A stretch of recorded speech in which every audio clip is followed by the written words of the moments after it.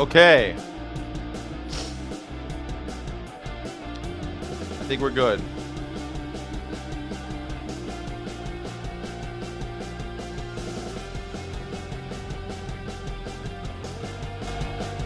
All right, I think that's good. I think we're good. I think we're good. All right, nice, nice, nice, nice. It looks like everything is good. Everything is tight. All right, sorry about that, everybody. We had to change streams. Now it shows members only. It's members only for horizontal. It's a bingo. Vertical is for everybody. Horizontal is for members only. I was told that's the best way to do it. It's a perk for the members, for Sky City Rebels. You guys can have your own private room. You have your own private room to watch horizontal, and the vertical is for everybody else. And then if it's a little bit of a perk to have a private room to have your own people, you know?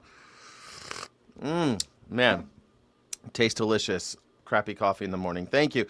Communism is, how is that? I'd love to hear you. We're going to have a call-in show a little bit later, so if you stick around for a couple hours, you can call in and tell me why you think communism's gay. I love that. Thank you so much. Up, down, left, right. Up, down, left, right, B, A, start. Up, down, down, left, right, B, A, start. And if it's two players, it's up, down, left, right, B, A, select, start. If you're playing Akari Warriors, what's up, Pocket Moan? Thank you, people over on Twitch and Kick. If you're over there, please hit us up. Please subscribe on YouTube as well.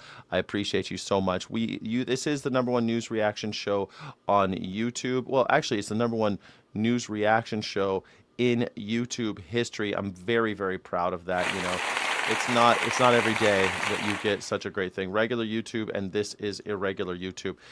Evan Tauscher.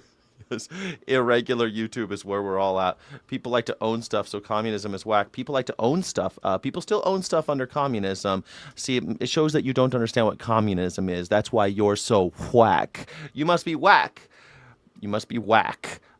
Personal property is not the same as private property or the means of production. Bingo! There you go. The means of production are owned by everyone in a classless and stateless society. That's what communism is. You could still own your own hammer and say, this is my hammer. That's not a problem. You can still have your own, I don't know, pen and say, this is my pen. That's okay. That's all right. Don't you worry, honey pie. Most people ain't got shit. It's so funny that people who ain't got shit, they're all like, I want to own stuff, and if I'm communist, I won't be able to. Well, in capitalism, you ain't got shit. Well, you got a mortgage? You got a car payment? You don't have shit. The banks own everything. The corporations own everything. You own nothing.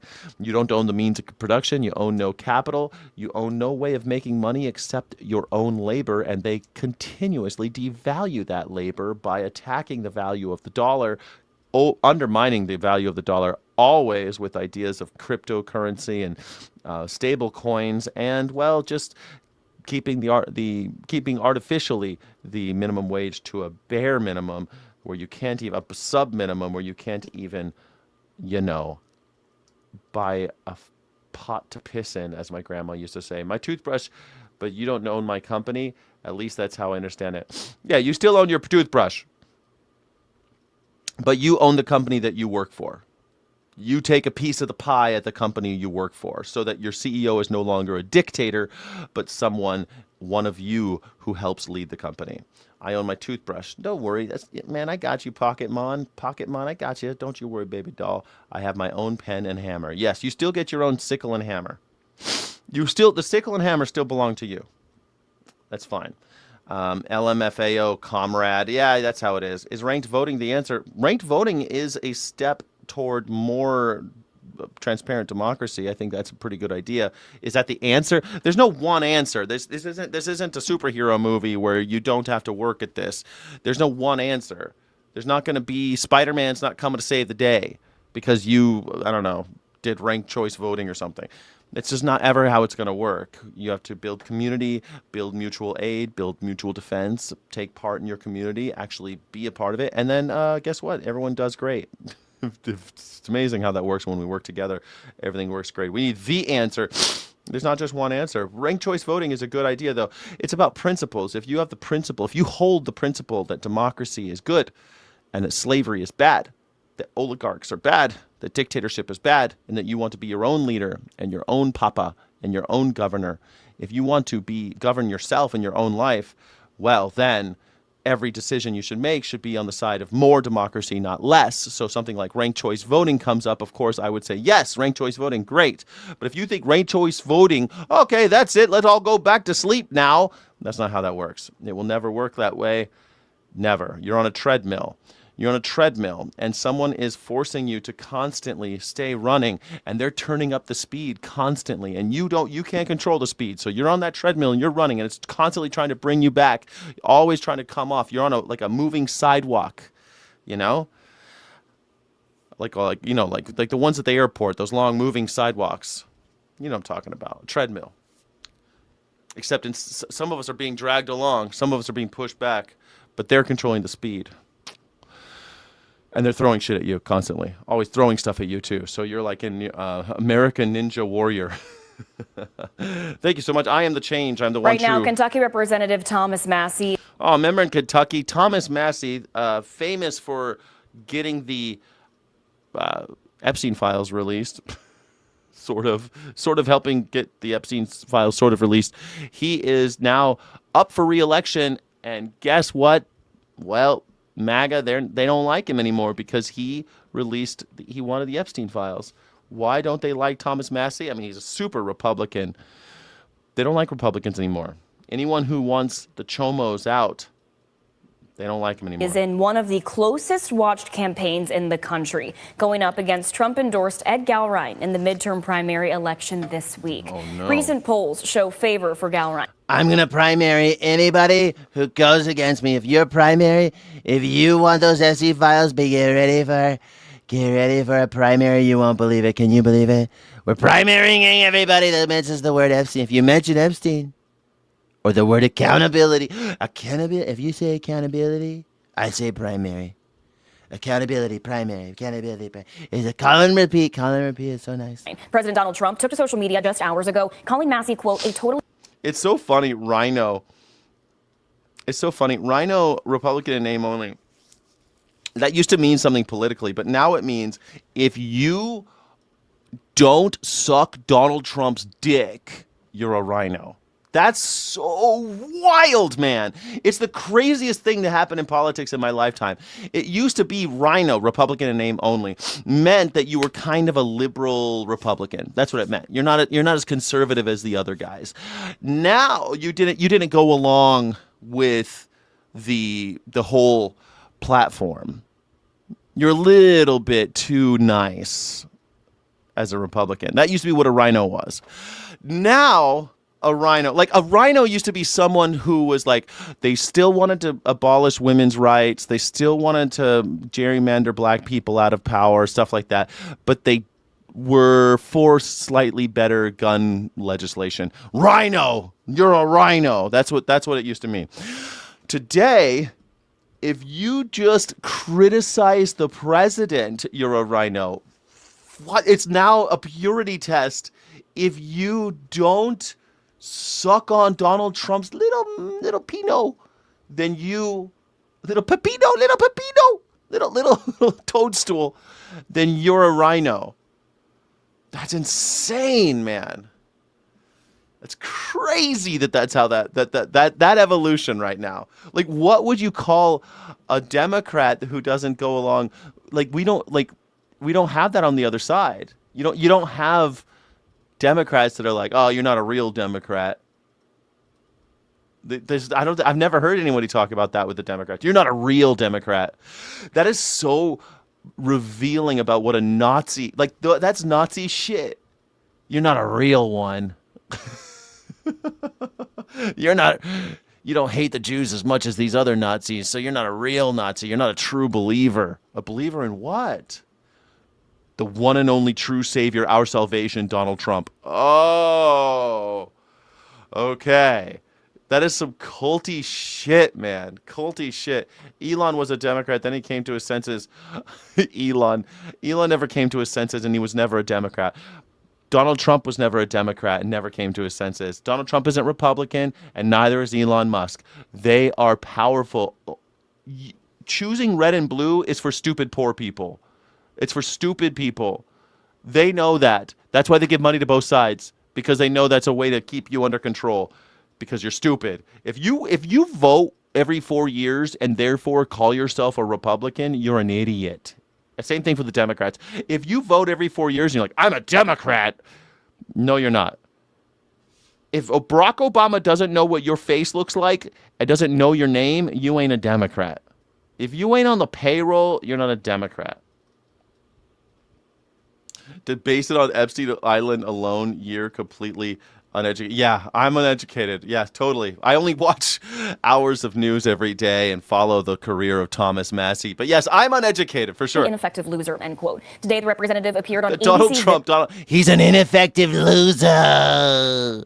the president of the United States, talks like he's he talks like he's Joe Rogan now. It talks worse than Joe Rogan.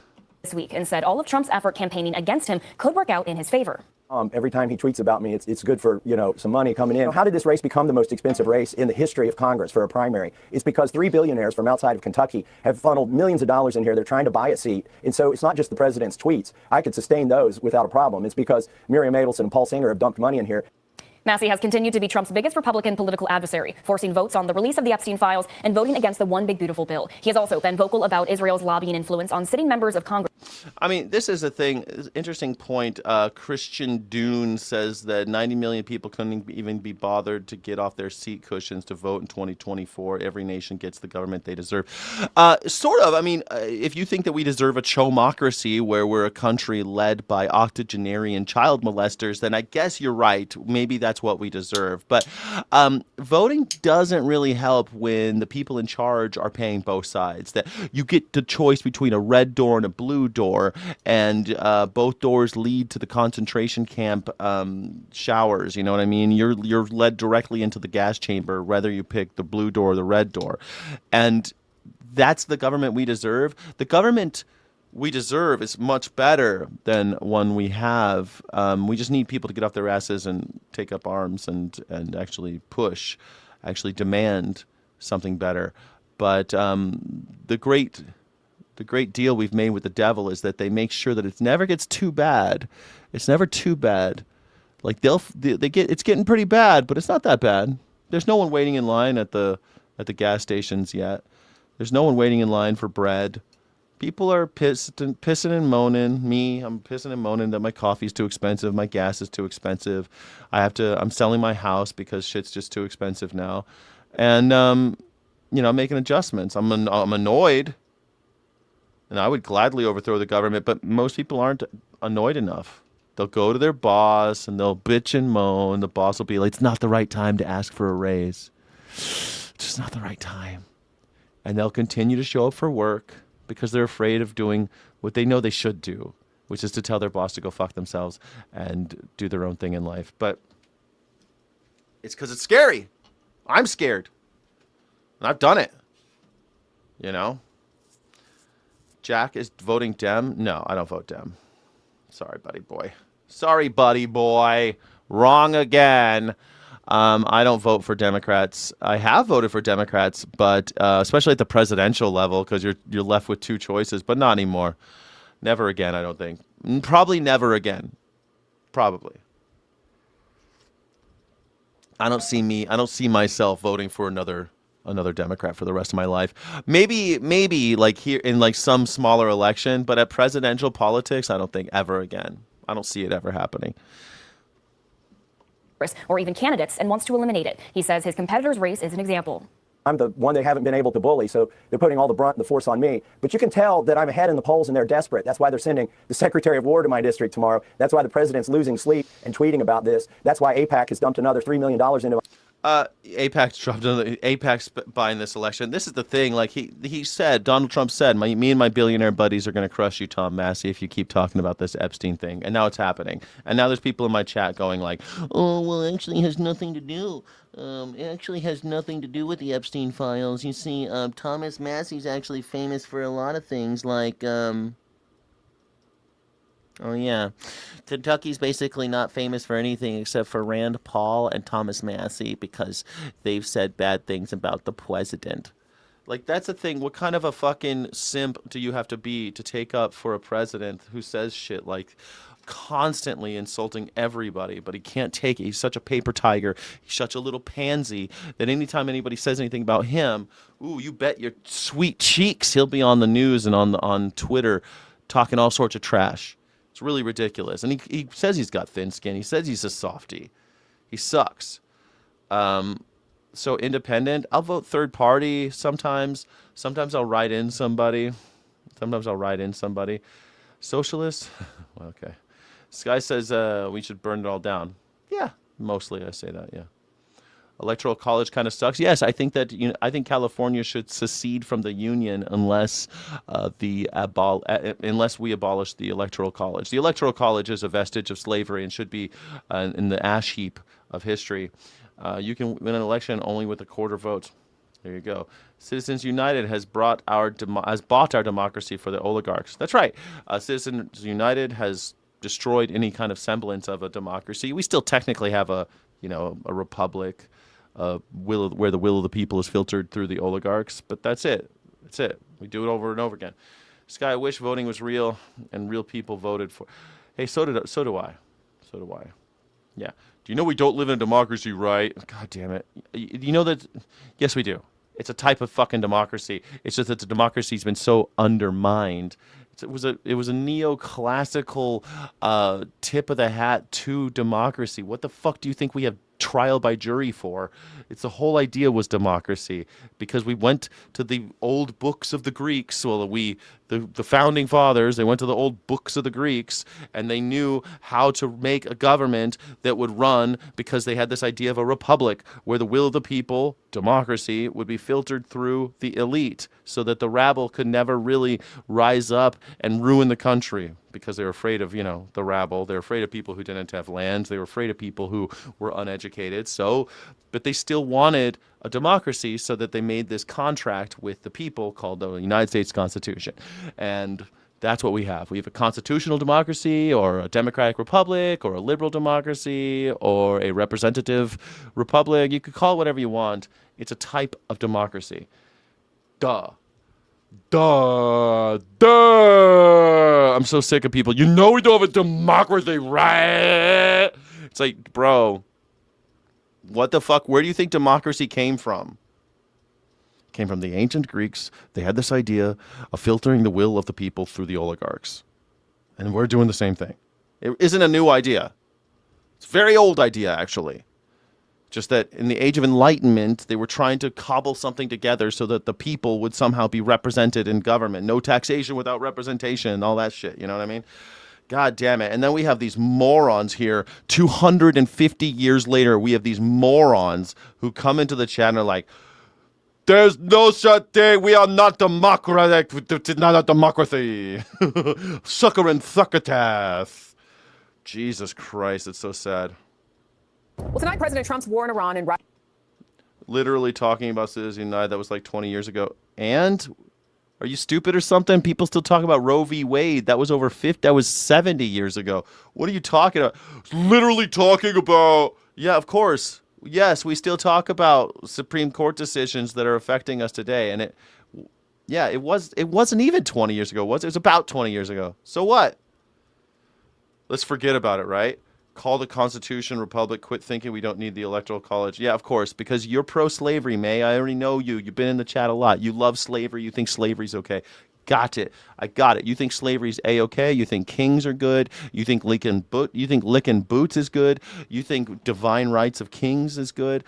I don't. I think you should be your own leader. I think you should grow the fuck up and be your own boss. That's what I think. Hey,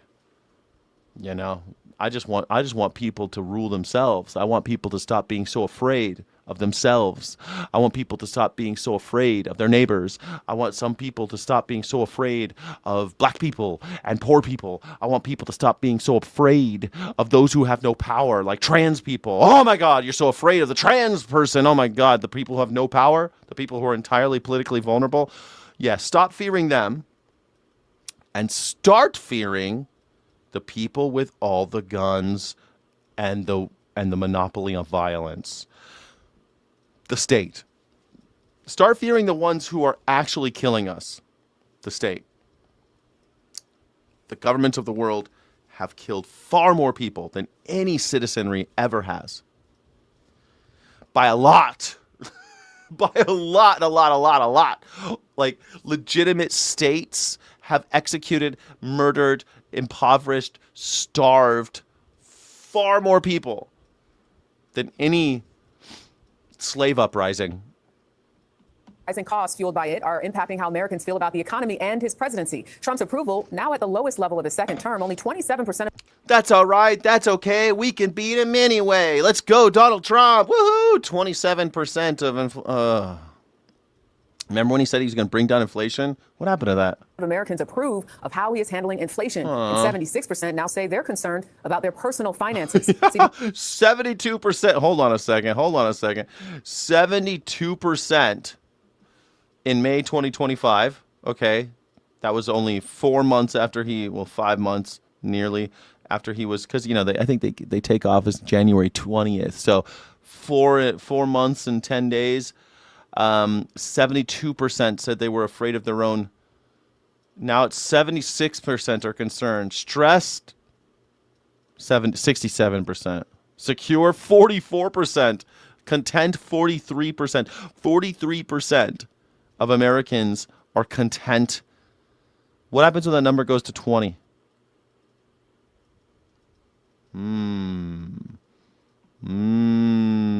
CBS's Olivia Rinaldi is at the White House with more on our poll and the latest in politics. Olivia, good evening. Good evening, Jerika. That new poll also found that 69% of Americans say they don't have a clear understanding of the situation in the Strait of Hormuz, as the war is adding to economic concerns here at home. President Trump visited his Virginia golf club shortly after issuing a new warning to Tehran. The administration's focus on Iran has Americans feeling the pinch. I'm playing golf. Shut up. Don't bother Donald Trump when he's golfing, okay, everybody? He's just going to threaten all the Iranians. He's just going to threaten a brown country, basically.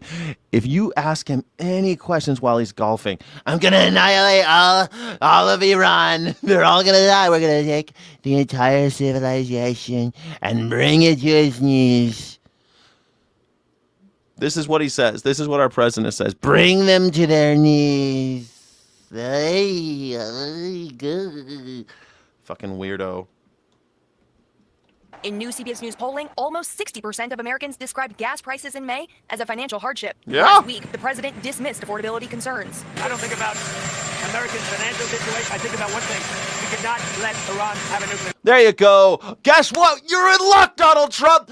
Iran has never had a nuclear weapon. So maybe you should concentrate on, not raping the American people. I'm not concerned with their misgivings about I don't even think about their financial issues of the United States. I don't even think about it. This octogenarian mental ward patient, this dementia don, shits himself on the golf course and tells you, hey, fuck you. I mean, what is this? This gives them a reason to build a nuclear weapon? Of course, the only way to make sure that Donald Trump and the Americans don't come killing your children is to have a nuclear weapon. That's the best way to ensure it. Israel doesn't ever get attacked by America. If Israel could do whatever they want because they got nuclear weapons. Russia, we never attack Russia because they got nuclear weapons. Let me think. Who else? Oh, yeah, Pakistan. Pakistan literally hit Osama bin Laden. They got nukes, so we didn't do shit about it. We bombed Iraq and Afghanistan instead. Like, you could have nukes and be doing something that America really hates, and they'll bomb your neighbor. That's how fucked it is. If you have nukes, you're safe. You're absolutely safe. Don't worry. You're cool. Why does this guy hate the best president of our lifetime?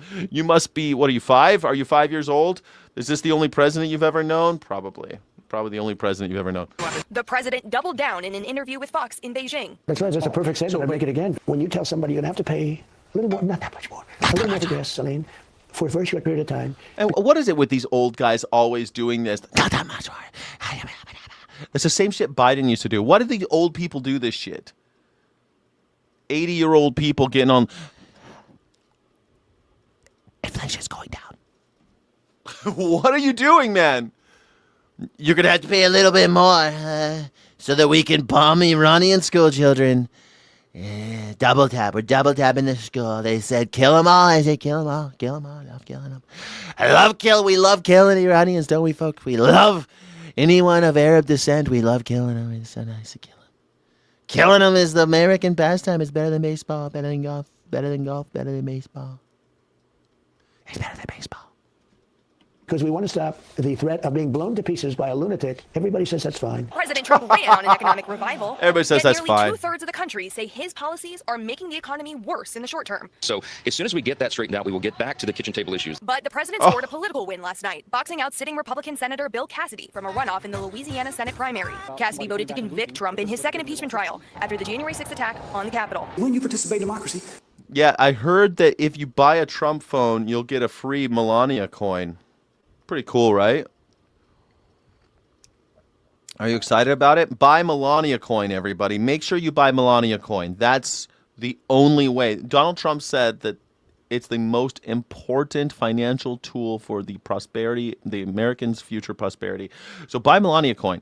All of you maggers who are watching right now, please sell everything you own and buy Melania coin because you trust Donald Trump. He said it's going to the moon, folks. It's going to the moon. It's endorsed by the First Lady, the best, most fashionable woman in the history of the world. Just a touch, just a touch, just a touch, just a touch, just a touch, just a touch, just a touch. Have you seen the Melania movie? If you haven't seen the Melania movie, you don't get that joke. Just a touch, just a touch. Straight, straight, straight. Just a touch, just a touch. I love the Melania movie. I went out and bought 1 million Melania coins. I sold my house. I went to the Melania movie and then I sold my house and I bought Melania coin. And let me tell you, I'm rich now because of Melania coin. Thank you, everybody. Sometimes it doesn't turn out the way you... Don't forget to like and subscribe, and please drop a super chat. I'll take any super chat in the next hour. I'm going to convert directly to Melania coin. Thank you. wanted to, but you don't pout, you don't whine, you don't claim that the election was stolen. The president is hoping for another political win this week, the possible defeat of Republican Congressman Thomas Massie of Kentucky in his primary on Tuesday. Massie was one of the leaders of the bipartisan push in the House to release the Epstein files. Jerika? Olivia Rinaldi at the White House. Thank you. The president says China wants to help. That was fun. By the way, if you don't have Melania coin, what are you waiting for? It's endorsed by the First Lady. It's obviously, they're not going to let it fail. All you guys bitching about the Donald Trump phone. Melania coin. Buy Melania coin. It's the greatest the greatest investment you can possibly make. Do it. Do it. This is not financial advice, but it's going to the moon. It's a win-win. It's a win-win. A melanoma coin? Yes. Do it. It's not a rug pull. Guys, I know it seems like a pump and dump, but it's not. It's not a pump and dump. It's not a pump and dump. That's what 80-year-old men do, apparently. It's not a pump and dump. It's not a pump and dump. Jackie boy, go and buy some Melania coin.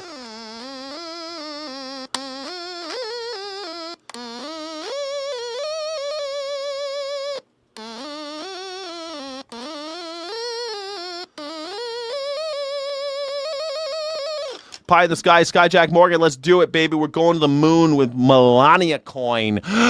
Get your Melania coin, everybody. Every donation made this hour will be converted directly into Melania coin so that I can go to the moon. We're going to the moon. Kirk Wilson just became a member, and that money's going directly to Melania coin.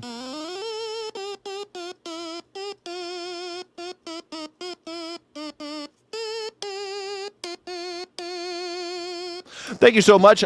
Kirk Wilson is now a member. Can I get some W's in the chat and some green hearts for Crazy Jackdaw and Kirk Wilson? Thank you for being a member, Kirk Wilson. However, the U.S. has had a history of killing civilians and or installing regimes that kill civilians. Well, we were talking about nukes a second ago, and could I ask in the chat, does anybody know, just a little quiz for you, just a little quiz, who is the only country in the world who's ever dropped a nuclear bomb on the on a civilian population? Can anybody tell me? Because I keep on hearing, I heard Bill Maher last night. I watched Bill Maher on Friday, and he's like, they're Nazis, those Nazi Arabs. I don't want them having a nuclear weapon because they'll use it. So are you saying America is a country of Nazi Arabs? Because we're the only ones who have ever used a nuclear weapon. If they get it, they'll use it. Well, the only evidence of that, Pakistan has it. They're Nazi Arabs. How come they ain't got killed? They ain't killed nobody. They ain't killed nobody with no nuclear weapons. How come they ain't killed nobody with no nuclear weapons? They never dropped a nuclear weapon on India. And India's got nuclear weapons. I mean, if with that reason, with that logic, that they would have killed each other, Modi over in India, he's a theocratic right-wing nut job. He's no better than Benjamin Netanyahu. And yeah, he's never dropped a nuclear weapon. Benjamin Netanyahu, he's never dropped a nuclear weapon. But the Iranians, they're the scary ones.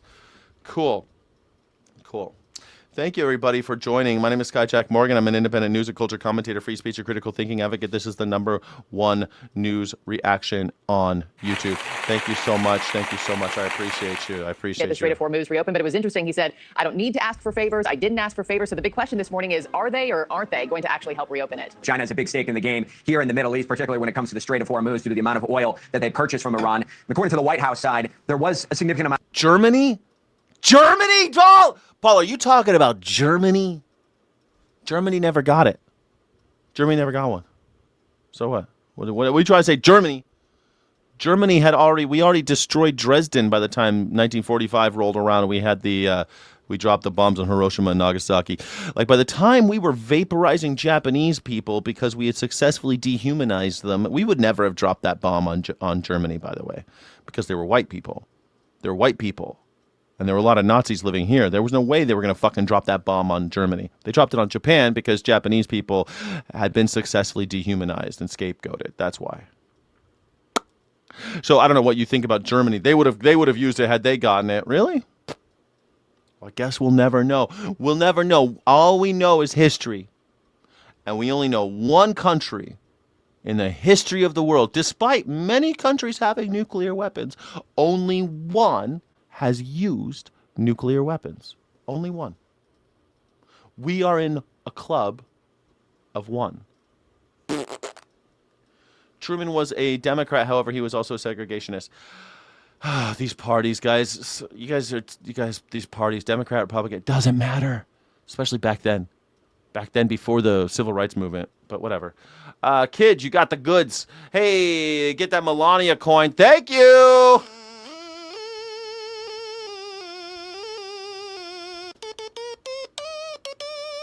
I got a Melania coin. You know what's at 10 cents today? Let me find out what the price of Melania coin is right now. What is the current trading price of Melania coin?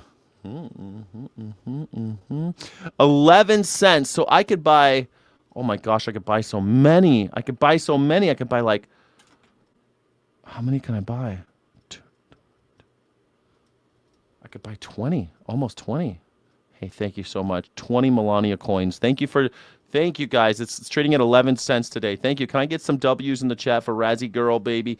Razgriz, please.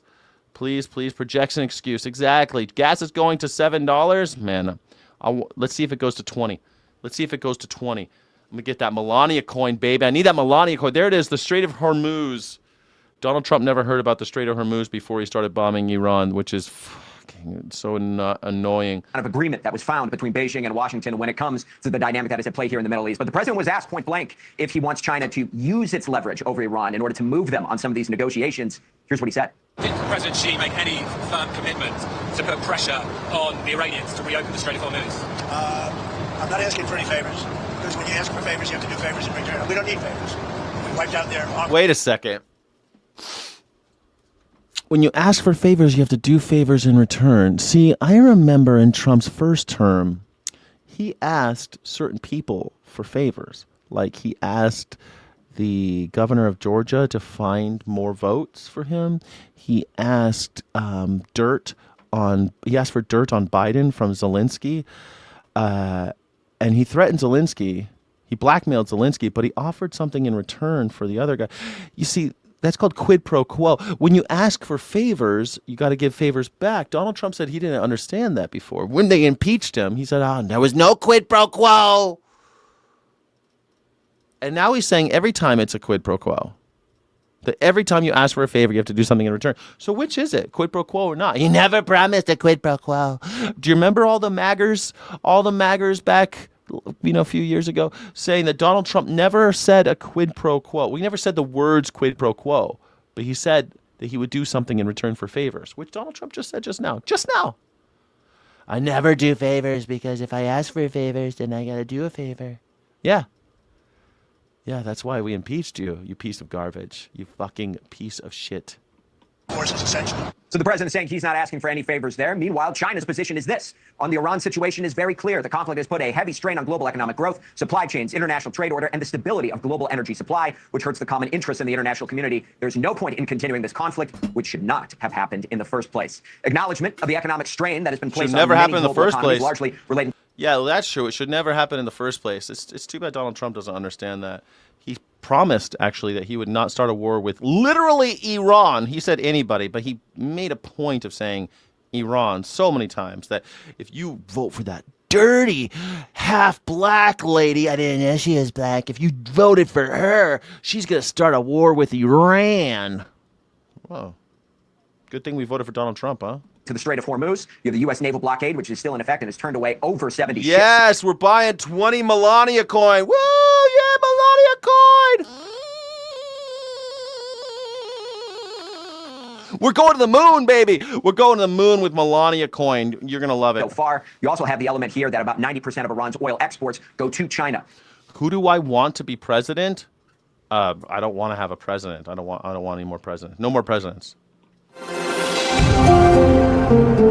Evil rots from the inside out. Great. You know what? In German, we have a saying for that. Can I get some W's in the chat for Chris, please, please, please? Evil rots from the inside out. We say the fish fängt an vom Kopf zu stinken.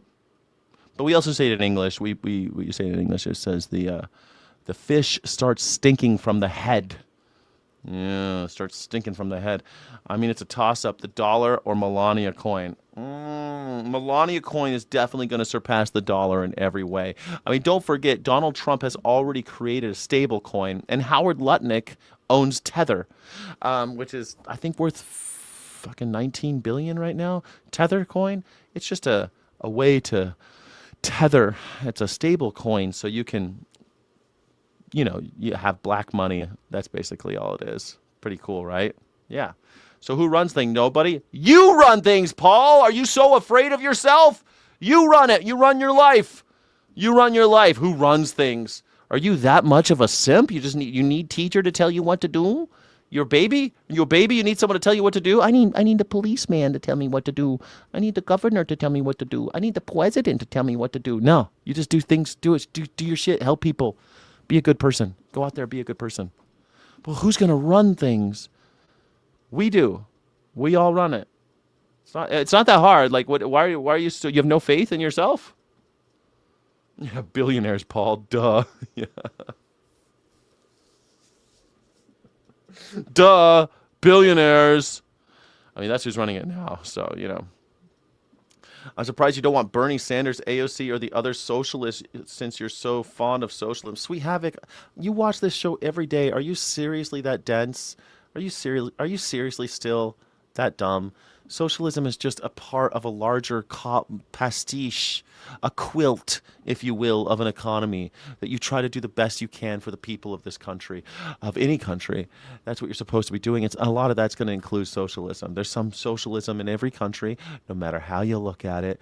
Every single one. There's never been a purely capitalistic country and never been a purely socialistic country. It's never existed. So good, keep going, keep going. One of these days you'll get it. You need schools.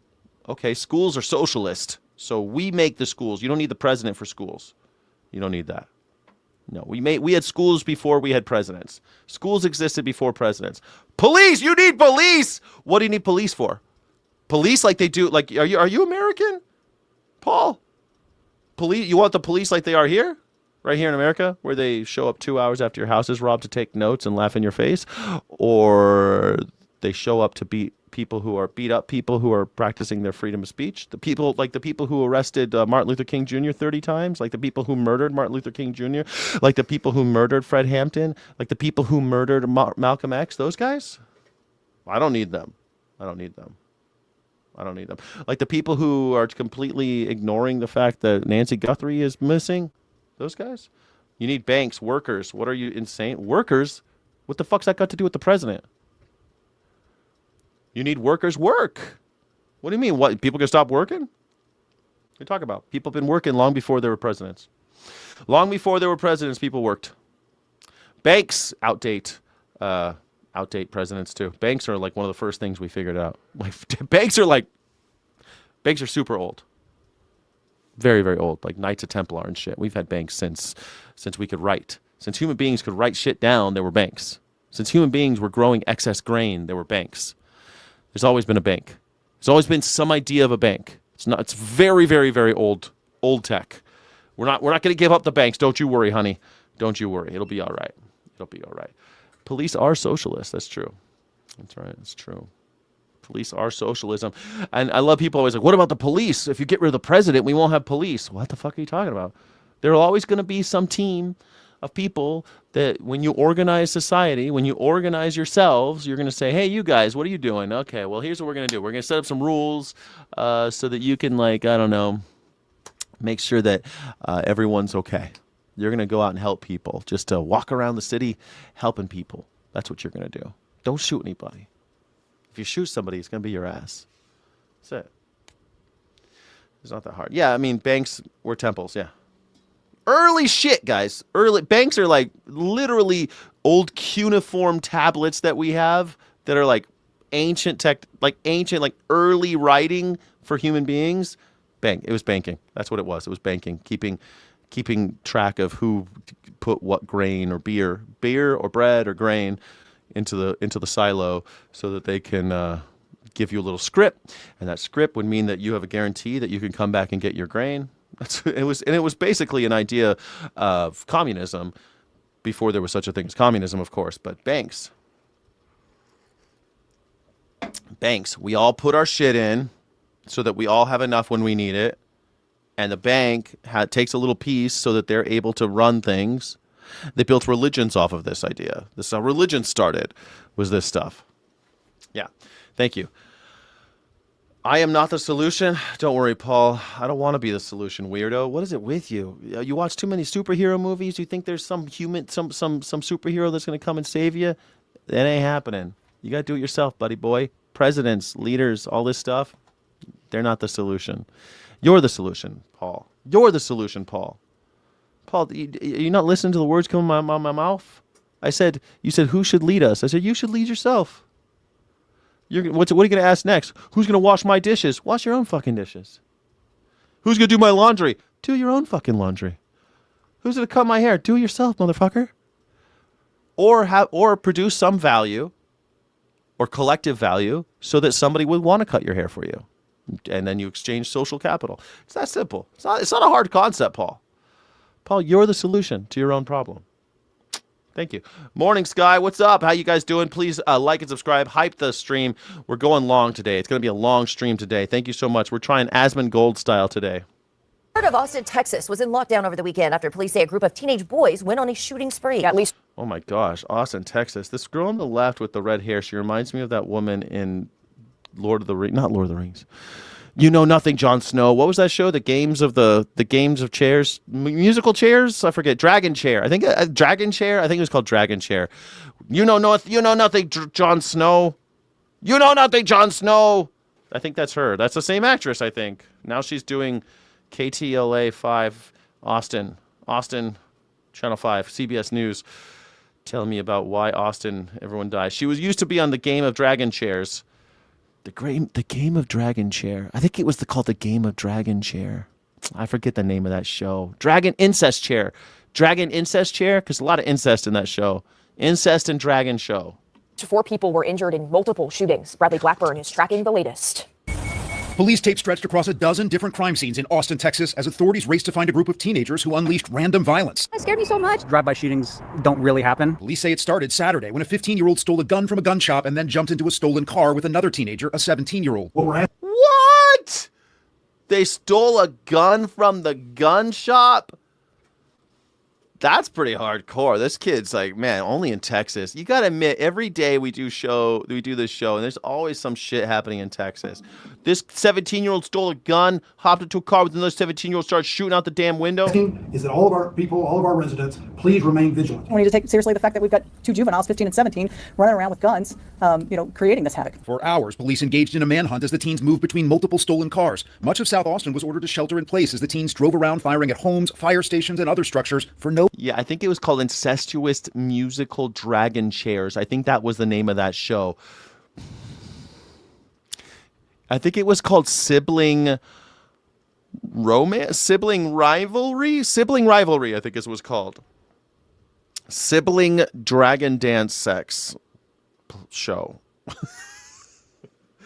Dragon and Sibling Sex Show. I think that's what that show is called. And also, there's a little person. Then there's lots of jokes about little people in it. No apparent reason. I don't know. Also, there's a guy who doesn't. There's a few men in that show who do not have genitalia, who have had it removed. There's that happening as well in that show. There's a lot of stuff in that show that I think is why people liked it. They love the idea of castrated men, eunuchs. They love the idea of eunuchs. They love the idea of incest, and they love the idea of dragons. You could put those things, if you put eunuchs, dragons, and incest in a show, ooh, that's a successful show. That's 10 out of 10. It's going to be huge. Doesn't matter how bad it is. What a motive is. I don't know what motive would drive anybody to come and drive around senselessly in the city and in multiple parts of the city shooting. At least 4 people were shot during the spree, with one in critical condition. And was treated with whole blood on the scene before being transported to a local trauma center. Eventually, the teens were caught running from their car north of Austin and were sent to juvenile detention. Authorities say a third suspect was also detained late. But we don't need police. What did the police do? The police took notes after it happened. They didn't do anything. Do you think we needed the police to stop them? You don't think we could have done this? This is the problem. You think you can outsource your involvement. You don't want to be the solution. You want to outsource it. You want to be daddy government, help me. Daddy. And by the way, in an anarchist society, we would have people who could protect us. We'd have people that are good at that. For example, American Indians. Let me tell you, American Indians, they didn't have cops.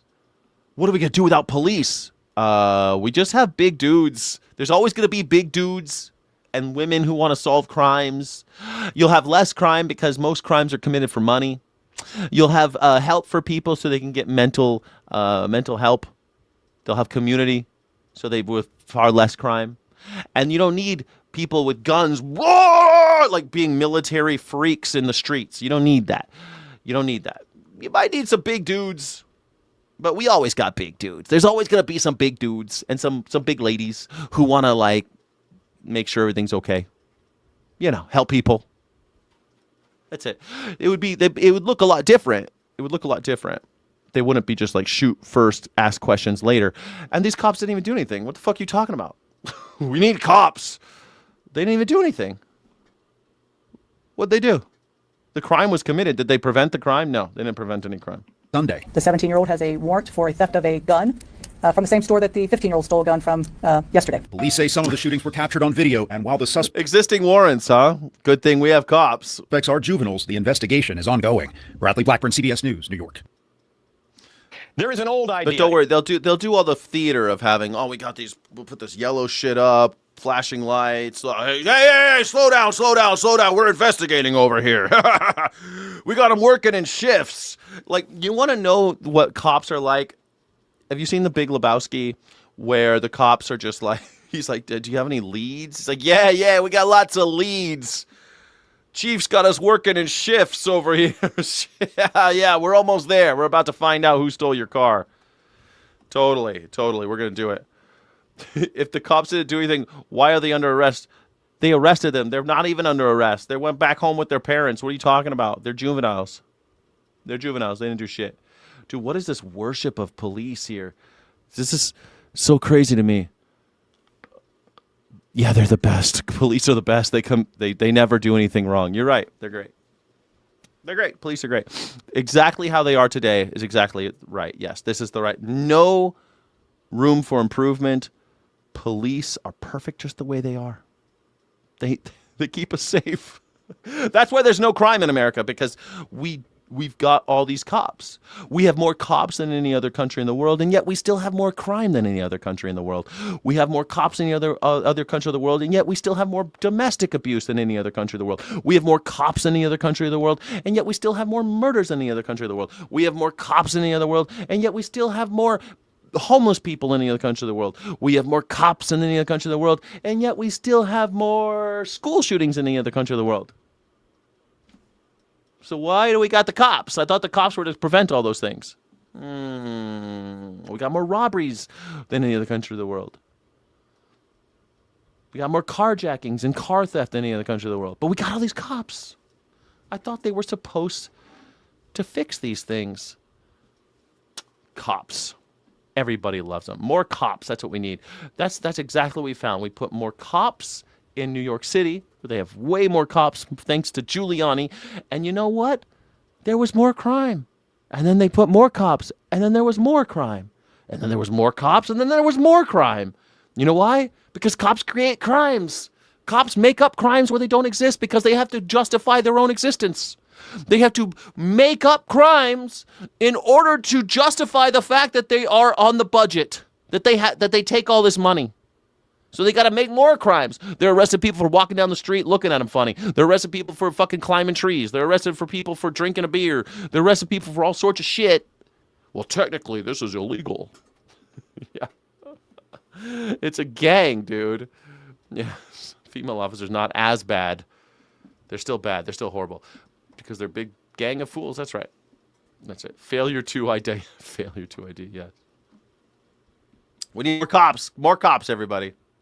That'll solve it. In American life, that in times of national sacrifice, the burden Papers, should be please. shared. That's when the country asks something of its people, and its leaders set the example.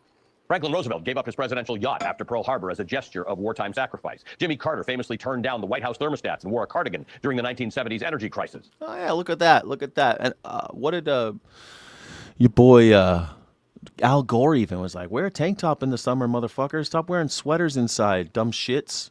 Turn off your fucking AC. Not Donald Trump. During World War II, rationing applied to everyone, including the powerful. Gasoline, meat, butter, sugar, nylon, all rationed by coupon book, regardless of wealth or status. Hollywood stars enlisted. Clark Gable, seen here, served in the U.S. Army Air Force. Jimmy Stewart flew combat missions over Germany. Henry Fonda joined the Navy. Eleanor Roosevelt planted a victory garden on the White House lawn and served hot dogs to the King and Queen of England as a wartime gesture of simplicity. The idea was, if you are asking citizens to sacrifice, you sacrifice too. That's a very different reality from the one we're witnessing. Oh, great. Sweet Havoc asks a good question. What's the answer? What's the answer? How do you solve the crime problem? Do you want to know how to solve the crime problem? It's real easy. It's real simple. You know how you do it? There's big things we can do. You abolish money and shit, but that's all like way downstream, okay? That's not what I'm talking about. Real simply, you could create institutions where you can have people treated like human beings. So when they need help, for example, when they're down and out because their parents died, or they're down and out because they've lost their minds, or they're down and out because they've lost their jobs, they can go and get help and be treated like human beings. It's far cheaper than using cops to do anything. For example, when they went in through D.C. and they started cracking people's skulls open, the police did. They went in and just started cracking people's skulls because they were homeless and they wanted to keep them out of those tents so they could beautify Washington, D.C. It cost them 4 times as much to do that than it would have to put all of them in apartments.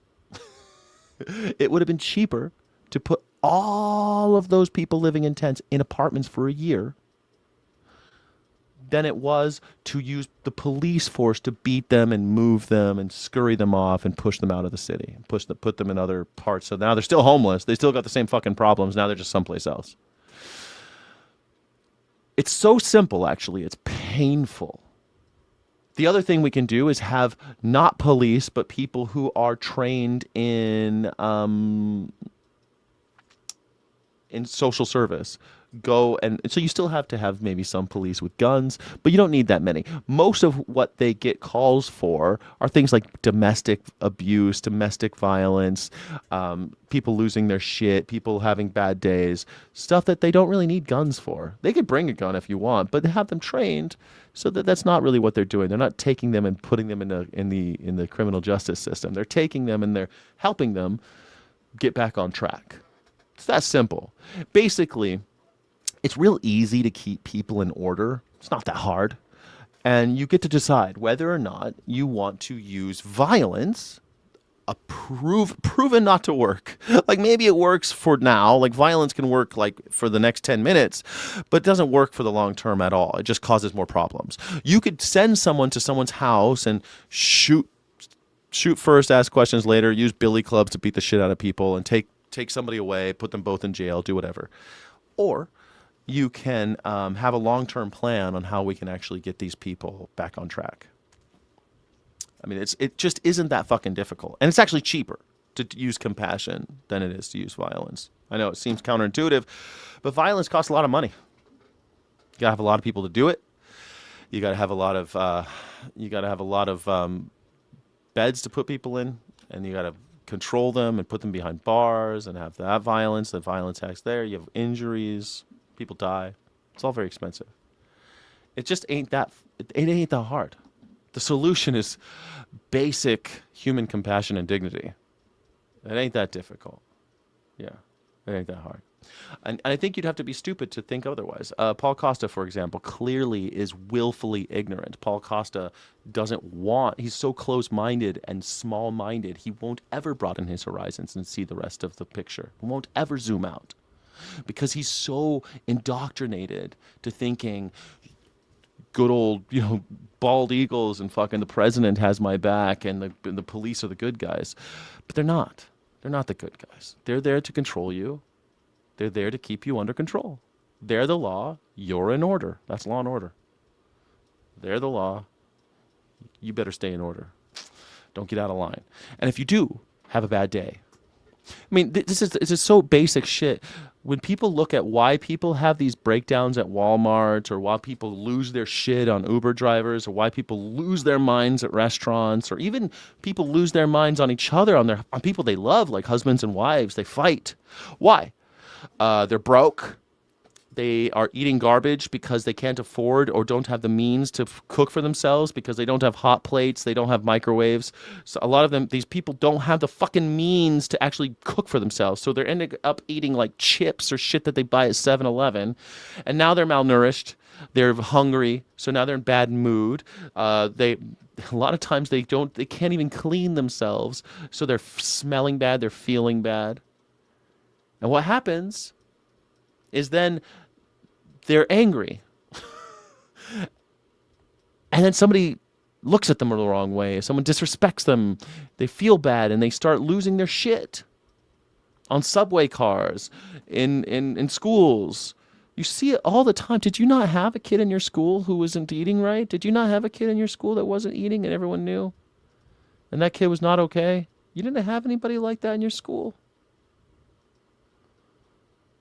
Seems weird. You never had someone in your neighborhood that you knew wasn't eating right, that couldn't eat right? And what happens is the rest of the community tries to feed that kid. The rest of the community tries to pick up the slack because someone's down on their luck, someone's not good. We have this all the time where people are not good. It ain't working out for them. A kid could lose his mom and the dad goes off the rails. And now he's working and he can't deal with the kid because there's been a traumatic event. And now that kid's not eating right. The kid's not getting clean. He's just not okay. He's not getting the attention he needs. And your solution is let that kid grow up. And then if he doesn't adjust to the way we want him to act, kill him. Great. Then we'll just keep doing what we're doing. That's what cops are for. Cops are for killing that kid. That's what cops are good for. That kid grows up, and because nobody looked out for him, now that kid's he's in a dangerous cycle he can't get out of, and pretty soon it becomes too late. He doesn't know what's right and wrong anymore. He doesn't know what's up and down. Society's let him go. He's fallen through the cracks. It just hasn't worked out for him. Things just ain't worked out. And nobody seems to care. And then one day he starts wiling out at a Walmart or on a subway car. Someone calls the cops and they shoot him. Next time you're getting robbed, call the crackhead. The crackhead might respond faster than the cops, so that's a good idea. Good example. Have you ever had your house robbed? I've had my house robbed. And you know what happens? The cops come hours later, and they laugh.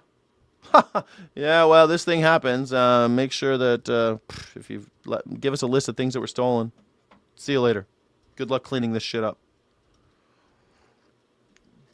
So yeah, next time you're getting robbed, call a crackhead because the cops ain't coming. The cops do not come when you get robbed.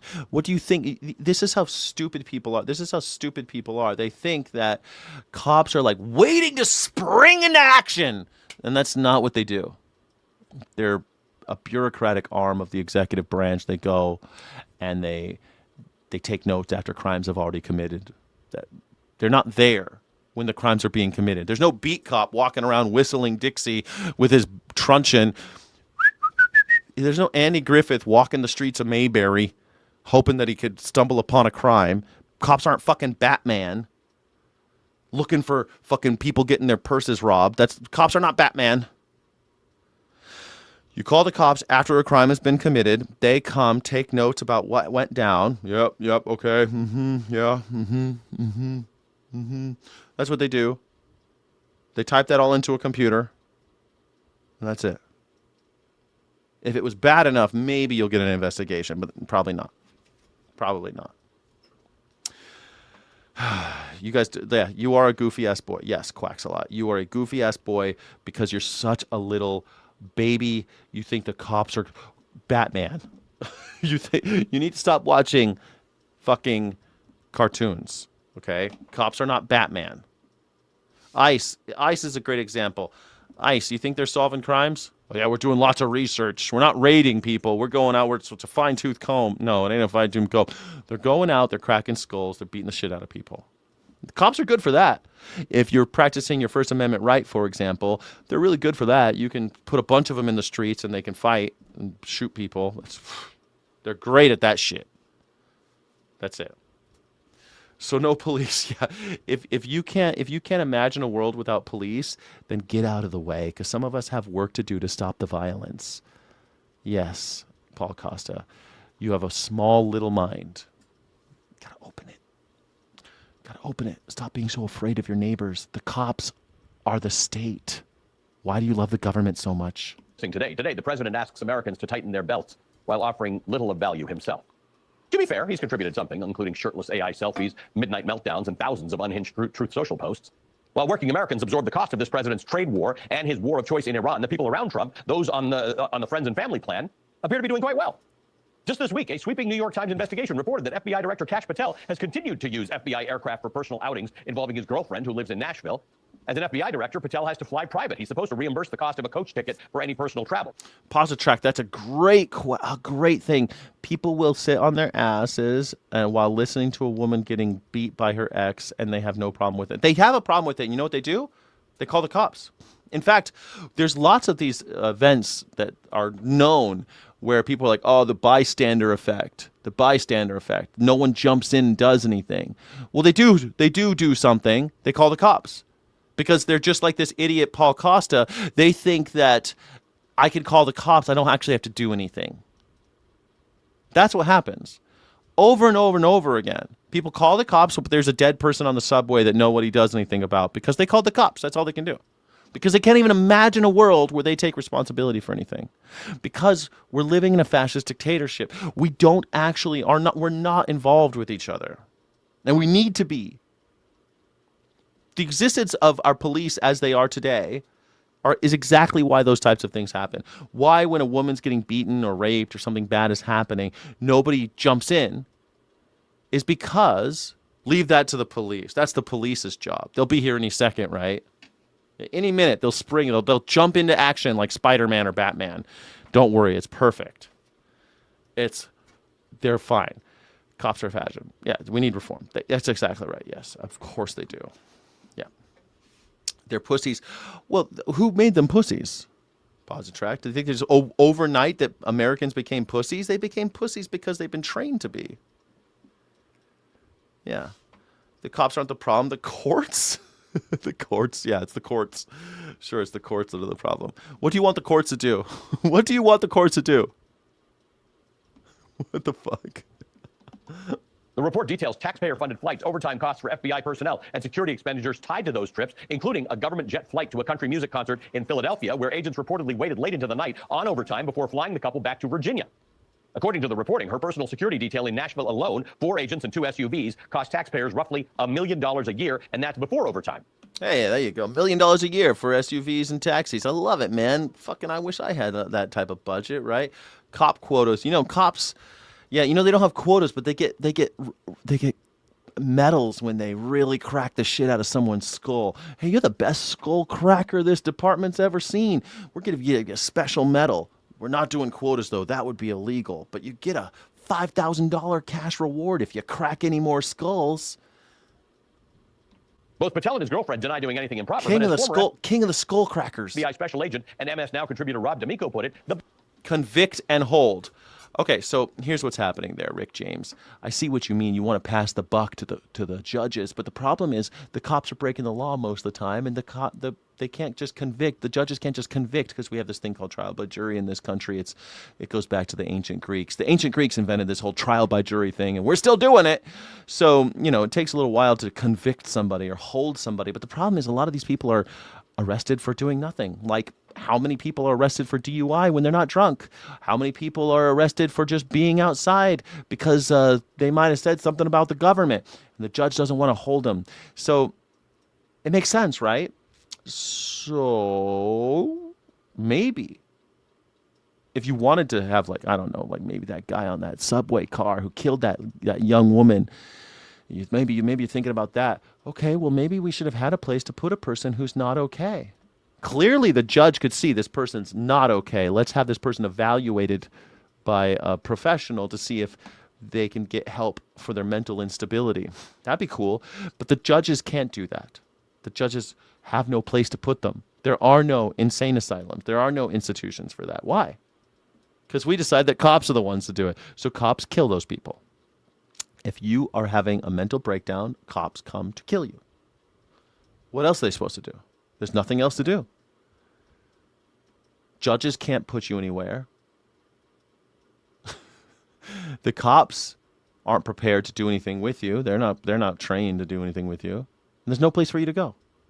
You're off your medication because you can't afford it? That's okay. The cops will come and kill you. And you want to blame the judges, but the judges can't do anything. There's nothing they can do. There's no home they can send them to. There's no help they can get them. There's nothing. So they put them back out in the street. You can't put them in jail. They haven't broken any laws. They just disturbed the peace. Put them in jail forever. That ain't going to help anybody.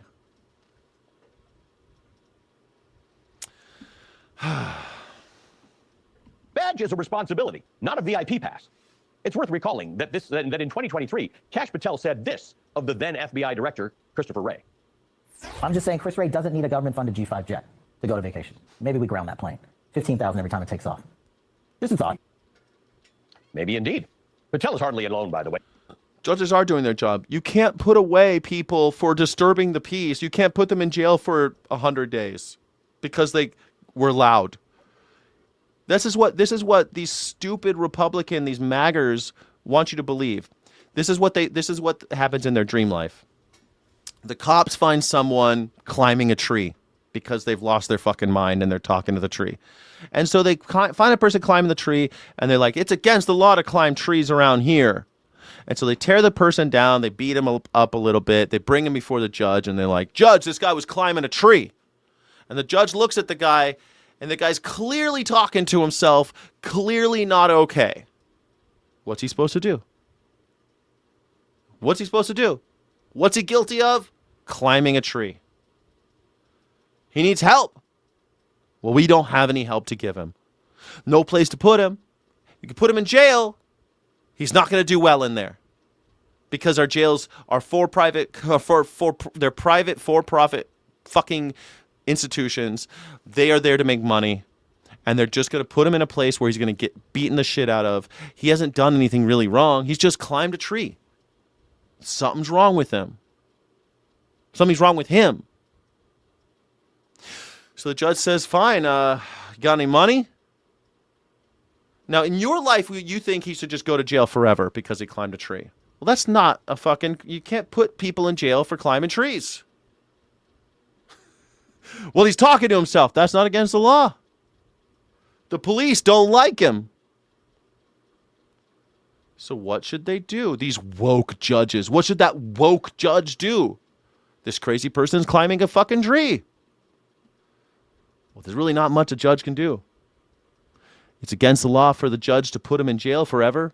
It's against the law for the judge to get him any kind of help. Can't give him any money. Can't give him a place to sleep except for jail. So, he says, have a nice night. Don't do that again. And so he goes about his business, and he goes away. Maybe the judge even gets him some medicine. That could happen. But won't matter because he's in the wind again. And now he's in the wind, and he's driving around. He's walking around the streets of wherever he is, and he's freaking out. No one talks to him. Can't clean himself, so he smells bad. Can't get a job because he's fucking off his meds. Can't do anything. He's not okay. And what happens next? He starts screaming on a subway car. Cops get called. Cops beat him up a little bit. They bring him before the judge. Hey, he's screaming on the subway car. The judge says, well, is that against the law to scream in a subway car? Well, no, it's not against the law to scream in a subway car. It's not against the law to scream in a subway car, but he's disturbing the peace. Okay, disturbing the peace, that's a $50 fine. $50 fine for disturbing the peace. What am I supposed to do? This guy ain't got $50. Put him in jail for a night? Okay, put him in jail for a night. Next day, he's out. No, he's still insane. He's still not okay. Walking around the streets. Eventually, he starts freaking out again. And this is how you get these repeat offenders. They never do anything bad enough until they're so far down the line. They've gone through the system on all these points. Somebody could have helped them. The state could have helped them. Society could have reached out. Anybody could have helped these people. But we just refuse to. We just refuse to help them. And so you can blame the judges, sure, blame the judges, but there's really not much they can do. Their hands are pretty much tied. You can blame the cops. It's not really their fault either. I don't think it's the cop's fault. Cop gets called, the cop beats him up a little bit, brings him in. It's not really the cop's fault. The way we police in America, like the concept of the way we have cops and the way police work, that's the fault. It's the fault of our society. Is that basically Reagan closed all of the sanatoriums and all the places where people would normally go for help, because most people will self-report, believe it or not. Most people, when they're losing their minds, they'll go to a place, if there is one. They'll go say, I need help, I'm going to kill myself. They'll go to a place, say, I need help, I'm seeing shit. They'll go to a place and say, I need help, I'm angry at everybody, I'm freaking out. They'll go if there's a place to go. But there is no place to go. So they're on the subway car freaking out.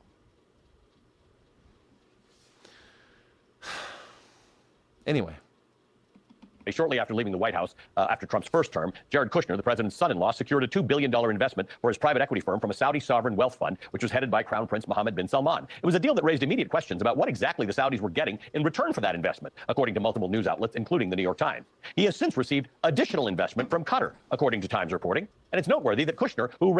Yeah, I mean, Frankie Berry, I just described your cousin's life story. He's schizophrenic. Man, you know how... This is so crazy. First of all, I'm really sorry that your cousin went through that, right? There's no place for him to go. He can't help himself. No one will help him. Usually families are ill prepared. They can't help either because they don't have the means. Sometimes it's financial means. Sometimes it's just they can't fucking deal. They don't know what to do. This person's schizophrenic. And you can spot a schizophrenic, especially in warm climates, because there's a thing that happens to schizophrenics where they're cold all the time, and it'll be like 90 degrees out, and they'll have like all these layers on. They're walking in these big coats, and they've got every layer on there, and they still look like they're freezing. And you could see them. You could see it when it's a homeless person that's like really got a lot of clothes on, and it's like it's really hot outside. It's because they're like neurologically they are having major issues. And so what do? They start self-medicating. They start taking drugs. They start trying to numb it out. They start drinking more. And we blame them. We blame them for drinking. We blame them for doing drugs. And it's like no one's there to help them. If somebody helped them, they might actually go to work. They might actually do something. Lots of schizophrenics, they do fine with medication and a little help. They do okay. But instead, what we do, we send cops to kill them. And I know it sounds like I'm blaming just like the police officer, and I think that there's a problem there, but it really isn't the police officer, right? That sucks too. The police officer, he's lost his mind too, because he's in the shit. He's in the shit. She's in the shit. You see these cops and the way they talk, that's not normal. The cops, the way they talk to people, get the fuck out of the car, get the fuck out of the car. Like, that's not normal. That's why cops and prison guards and slaughterhouse workers, they are separated from their humanity because of their situation. And they have to put any kind of human dignity on the shelf, and they start losing their fucking brains. They start beating their wives. They start beating their kids. They start doing weird sex stuff. They start losing their shit. Or they start drinking, start doing alcohol. They start doing drugs. It's really normal. Yes, dude, if you don't lose your mind at some point, you're a sheep. Totally agree. Totally agree. But what has society taught you about it, though, Positrack? If you lose your mind, don't tell anybody. Shit, growing up, my mom said, if you ever need help, do not use your insurance, because they'll let everyone know that you have a mental disorder. So if you ever need therapy, don't tell the insurance company, because then it'll be held against you for the rest of your life. That's what my mother told me. And maybe it's different today, but I don't think it's that different today. On April 28th, a French nun was walking near the ancient walls of Jerusalem's Old City when a man closed in and threw her to the ground. What? The accused Jewish extremist turned back to kick her until he was confronted and kicked by a bystander. The incident went viral on social media and was condemned by Israel. But I wondered how isolated it was. Dozens of security videos and interviews with Christian leaders and a Jewish activist suggest attacks are on the rise. And like, I don't know. I went to Catholic school, and I ain't got no love for nuns. Well, you know, I kind of, I don't know. When I see nuns, I'm like, thank you, sister. But I'm still like, ugh, you're wasting your life, sister. Light a candle for me. But I see nuns getting beat up in Israel, and I think, what the fuck is going on over there? They're beating up nuns in Israel? That's the culture now? Frequent, especially in the Old City. I spoke with Benedictine nun Sister Mary Madeline, who has lived near Jerusalem for 30 years and regularly visits the Old City. How do you feel now when you come? Now, when you come here, yes, I am always quite afraid. Afraid? Yeah, like what happened to the sisters. I'm aware that could happen to me tomorrow. Or so, do you behave a little differently somehow? I'm careful. I'm careful. But it's not that you can hide your appearance. I mean, no. You're quite recognizable. So, how do you be careful? Well, I look around. I look around. You look around to see if. She's carrying a gun. Are guns legal in Israel? Let me see. Is it legal for civilians to carry guns in Jerusalem? Yes, it's legal for civilians to carry guns in Jerusalem, but it's strictly regulated and requires a government-issued firearm license. Ooh, strictly regulated. Uh-oh. Man. I think if I were a nun, I would get a gun. Eligibility criteria. Licenses are generally granted to individuals who fulfill conditions such as mandatory military or national service, specific professional roles, security guards, or residency in areas designated as high risk. I think nuns should start to arm themselves. Army nun. Anyone is windy today. Just to see if anyone is approaching you or coming too close, or. It's just an inner feeling. Israeli police arrested the man who attacked the French nun in April, identified as a 36-year-old Israeli settler from the occupied West Bank. He's facing charges of assault motivated by hostility toward a religious group. Israel's foreign ministry posted on X, this shameful act stands in direct contradiction to the values of respect, coexistence, and religious freedom upon which Israel is founded and to which it remains deeply committed. Adding Israel is also committed to ensuring that Jerusalem remains a city where every community can live, pray, and practice its faith in safety and dignity. But Christians are nonetheless leaving, while the Jewish community grows. Government figures show that a century ago, Christians made up a quarter of Jerusalem's population. Shit, man, Frankie, that type of thing happens all the time. Like, you get charged money for an ambulance ride. That's crazy. Like, man, when I lived in Europe and I walked to the hospital once, and they're like, why didn't you just call an ambulance? You might have died out there. I was having a bad asthma attack, and I couldn't breathe. And I was like dizzy. I collapsed in the lobby of the fucking of the hospital. And I was in Germany, and they said, I came to, and they're like, why? What are you, an idiot? Why did you not call the ambulance? I'm like, well, I didn't want to pay for it. And they all laughed at me. They laughed. They're like, you don't pay for ambulances? What are you talking about? I'm like, yes, you do. What are you talking about? And they thought it was so funny how we're so stupid in America. And if you have an ambulance, then you got to pay it. You got to pay $3,000 to go to the hospital. Now, it's less than 2%. And a 2025 study found many are considering leaving the region because of political or social pressures and security concerns. Do you feel that this is an attempt to push Christians out? Maybe, yeah. In situations like that, I feel that I'm not welcome here. On the other side, we have so many friends who say really the contrary, who help us. Yiska Harani is one of them. She's the director of the Israel-based Religious Freedom Data Center, which tracks attacks on Christians and promotes interfaith coexistence. She says spitting and other insulting and aggressive acts happen daily. Who's encouraging this? These looks just like, okay, this guy's clearly a drunk guy, right? They're here kicking the doors and stuff. Why do these Israelis hate nuns all of a sudden? What do they hate Catholics for? What did the Catholics ever do to... What did the Catholics ever do to annoy... These poor Catholics never did nothing wrong. Catholicism is pure. Never did nothing. I would say that the fact that the education system ignored completely anything that has to do with Christianity, therefore ignoring Christian presence here, Christian relations with the world, Christian pilgrims, that brought greater awareness to all the bloody history of Jews in Christian lands. Harani collects videos. Jerusalem is full of security cameras of priests, nuns, Palestinian Christians, and Christian visitors being spit at, harassed, and Christian sites being desecrated. Harani says she raises complaints with police, but estimates authorities only take about 5% of them seriously. Why would Netanyahu's government want to allow this kind of thing to happen? It only antagonizes Christians in America. Yeah, it's going to piss off Americans eventually the more this type of shit happens, right? I mean, Americans already hate Israel so much. Like, the tide has turned.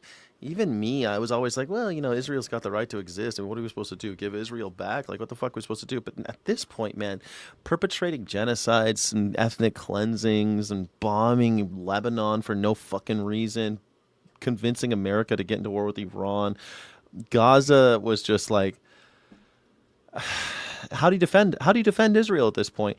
And the problem is Benjamin Netanyahu has been in power for this is again why right-wing governments should not be allowed to exist. Like, this is fascism.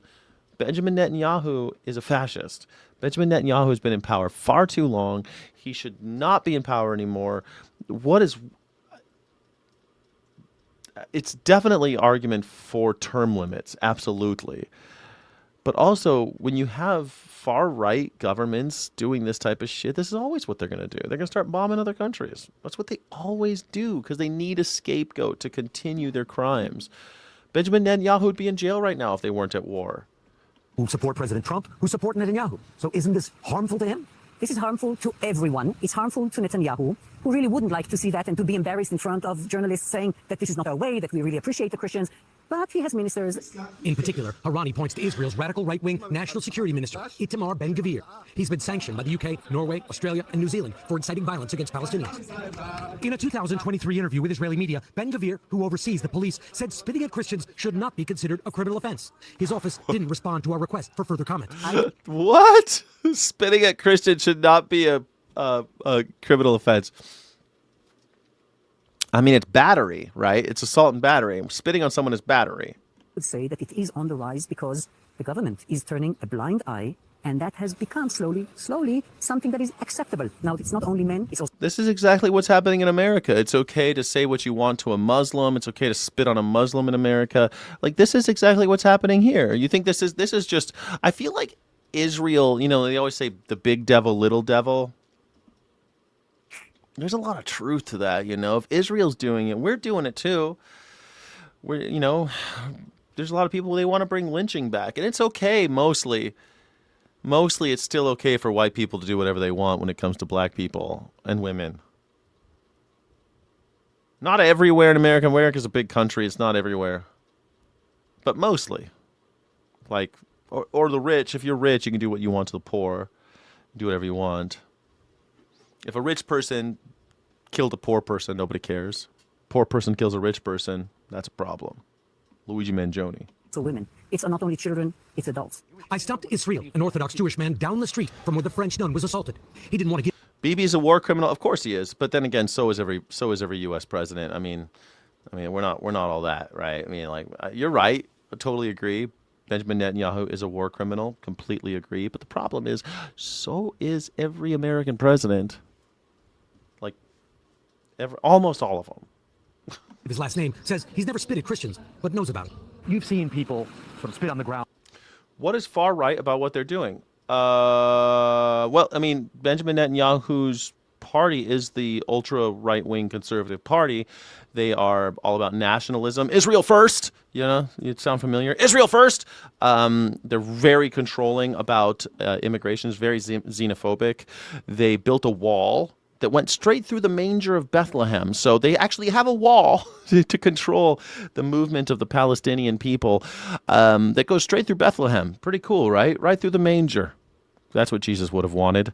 And, yeah, I mean, they're very militaristic, very into jingoism. I mean, I don't know how you don't see that they're a right-wing government. I mean, how far do you want to go into it? They're into expanding their borders, expanding their territory. Like, everything about them is ultra right-wing fucking fascist. Speed, conquest, war, nationalism, xenophobia, scapegoating, ultimate state control, totalitarianism.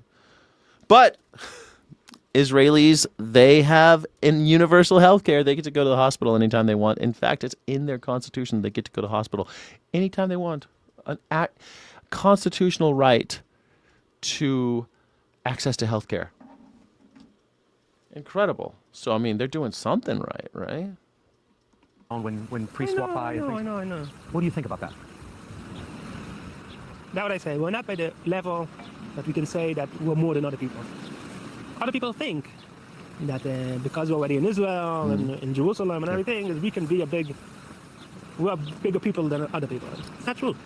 So you've seen it, but you don't agree with it? For sure not. Yet despite the disapproval. You've seen people beat up Christians, but you don't agree with yeah, because we're not better than anybody else. That would make sense, right? In official government posts and by many people here, Christians are increasingly feeling disrespected in the city at the center of their faith. So here we are. So this is what an amazing to be able to do the interview in the room of. Yeah, they do DNA testing. Yeah, I know. Like I don't know how many. Should I make a whole video about how I feel like it's too obvious actually, Chanchar. It's too fucking obvious for me to be going through all the reasons why Israel is a right-wing nationalist government. Now you can say the same thing about Hamas. Hamas is also a right-wing. So it's really proof, I think, that right-wing, ultra-right-wing especially, but right-wing governments are very, very dangerous. Hamas is no different from Benjamin Netanyahu. It's not that different. And Benjamin Netanyahu is not that different from Donald Trump. These are right-wing, quasi-artificial populism bullshit. This is what they do. They make up scapegoats. They manipulate people into doing what they want. They exert state power, state control. They start engaging in armed conflict overseas or next doors. They start looking at the world as a zero-sum game with winners and losers instead of any kind of cooperation. They start preferring some races over other races. They start creating new identities about what national identity is. What is an American? What kind of American are you?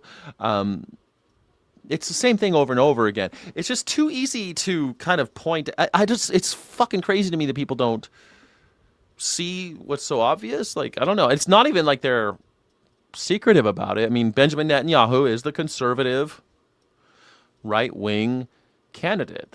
He's always has been. He's always been a hardliner, wants to kill Iranians, wants to bomb Gaza, hates Palestinians because they killed his brother. And like, nothing has changed in 30 years, guys. Like, Benjamin Netanyahu is a right-wing nut job who has always wanted war. He's always pushed for it. I don't know why. I don't know. Like, it's just too obvious. The Last Supper. I mean, only in Jerusalem can we do a story on Christians and do it in the room of the Last Supper. Have you yourself ever been spit on or attacked or harassed? Yeah, I have. The spitting on the ground for me, it's. Yeah, we fight there. Well, we're basic. America's now. We used to be the world police. Now we're Israel's rent-a-cop at this point. It's pretty fucking embarrassing. But the reason why that is because the reason why that happens, yeah, they're both right-wing governments, but I feel like it might have happened under Kamala Harris too. After all, the AIPAC and the Israel money, they don't really need AIPAC anymore. It's so funny. I just saw a thing with like Cory Booker saying he's not taking money from AIPAC anymore. And it's like, well, you don't really have to, because you're taking money from the banks and the oligarchs and the tech bros. And guess what the largest portion of the Israeli GDP is today? It is AI and tech. So there's a reason why we send Tim Cook and the NVIDIA guy and Elon Musk, and we sent those guys to China. But they're all heavily involved in Israel too, like tech. They have a lot of concerns about Taiwan and Israel, because those are where we get the chips and where we sell the chips and where we do all this development and stuff, is Israel and Taiwan. AI and tech are the largest contributors to the GDP of Israel. So it's extremely important. They're also the second largest arms producer next to America. America's the first, of course. Second largest is Israel. Like, these are indisputable facts, and you can just connect the dots. Do you think it's important that Israel, that their GDP is reliant so heavily on tech and AI? Do you think that's an important fact? I think so.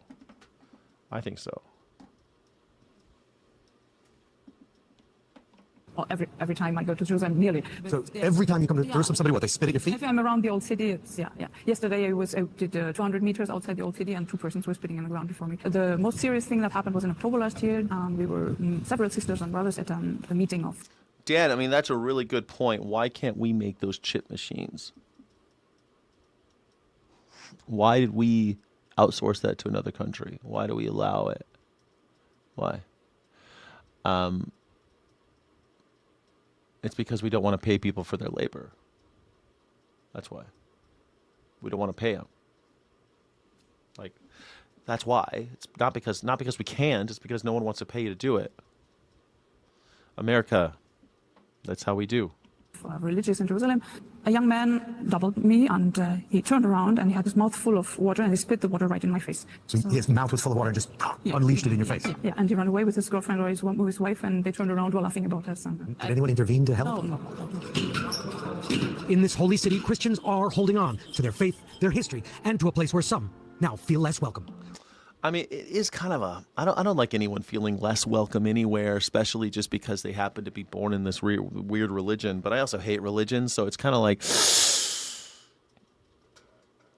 our cult is better than your cult. It's a weird thing. We've been doing that a long time, huh? It's been like that forever. I'm joined now by Graham Allison. It's been like that for so long. Is it rare earth minerals? Well, the rare earth minerals are not particularly just in Taiwan. But Taiwan does bring them in from China. They get them from Japan. Anyway, like Japan, there's a whole thing. Because Taiwan can't trade with China. Because Taiwan's not a country. Taiwan's a special case. And don't worry, though. Pretty soon, Taiwan will be owned by China. I am sure that in our lifetimes, that will happen. They will take Taiwan back. It's going to be a bloodbath. It's going to be sad. But it's going to happen. and America's not going to do fucking anything about it. We'll be bombing Iran or bombing somebody else. We'll be bombing Cuba or somebody else. Jonesy LaFay, it's always a pleasure to see you in the chat. Thank you so much for being here. Love ya. Who the F assaults an effing nun? Yeah, I mean, that's what I was saying, man. It's like, I don't like all these religions and all that, but I think assaulting a nun is just, ugh. It's just so easy to beat up on a woman, isn't it? It's always so much easier. These guys, they're such tough guys. People, they always beat up on people who can't fight back. That's why whenever I was on the road, and I was getting threatened and stuff, I was never afraid, because these guys, these maggers, they will beat up on people who can't defend themselves. They'll beat up on animals, they'll beat up on children, they'll beat up on women. But a 6'5", 240-pound man, they don't do anything. They don't do anything. I've been threatened so many times. I've had so many people want to fight me, and when it actually gets to the point where I do have to fight somebody, they lose pretty quickly. So it's never been, I don't know. Like, I've had my ass kicked, but there has to be a lot of you.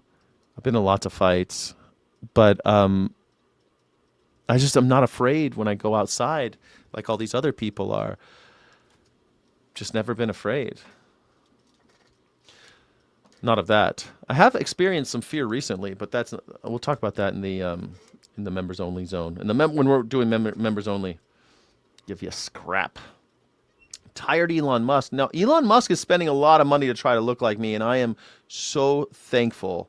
I'm so thankful, because if I have to be the exemplum, if I have to be the example of a real man, and Elon Musk is getting himself penis implants and teeth implants and jaw implants and hair plugs just to try to look like me, I'm flattered.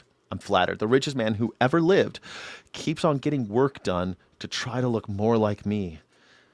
But he's got I think he's like 10 years older than me. How old is Elon Musk now? I think he's like 10 years older than I am. Let's find out. How old is Elon Musk? 54.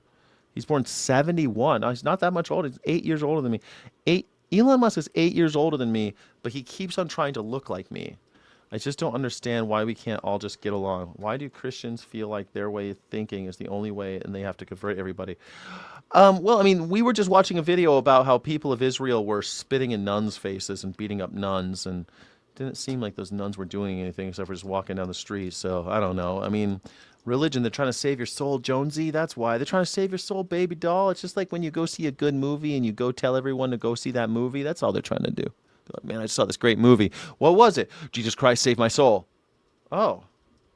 You want to go to church? No. You got to go to church with me. My soul just got saved, baby. We got to go. We got to go to church. Come with me. What are you doing this Sunday? What are you doing this Sunday? What are you doing this Sunday? What are you doing this Sunday? And you're like, I'm not going with you to church. You get your soul saved by Jesus. Trust me, it's going to be great. That's all. They just seen a really good movie. You know, they're feeling really good about the movie they saw. Yeah. Elon wishes he had my money, Sky. Actually, I think he might, because that motherfucker looks miserable, dude. He looks so sad and miserable. Poor guy. Poor guy, Elon Musk. He's all just like, I'm in China. I'm China. I'm Doc MAGA, and I'm in China. Fucking Elon Musk. Anyway. A professor of government please like and subscribe. This is the Morning Sky. Please drop an emoji in the chat. Where are you visiting from? What city are you in? I'd love to know what city you're in. So I'd love to see in the chat. What city are you in? I'd love to get a little straw poll, right? See what international community we got going on here. Drop it in the chat. What city? All you guys watching on Twitch, I see you. Please drop what city you're watching. If you're on Kick, I can't tell how many people are watching on Kick right now until after the stream is over, which kind of sucks. I can never tell how many people are watching over there when I'm actually live. So if you're on Kick right now, drop in the chat. What city are you living? Philadelphia, Kokomo, Winnipeg. Oh, Kokomo. Tempe, Arizona. That's so rad. I love that. I love it. Tempe, man. Tempe. I love it. You're living in my asshole. Oh, no, you're not living in my asshole. It's not that big. It's not that big. Come on now. What did you start? Ginger Cart. Don't you worry about it, baby doll. You can always start stuff. Elon Musk. I get it every day. Don't worry. Somebody always says something about Elon Musk. My friend Chip says I should start putting it in my title that Elon Musk's hero. Elon Musk's hero does the Morning Sky show because I clearly am his hero. It's flattering. I think it's so flattering that I'm Elon Musk's hero. Harvard's Kennedy School. Professor, thank you so much for your time today. I am the wind beneath his wings. Did you ever tell me you're my hero? Fucking Bette Midler. I don't know. I think Bette Midler's so funny. Did I ever tell you you're my hero? I need an AI. I need to do that. I need to have AI Elon Musk singing, Did I Ever Tell You You're My Hero? I need him to sing that song for me because I am Elon Musk's hero. I think it has something to do with the schlong. We appreciate it. So, in his public comments yesterday, President Xi once again referenced a theory you popularized called the Thucydides trap. Can you briefly explain that theory for our viewers and why the Chinese continue to bring it up? Thank you very much. It's a pleasure to be here. So Thucydides was the founder and father of history. He wrote a famous book about 2,000 years ago called The History of the Peloponnesian War. And in it, he explains that when a rapidly rising power, like Athens, he was writing about, threatens to displace and establish ruling power, that creates a dynamic that typically ends in war. I wrote a book about this called Destined for War, which I looked at the last 500 years. We've seen 16 instances, 1/6, in which a rapidly rising power threatened a major ruling power. Think, for example, the rise of Germany in the period after reunification prior to 1914 and the impact that this had on the British Empire. 12 of these cases ended in war, 4 in no war. So war is not inevitable, but war is the natural outcome. That's 2/3 ended in war. Man, Thucydides. You gotta go always back to these Greeks. They knew so much shit, didn't they? Look at this. As a power rapidly rises, they are destined for war. Damn. 6 out of 12. No, wait. 8 out of 12. Man, oh man, oh man, oh man. That ain't good. We're going to war, folks. We're going to war. Of the structural dynamic that occurs when a rapidly rising China, for example, threatens a colossal ruling U.S. Elon Musk is so uncool that they said, no, you're not allowed to come to Epstein Island. You're not allowed. You're not welcome. How embarrassing. On the other. And that's the challenge, that's the underlying problem for the relationship between the U.S. and China, and why it's so important that the two leaders understand each other and understand how that dynamic could lead them to an outcome that would be catastrophic for both countries. And that's why I think that actually they're... Oh, Greenville. I've been to Greenville, South Carolina. I like it in Greenville. Greenville, South Carolina. I love it there. I spent a lot of time in South Carolina. I like South Carolina. Except for, Lindsey Graham. Strom Thurmond was around when I was a kid. I hated him. And I hate Lindsey Graham, the guy who took a seat. But other than that, I love South Carolina. Lots of nice stuff in South Carolina. Hey, looks like mostly Americans watching today, huh? Why do you suck so much, Jack? Why are you here if I suck so much? May? Come on, May123J. Come on now. I don't say such mean things to you, baby doll. Don't you be so mean to me. Even though there were fewer deliverables than most people expected, was significant and actually made a very good start on what is an effort to try to deal with the relationship, which is inherently dangerous. Yeah, and Professor, all of that considered then, should it be interpreted as a threat for the Chinese to invoke this, or would both sides have to act to avoid confrontation? Well, the headline takeaway from the summit was their commitment jointly to try to construct a strategic, stable relationship. That will require dealing with dozens of issues. What's the accent like? I had this friend, he'd be like, now, Jack, I got a video they talk like that. I had this friend, he's from South Carolina. It's like, make me want to smack my mama. He always talked like that, man. His name was Jacob. He was from Newberry. I'm from Newberry, South Carolina. I don't want to talk like that. He was so fucking... And we lived in... I met him in Germany, and we were friends. We were like, I don't know. It's funny because like you're living in another country, and politics were different back then. Before Trump, we were like best friends, man. And I used to go down to South Carolina on 4th of July and shoot guns and light fireworks and shit. I loved South Carolina. I spent a lot of time down there. Down here in Newberry, South Carolina. Let's all go for a hunt. We're going to hunt. It's so funny, man. He always talks so funny. Make me want to smack my mama. I remember the first time I heard that. That girl's ass makes me want to smack my mama. What? I said, why would you want to smack your mama because of that girl's ass? What are you talking about? We're drunk at a club. And he's like, she never told me about no girls like that, nah. Makes me want to smack my mama. Man, I dig out the corn out of my mama's shit if I could have some of that. What? Man, South Carolina. They're not all like that. They're not all like Jacob from Newberry. But man, South Carolina is so funny. They got crazy shit they're crazy slang. It's so true. Stop smacking your mama, boy. Oh man. But I like it down there. Some of it's funny. I make fun of South Carolina because, racism and stuff, but I like South Carolina. I've been there many times, and I always had a good time. People are really friendly to me, but I'm a white person. People are always super friendly to me. Crazy friendly, like overly friendly, like super, like Southern hospitality. Y'all all right? Y'all all right now? Everything all right? Y'all okay? You're like, I don't know. You're just a stranger. Why are you talking to me? They're super friendly down there. At least when I was there, as a white man, super friendly. So, you're fine as frog hair. Oh, now he go. That girl gone lost 20-some pounds. It's fun down in South Carolina. They don't all talk like that. Some of them talk like Lindsey Graham. Now, Donald Trump can stick it in my butthole anytime he want. Okay? Like sometimes they talk like Lindsey Graham. I wonder what part of... Where was Lindsey Graham born? I wonder where he was born. Where was Lindsey Graham born? Central South Carolina. Some town called Central. What a horrible name for a city. Lindsey Olin Graham was born in Central South Carolina. Central Pickens County. Pickens County. Now, I'm from Pickens County. South Carolina. Central is the name of the town, and I always had a good time. It's against the law to be gay there, so don't say nothing to nobody, okay?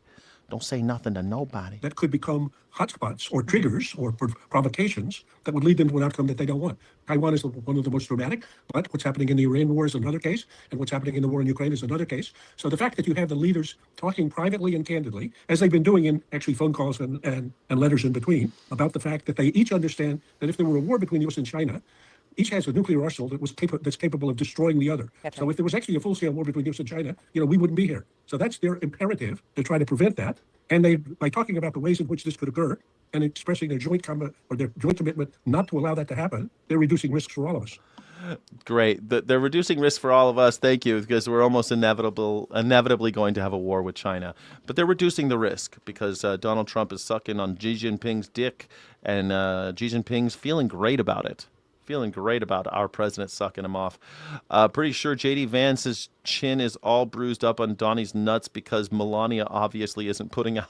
Ooh, the chin. Oh no. Oh no. His chest would probably be down here, right? Even if because those balls are probably. He's 80 years old.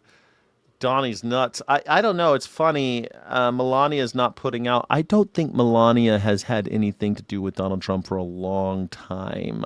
She won't even hold his hand. So, have you seen the Melania movie? It's fantastic. Everyone should watch the Melania movie. And buy Melania coin, please. I've been pondering this problem for a couple weeks now. What, virtual reality? If you had a possible job opportunity for someone, but he's an unemployed MAGA, would you give him the information to apply or make him live in the world he voted for? I'll tell you a secret. One time, I've been a hiring manager many times, and I had the industry I was in. You end up seeing the same people over and over again, especially in management. There just aren't enough managers, so you end up knowing each other and moving around. We all have to give each other jobs and stuff. And once Donald Trump was in office and things were getting kind of crazy and pandemic was kind of was going on and stuff, I'd get resumes from people that I knew were MAGA because I'd worked with them before. And I'd be like, nah, no fucking way. I'm not going to work with you again. Sorry. Last time I worked with you, you couldn't shut the fuck up about Donald Trump. And now I am not going to work with you again. So. Yeah, not a lot of people get to visit their rose garden, right? What rose garden? The rose garden's gone. The rose garden's gone. Who's Graham? Lindsey Graham? He is the senator of South Carolina. He took Strom Thurmond's place. He's a gay senator. It's pretty great. Is this guy? Oh no, man! Look, no. Elon Musk is spending lots of money trying to look like me. He's using me as his example of a real man when he goes to get his plastic surgery, and I'm flattered. I think it's really cute. Like, it's nice to have a fan. He just keeps trying to look like me. Penis implant, jaw implant, teeth implant, hair plugs. This guy is just every day watching my show. Elon Musk watches this show, and he's always trying to look like me. I am totally flattered. I think it's great. Yes. I once had to wear a tuxedo for 4 years in a row. Also, I prefer the field also. I've had to wear tuxedos. I think I might be a little too fat for my tuxedo now, but I have a tuxedo. Anyway, we're going to war with China. CNN correspondent Tom Foreman is joining us right now. Tom, so where are we now with redistricting efforts, and how did we get there? Well, it's a mess, Wolf. Simply put, there were court rulings, and the Republicans have been moving at lightning speed to take advantage of it. Look at the balance of power first. This is what you have to start. I'll try to make this understandable because it is a lot to take in. Very, very close here for the Republicans having control of the U.S. House. Democrats 212, Republicans 217. The one independent here was a Republican in California who would likely lose his job possibly under redistricting there. But he has said, Kevin Kiley has said, look, this redistricting. Yeah, horizontal is members only. Vertical is not. That's it. Horizontal is members only. Vertical stream is not. Because the horizontal, it's more for the Sky City Rebels. And so the vertical stream is for drive-by traffic, people who aren't members. Restricting thing is the worst thing about politics now for everyone. It is a bad thing. Let's look at the states right now. If you look at what's been enacted out there, you see the Republicans could net 10 Democratic seats. The Democrats would need 13 to take power. And if you add in the pending one, the one still being considered out there, it gets worse for the Democrats. Looking at state by state, though, and this will help make a little more sense of it. If we look at Alabama, one of my old home states there, look what happened here. In this state that has... No, I didn't have to. I was born like this, thank God. Dan, I never had the money to do stuff like that. But the richest man alive, the richest man who ever lived, had to do all those things. I luckily was born with a big schlong, a full set of teeth. I never even had a cavity. Pretty crazy, right? My jaw always had kind of a strong jaw, and my hair, I'm getting older, and I think my hair still looks pretty good. I mean, it's holding its color pretty well. My hairline looks a little distinguished, but I don't mind. I've always had kind of a big forehead, but I'm okay. I like my hair. I don't put product in my hair. Maybe that's why it's still pretty good. 6'5". Yeah, I'm feeling pretty good about myself, man. And I think it's great that Elon Musk wants to look like me. I think it's really great. Yeah, and he had to have of course, 9.5 inches. Most people can't do that. So Elon Musk, I don't know what he was born. What was he packing, He had to do something to try to get that length. Some guys just aren't born so fortunate. And that's okay, The average penis size is like 5.25 inches. And so if you're way below that, if you're like at 3, if you're rocking with 3 inches every day, I understand the drive to try to I get it, man. You're living in a world where people are talking about dick size all the time. It's weird. So if you're rocking 3 inches, man, I don't blame you for putting money down for that surgery, bro. But I mean, rumor has it that his penis implant was botched. And that's why he makes women sign an NDA before he has sex with them. And that's why he has so many baby mama. He doesn't have one baby mama. He's got multiple, right? Because he has them sign paperwork and then he impregnates them. He's a fucking weirdo. But yeah. He checks every penis he comes across. No, I just read, I read about things like it. What's up, Hetty Solstice? What's up? How you doing there, honey pie? 7 congressional seats. The new map, this was the old map here, and you see Montgomery down here toward Mobile, some parts of Birmingham out here to western Alabama. Those were 2 different districts out there that tended to vote blue. About 25% of the state of Alabama, roughly, are black citizens. That has now been reshaped this way, so now there is 1 district that will likely vote blue. And well, it was 9.5 back when I was when I measured myself when I was in my 30s. I was married. We thought it was funny. We got the old measuring tape out and stuff. We thought it was cool. It was pretty fun. It was a joke. We made jokes about it too all the time. We had this joke, my wife and me, my ex-wife, we used to tell this joke. It was from some movie where someone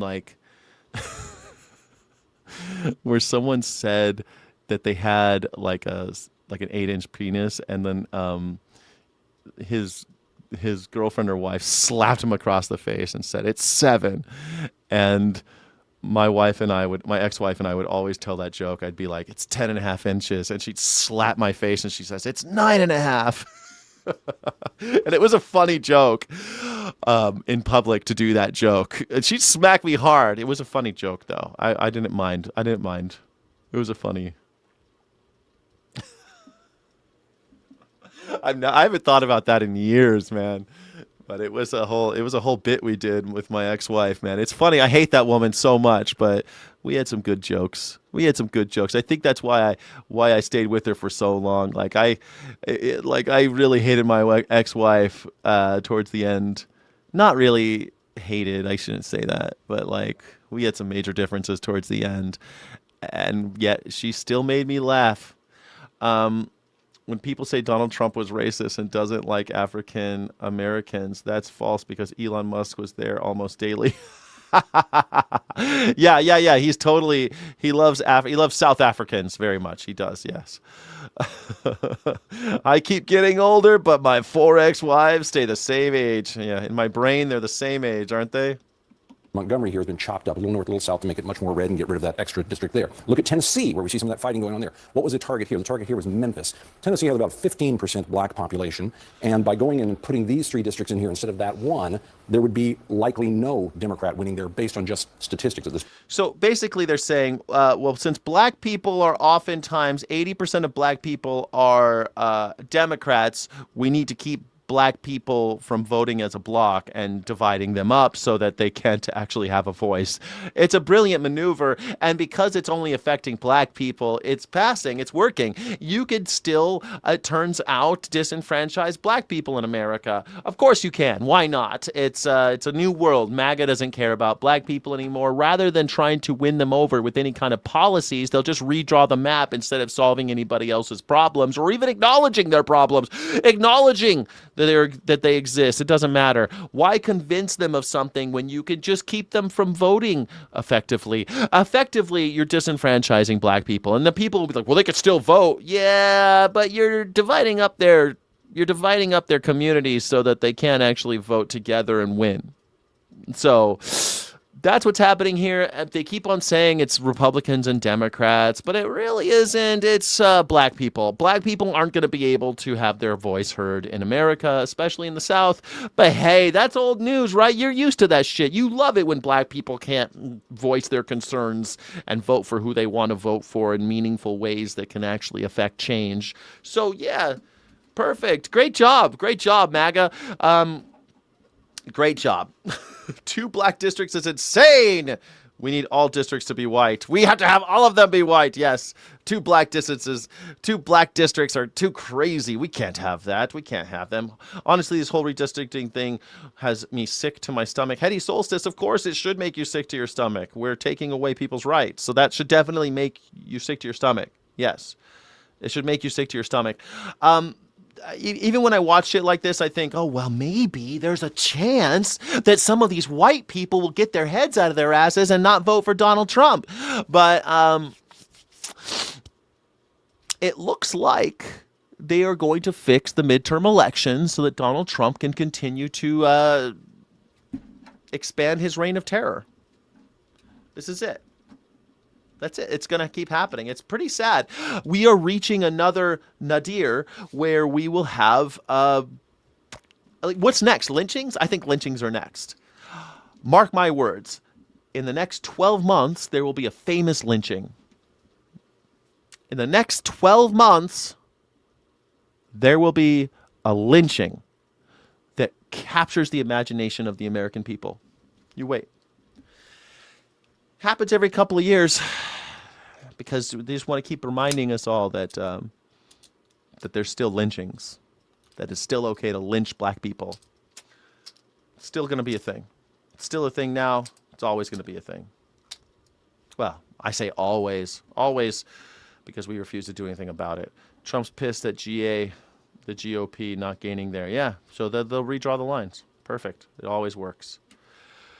Yeah, the whole thing is so they can get 2/3 majority in Congress so they can change the Constitution. That is the goal. That's one of the goals. Yeah, that's one of the goals. Also to stay out of jail. I mean, I think that's also the goal.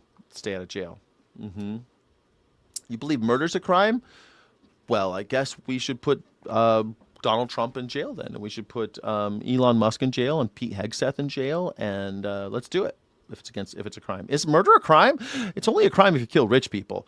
Cuba's definitely on the chopping block. Don't you worry. That's already happened. Cuba's already saying they're out of oil. They have no more oil. Just none. Completely out of diesel. Nothing left. Yeah. A lot of these, yes, some states are majority black, but they're divided up so that they can't actually vote together. They take pieces of where, so let's say black people are mostly living in this area, they cut them up like a little pie, and so that they can't actually vote together. Instead of voting like this, they vote in white districts so that the black people, even though they all live here, will not be heard. That's how that works. Like in Memphis, Tennessee. That's what they've done in Memphis, Tennessee. That's the map you're seeing right there. Memphis, Tennessee, more black people live in Memphis. The thing is, yes, some of these places have black majority, but all of them kind of live close together.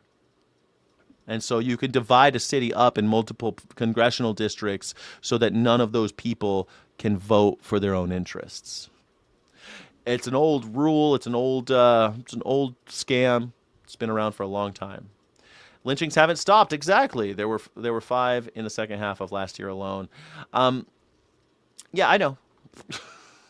I know. I always, every couple of years they do racially motivated lynchings, and we have these. Yeah. If Cuba is out of oil, Trump won't invade. They don't want Cuba for the oil. There's no oil in Cuba. They want Cuba for all sorts of other fun reasons. Like building a new Las Vegas. Mostly they just, Mr. Marco Rubio just wants revenge on Cuba. And I think it's definitely going to happen. I think definitely. Opening your mailbox to find an unexpected package may pique your interest, but consumer protection experts say those random deliveries may be part of something called a... Every Democrat-run city is going downhill. Yeah, it's all going downhill. Yeah, the cities are all going downhill because they're Democrats. Brushing scam. New at 5, Action News Jack's Jonah Gavino talked to a man who says he nearly fell for it.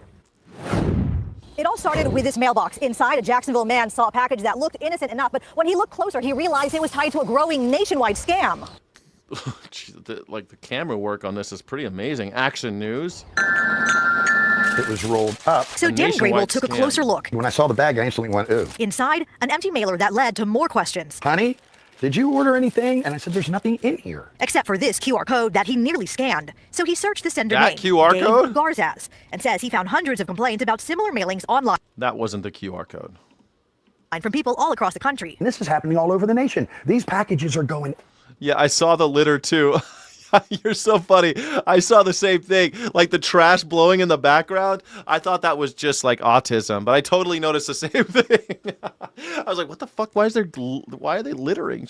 Everywhere. The Better Business Bureau only started seeing reports tied to this scam recently, but the numbers are climbing fast. We have seen a huge influx of the volume of consumers coming to BBB's scam tracker to report this very specific situation. Packages designed to spark curiosity, say experts like the BBB's Holly Salmon. What scammers are hoping is that you will scan that QR code. They're hoping for some sort of online purchase, or that they're going to lead you, in worst case scenario, into a situation where they're going to ask you for personal information. You're telling me that there are scammers sending mailing bags with a QR code inside and people are scanning it and they're getting scammed? Don't they just do that? Why not just send a fucking postcard? It's so weird. Is that really a thing? So weird. I don't believe it. Would you scan something, a QR? It's not like a QR code's dangerous. You could just scan it. Nothing's going to happen. Just don't buy anything from strange QR codes, kids. That was the big scam. That's the news today while we're bombing Iran. And in other news, we've bombed another school full of children in Iran today. Back to you in the studio. Joining us now, the other Republican senator from Louisiana, John Kennedy. Senator, I have been reading a lot about how Donald Trump's popularity is down, and so the midterms are... This is my favorite senator. This is my favorite one. Now, I don't go down, go lick long. I'm going to make Donald Trump live loudly. He gonna live life, live loud. Don't keep on them ding dong do, ding dong do. Be bad for the candidate. Can I get some ding dang doos in the chat, please? I'm watching a Nepo baby talk. This is Peter Ducey's kid, Steve Ducey. Wait, is this Peter or Steve? I get them confused. This is Mr. Ducey, the son, Ducey Jr. What a Ducey. Lucy Ducey talking to now this is Senator John County. Dong dang dang do. Can I get some ding dang doos, please, in the chat? Thank you, Everett Tauscher. Thank you. Get some ding dang doos over here. I need to get some ding dang do. So what happened in Louisiana last night? Well, Peter, here's the way I see it. Unless you're God's perfect idiot, the result was predictable. I mean, ground control to Major Tom. The polls have shown for well over a year that Senator Cassidy was in trouble. I think the president's endorsement of Congresswoman Letlow was sort of icing on the cake. Bill knew that. Bill knew that. He decided to run anyway. I respect that. I thank him for his service. He was very gracious in his concession speech. We now got a runoff between two fine people. For what it's worth, I don't plan to get involved. A wise man once said nothing. Why? Because he's a wise man. But I don't plan on weighing in. I'm not. He said nothing because he don't know. Because he's a wise man. You know, if one of them starts talking about my mama, I might. But otherwise, I'm just going to vote like You make me want to smack my mama, but only I could smack my mama over here at the lick log. I don't want to get on and live ding dang do loudly. But I'll tell you, a wise man once said a wise thing, and he said nothing at all. And I do respect him, and I respect his service, but I don't know what we could see unless you're God's favorite idiot. What's happening up in the sky ain't happening down below. And if it ain't happening in the river, it ain't happening in the grass. And if you put a chainsaw in a boot heel, you might get yourself a bunion, but you might also find yourself walking, whistling Dixie. What? How do people? I know you don't talk like. I always say. I know people don't talk like this in Louisiana. This guy is faking it. It makes me crazy. And he's just like, he just rattles off these fucking southern witticisms. Now you might take the river and put a snake in there, but you can't take the scales off the snake and call it a tree biscuit. What? What the fuck? What? Yes. And I think, without asking you to weigh in on the specific candidate, it seems like this kind of supercharges Donald Trump's political, the whole political operation, or it at least reminds people that there is a president who is just a few thousand feet away from where we are sitting here right now, who still has a lot of juice. He got a lot of juice left, and he said, he got a lot of juice or Jews? I don't know. He got a lot of juice. He got a lot of juice. He got both those things right now, because we do everything the Jews tell us to do, so you know that we got the juice. Well, of course, President Trump's endorsement of Congresswoman Letlow made a big difference.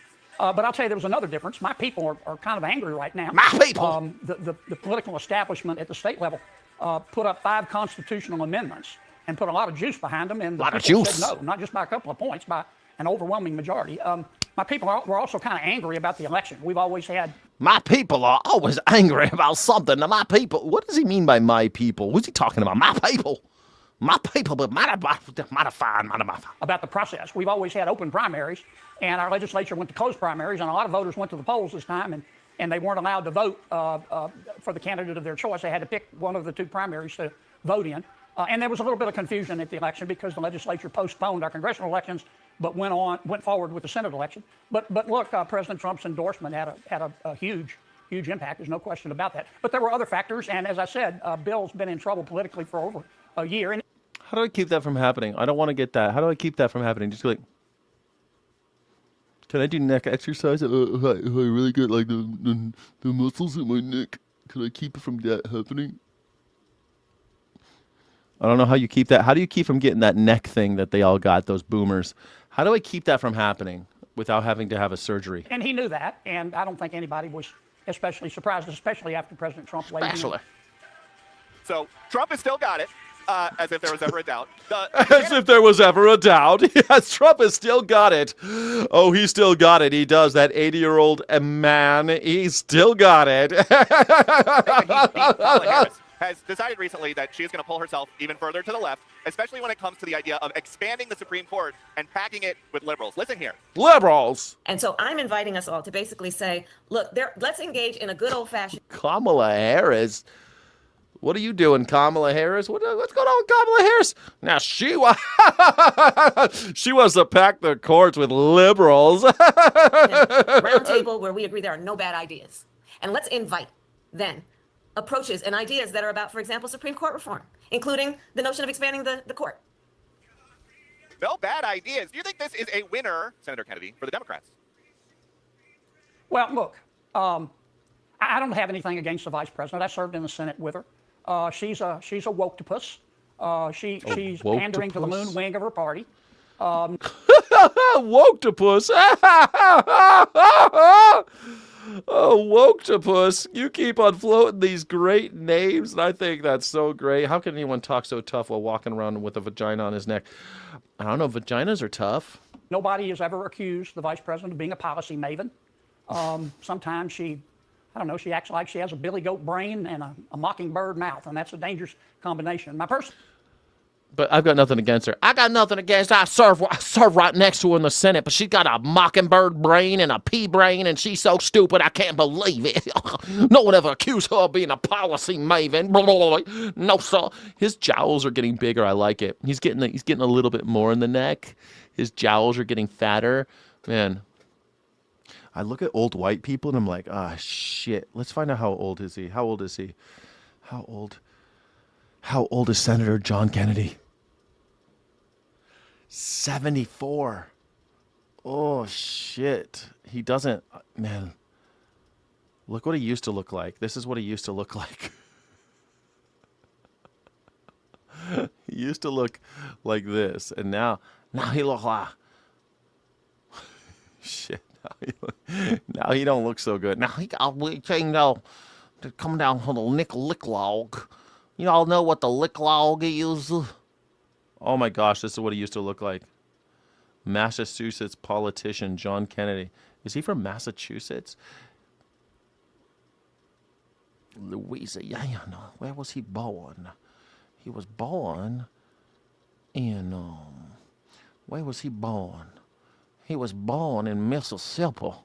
He was born in Mississippi. But he serves over there in Louisiana. They're a little dumber. We can trick them over there a little bit better. Yes, sir. Kennedy was born in Centerville, Mississippi, and raised in Zachary, Louisiana. Well, there you go. He graduated magna cum laude from Vanderbilt University. That's great. That's in Nashville, Tennessee. But then he got his JD at, he got Phi Beta Kappa. Oh, man, he was so smart. He went to UVA. So don't tell me that's how people talk down there. He's faking it. He's faking it. It's bullshit. Bullshit. Personal opinion is, for what it's worth, is that she's done. You know, she's a smoked turkey. She had her chance and had her shot. She missed it. I don't think she'll be the Democratic nominee. I would love for her to be the Democratic nominee. And if it looks like she gets any momentum, I will happily contribute to her campaign because she would be our dream candidate. But I think she's a smoked turkey, frankly. And I don't think people... Yeah, how many? This guy should not be talking about turkey because he looks like a turkey and he talks like a turkey. If he looks like a turkey, talks like a turkey, you might be a turkey. Senator John Kennedy should never call anyone a turkey. Never. Because the dude talks like a famous turkey. Foghorn Leghorn. Now, I'm not a chicken, I'm a rooster. Now, boy, I say, now, boy, come on here, come over here and lick the lick log over here, now, boy. Now, I'm a rooster, not a chicken. He's like a high-pitched voice Foghorn Leghorn. And he's calling other people turkey. Now, I'm not a turkey, boy. Now, how come you go over here and tell me a turkey now? How far back in his he's related to slave owners. Yeah, absolutely. And smoked turkey for breakfast now. Now, boy, I say, now, boy, I'm a rooster, not a chicken. I mean, the columnists at the Washington Post, for example, pay attention to what she says. But, you know, those guys, they like kale and cold plunges and carry NPR tote bags. I mean, they're members of the Moon Wing as well, and they like what the vice president says. But Hey, carrying them NPR tote bags, talk about that Science Friday. I don't want no radio station with no Science Friday. God damn it, all things considered. I don't want to consider all the things. How am I supposed to consider all the things listening to NPR with the Prairie Home Companion and This American Life? I don't know why y'all be watching that NPR, carrying around those NPR tote bags like a bunch of left-wing loons. What is it with these guys that they hate NPR so much? Fucking NPR's awesome, by the way. That's how you know when a storm's coming. You listen to NPR because it's local. National Public Radio. It's great. Fucking idiots. That national public radio, I hate that so much. This American Life. I don't need to know about people's American lives. I don't want to consider all things with Terry Gross. Terry Gross, you're so gross, Terry Gross.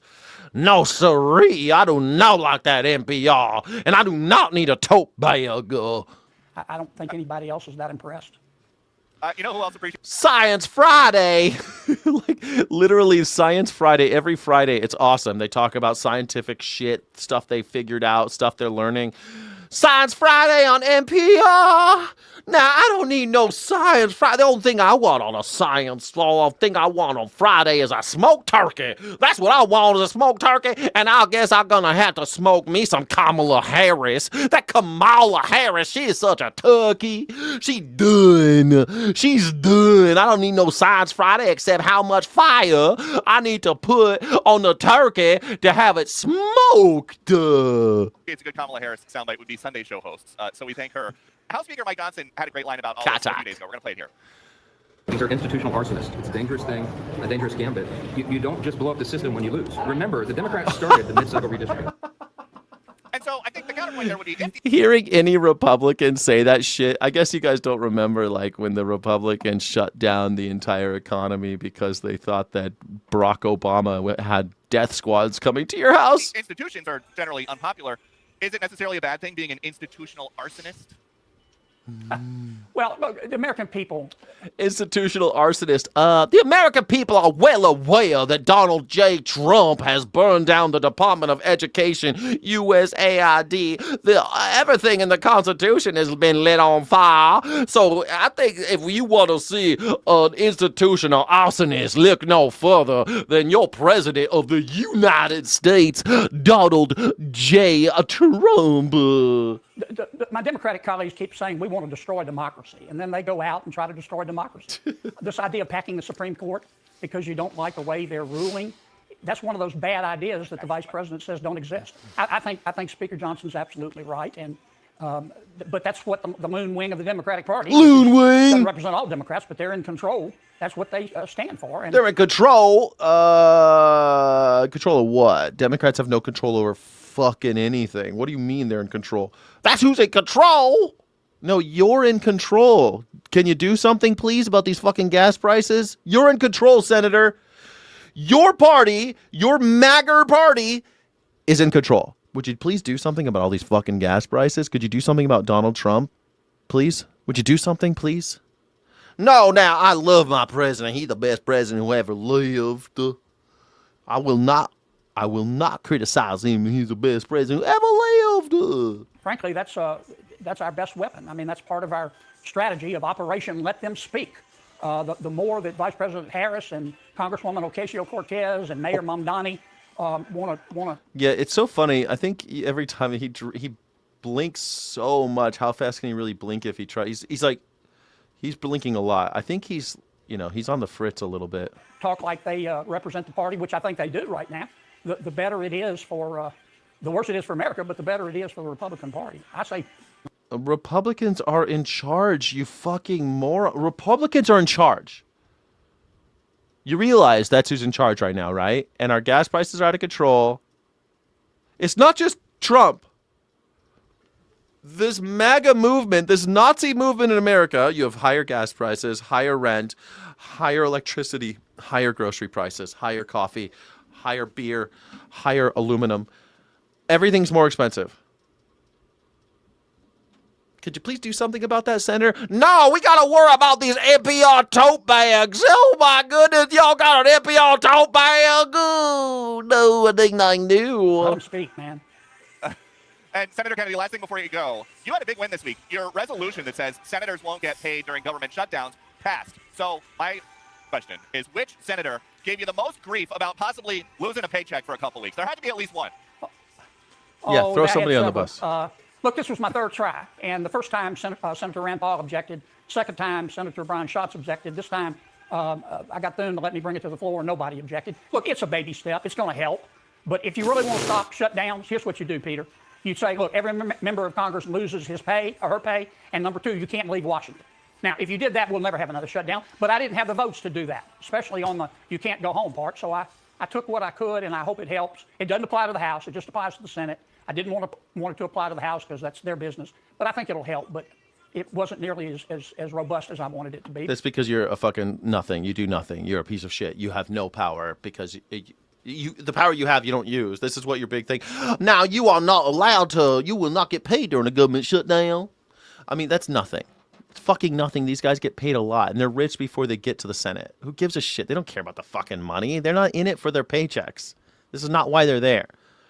Oh, what a great thing in the right direction. No, it's not a great thing in the right direction. It's a nothing burger.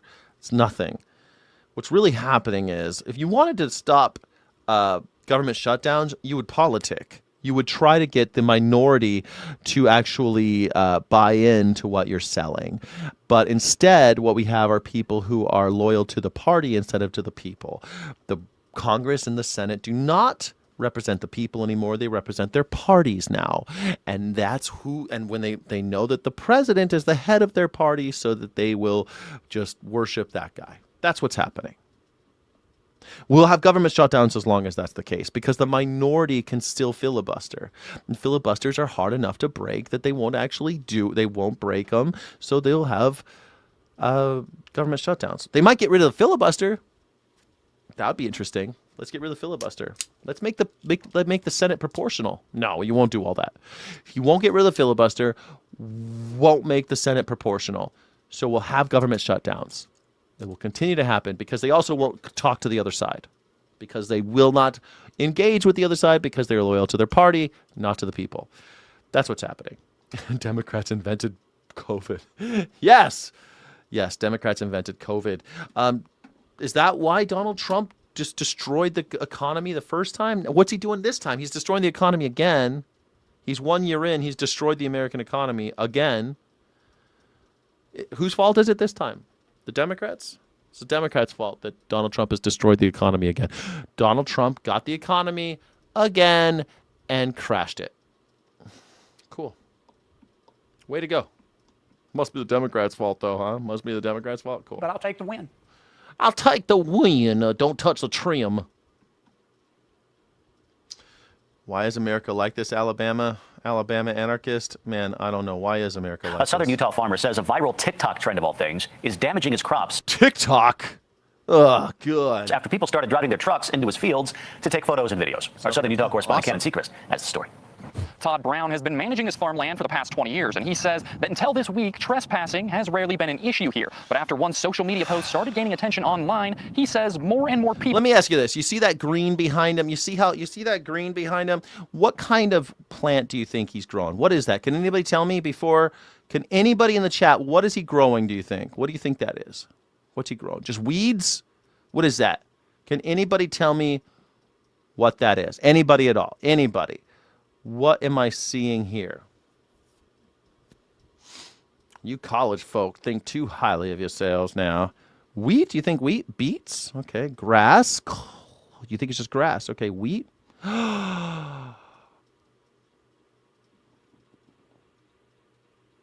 Hey, did you guys see this already?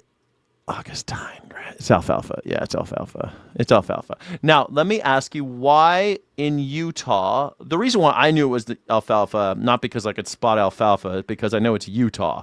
Now, I know in Utah they grow a lot of alfalfa, even though alfalfa is hella thirsty. Shit. Alfalfa's thirstier than your girlfriend 3 drinks in, honey. Alfalfa's thirstier than your mama when she's 3 drinks in. Alfalfa's thirstier than Melania Trump when she's trying to sell me that Melania coin. By the way, we're buying Melania coin. Anyone who donates, we're buying Melania coin. Please donate so we can buy some Melania coin. Appreciate you guys. This is Morning Sky Show. This is a show.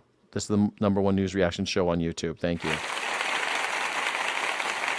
Thank you. This is the #1 news reaction show on YouTube. I appreciate you. There's usually a small amount of alfalfa in hay that you would feed your animals because it's very expensive. There you go. Yeah. Okay, good. So yes, mostly it is for animal feed. So that's why they're growing alfalfa out there, okay? They're growing alfalfa, even though it's very thirsty, and Utah has a problem with water, just like all of the Southwest. We all have problems with water down here. But mostly the problem with water is that we can't stop growing alfalfa. Why are we growing alfalfa? Animals. We're growing it for animals. But most people don't know that. So guess what's happening out here? Began driving straight through his crops, all for a cool-looking picture. Todd says it started earlier this week when his nephew sent him screenshots of trucks parked in his field. Over the next few days, he says even more people started showing up after seeing the posts online. And then I was just posting up in my shop down here and watching them pull out into my fields, and then I was calling the police. They were coming out, issuing citations. Went back out the next night, the same exact thing happened. Todd grows alfalfa and oats, all to feed his cattle. And because of the current weather, he says he can't afford to lose parts of the field. So are you an alfalfa farmer or are you an animal producer? Which one is he? Is he a rancher or is he a farmer? They keep on saying he's a farmer, but I think he's a rancher. It's a very small farm. We have 60 cattle. It's a cow-calf operation. 60 cow-calf operation, 60 head of cattle. 60.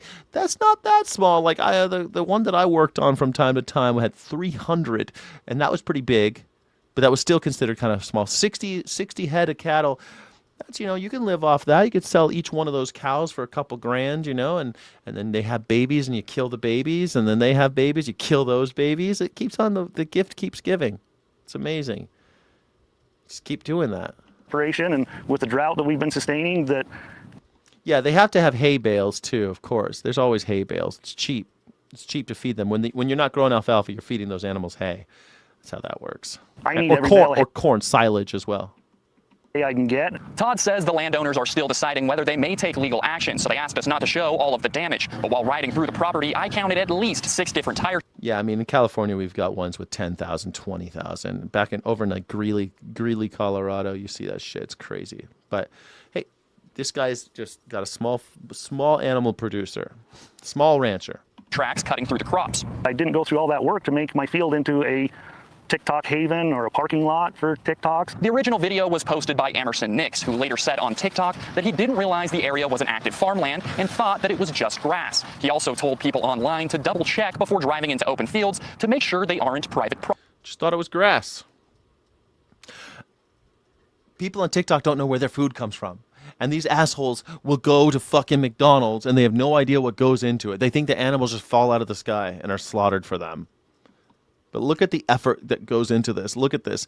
It just goes to show people go driving out there and they think all these fields, all this farmland, it's here to feed people, and it's not. Most of what you see is never used for human consumption. Property. And farmers, we're going to take it personal. We're the ones feeding. All that water. Oh, come on, tell me. You're the ones feeding America? Is that what you're going to say? Your families. I got 60. We're the ones feeding your families. No, you're not. You're feeding cows. You're feeding cows. You're not feeding families. You're feeding cows. You're feeding cow families. There's a little baby cow there. You're feeding cow families. And then someone comes along and picks those cows up and slits their throats, hangs them upside down, drains the blood, cuts them in little pieces, and then delivers those to people in their cars waiting in line at Whataburger. Head of cattle right here. All of these crops feed my cattle, and when the cattle come off of the summer range, we sell the calves. The calves go to the slaughterhouse. That goes to your grocery store. Now Todd says we sell the calves. There you go. The calves go to the baby cows. He just got. When they come off the summer range, meaning that they are grazing on public lands, on your fucking land, They're grazing on public land, but they grow this when they come off the summer grain. They have to come over here. They're on the range. They come in. They feed them the shit that they've been growing all years. They finish them off, fatten them up real nice with alfalfa and hay and some corn, and then they send the babies off to slaughter. Kill the baby cows. He hopes this is a reminder for people to think before driving off-road, because what may look like an empty field could actually be someone's livelihood. Don't trespass on other people's property. Think about what you're doing is again. Fuck you. You trespass on my property all the time. Literally just got finished saying that you graze your animals on public land. They went on the summer range, which is public land. That's what that means. It's BLM. We maintain that. That's my land. So don't come on my land. I don't want you over there. Don't do it. It's mine. Stop trespassing. Negatively affect anybody, then don't do it. Now, we also reached out to Emerson Nix for an official comment today, but have yet to hear back from him. And Todd tells me that he's also been... Halal and kosher meat is better treated than respected? No. They go into a different machine. They're treated exactly the same. They go into a drum. The drum turns. They slit their throats. That's the only difference. No, sorry, pal. No difference. They don't even get the head stun. They just get their throats slit without the stunning. So no, absolutely not. There's no fucking difference. There's like, in some ways it's worse. In many places it's worse. It depends on where, but it's about the same. There's no difference really. They go into this drum, because think about the fucking numbers we're talking about, how many animals they need to go. They go in this drum, the drum turns them, a robot drum, and then a person comes up and slits their throat. And then they thrash about, and then the thing turns them over, and then they pop out the other side. That's what they have. That's what kosher and halal. Halal is the same drum, but it's like a different angle because it's so different. It's a different angle on the drum when it's halal, and a different dude with the knife. Sometimes it's the same place, but halal and kosher, no sir. They are not. Yeah. Have you? If you notice, red states have a problem with keeping any industry productive. Yeah, of course they do. The blood drains straight away. Well, yeah, because their heart's still pumping. Yeah, their heart. Most animals have their throats slit while their heart's still pumping, so that the heart goes ahead. The heart pumps the blood out of their bodies. That's how that happens. Yeah. Yeah. There's no difference. Yeah. I'm talking real halal, not corporate idealism of it. Real halal is even worse. They tie the animal down, turn that animal on its side, and then they slit their throat and watch the blood come out as they drown on their own blood, and the blood pumps out of their bodies. Why is that better again? No, there's no better treatment. It's just same. It's actually kind of worse in traditional slaughterhouses or contemporary slaughterhouses, conventional slaughterhouses. They pop a bolt in the animal's skulls and they stun them, but their hearts are still beating and they slit their throats. That's how that works. Good times. At least 3 people are dead after a large... But if you think halal and kosher are like fucking somehow superior in any way, you're fooling yourself. You're just dreaming. ...scale Ukrainian drone strike hit Moscow and its surrounding areas. At least a dozen people were injured on Saturday in what is the largest and most deadly attack to the Russian capital since the war began in 2022. Russia's defense ministry claimed more than 550 drones were shot down across the country over the weekend. Look, man, the bolt. Some people think the bolt's better. But it doesn't matter. You're taking an animal's life. You're slitting their throats, hanging them upside down, and watching the blood come out. There's no better way of doing that. There's no better way of doing that. You can sharpen the knives. You can make the bolt faster. Doesn't matter. There's no better way. Look, I've been to slaughterhouses. I've seen them. I've been to many slaughterhouses, and been to kosher slaughterhouses. They're all the same. There's no difference. I've been to halal slaughterhouses. There's no difference. It's a brutal, horrible thing being done at a pace that is breakneck. You would never imagine. I've been to lamb slaughterhouses. Yeah. You don't see the problem?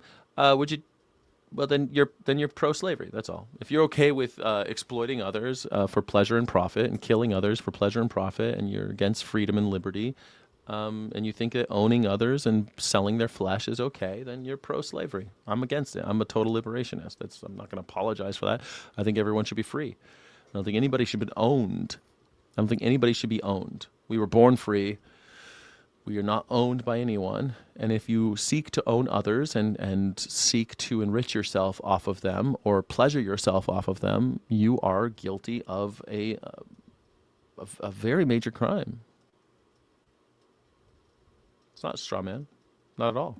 The bombardment came just days. Not a straw man at all. I mean, this is this is Aristotelian ethics. What the fuck are you talking about? Straw man. Aristotle said that all animals on earth are born slaves to man, and some men are also born slaves because they're kind of like animals. And that is the way you look at the world today. That's it. That there's a gray area. Some people can be used as, some humans can be used as slaves too, if they act a little bit more like animals. Then you can use them as slaves. And you'll just draw that line arbitrarily. You'll base it on race, or you'll base it on, they ran a red light, so now we can use them as slaves. There's always this wiggle room when it comes to humans. But one thing that almost all human beings agree on is animals are born for the pleasure and profit of men. It's hierarchy. It's unethical. It's a disgusting way of looking at the world. It's just slavery. You're for or against slavery?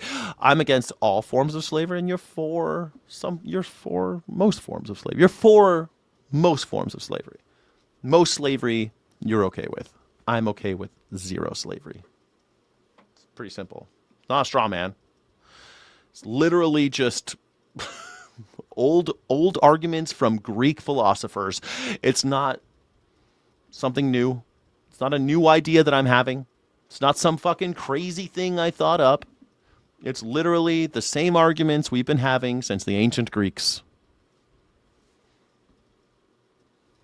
After a Russian attack killed at least 24 people in Kyiv. Ukrainian President Vladimir Zelensky said on social media yesterday that the use of long-range attacks has, quote, significantly changing the situation and, more broadly, the world's perception of Russia's war. Meanwhile, Poland troop withdrawal from the New York Times, the Defense Department. How about everyone eats what they like? It's America, the fat fucks anyhow. Well,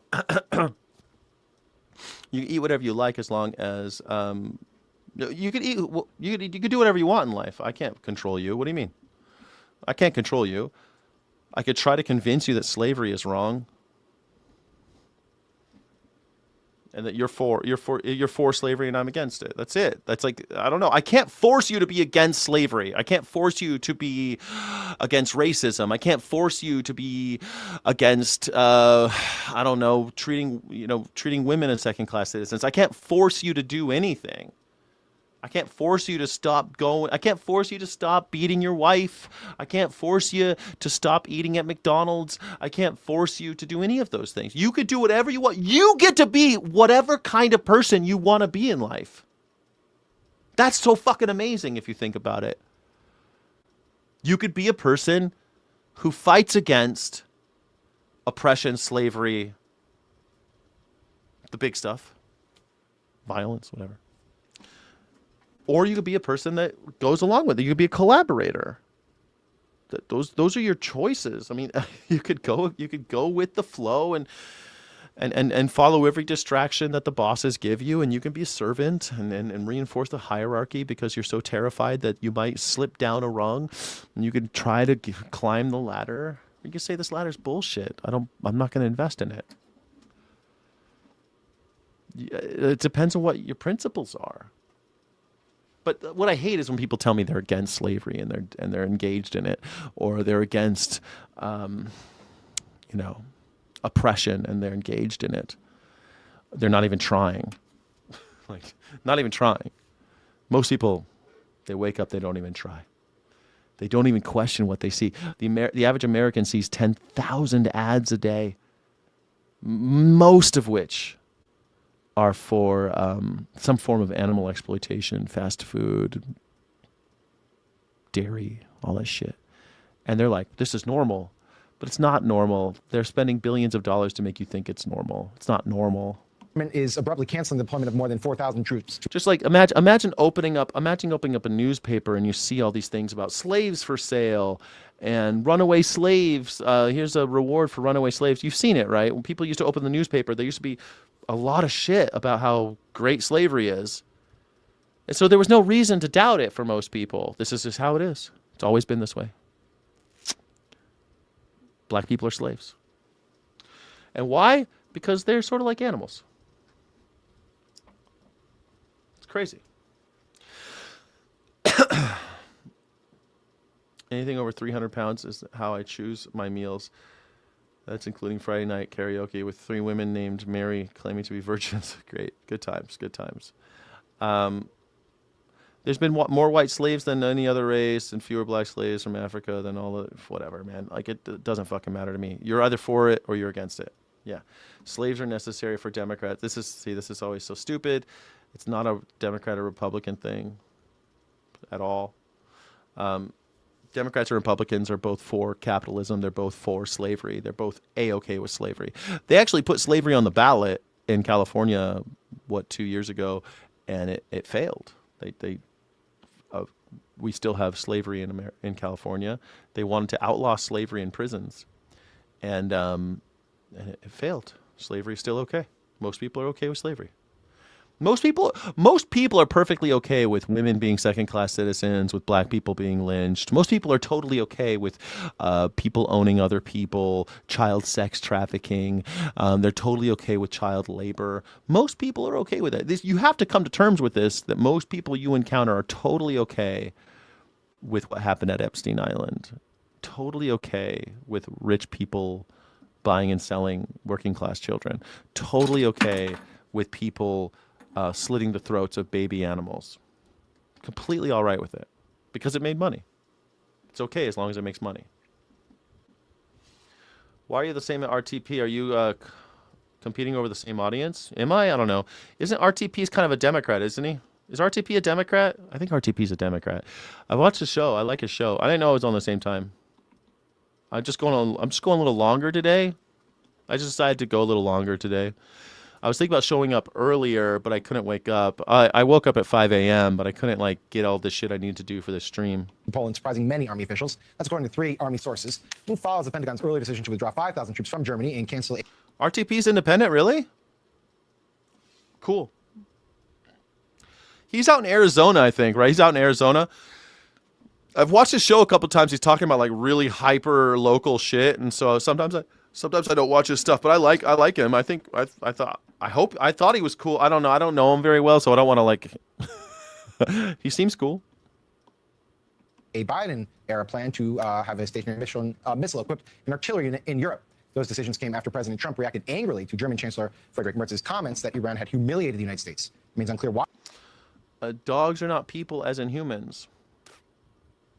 I mean, dogs are in every way that matters, I guess. I mean, what do you mean they're not like people? Dogs aren't like people. Do they cry when you kick them? Do they get scared? Do they cry? Do you think they like? Do you think they like others? Do you think they kind of love other one? Do they have friends? And dogs have friends, and they have enemies. They have people they don't like, and dogs they don't like, and dogs that they like, and dogs they don't like. I think so. I think they do. So that makes them kind of like people. So they're like little people. People. Dogs. Some dogs are as smart as 3-year-old humans. So I mean, sure. Defense Secretary Pete Hegseth canceled the Poland deployment, despite Poland's close ties with the U.S. and its status as a likely destination for troops leaving Germany. About 7,400 U.S. troops are currently stationed in Poland, where we have headquarters, and officials are unsure whether the 4,000 canceled troops count toward the 5,000 troop drawdown. We're going to bring in Mark Polimbaropoulos to discuss all of this. Mark, let's talk first about the situation in Moscow. I'm sort of, I guess I'm surprised at how much the war has evolved over the course of this. This is fucking crazy. Past year. Early in the administration, it looked like Russia had the upper hand. We had Tulsi Gabbard saying, look, they have the upper hand. And yet here we see Ukrainian forces hit deep into Moscow. What is the reason for this shift? So it's pretty remarkable, Sam. I mean, again, Tulsi Gabbard, even in testimony, I think it was last month, said that, according to the intelligence community, that Russia has the upper hand in the war. I don't think anyone actually agrees with this, and I think the events of the last couple of days bear this out. Ukraine has an incredible indigenous production capability for drones. They certainly use some of the intelligence that we provide on these strikes, but this is the Ukrainians kind of telling Putin and the Russians that, hey, we can reach you inside the Moscow environs. And one of the things that there always was this notion that Moscow was protected by this rather unique and capable air defense network. And the Ukrainians... This is kind of crazy that they're going to cancel the deployment to Poland. Because, I mean, like, can Russia just take Poland now, too? I mean, why not? Take Poland as well. I mean, since you're there, since you're already at war in Ukraine and Poland is right there, might as well just take Poland, too. Yeah, I just saw someone say something about dogs again. Dogs aren't slaves in the same way you would reference a human being as slave. Why not? Yeah, they are. Most people care for their dogs. Most people care for their slaves. The same argument. Most people care for their slaves. They treat them like family, blah, blah, blah, blah, blah. I mean, dogs get treated well. So if you treat a slave well, does it make it okay? It's a good question. Does it make slavery okay is slavery all right if I treat you well as a slave? Good question, huh? It's funny that every time we talk about this, people bring up dogs. Isn't that funny? Jack is a straw man argument. I'm not a straw. I'm a straw man argument.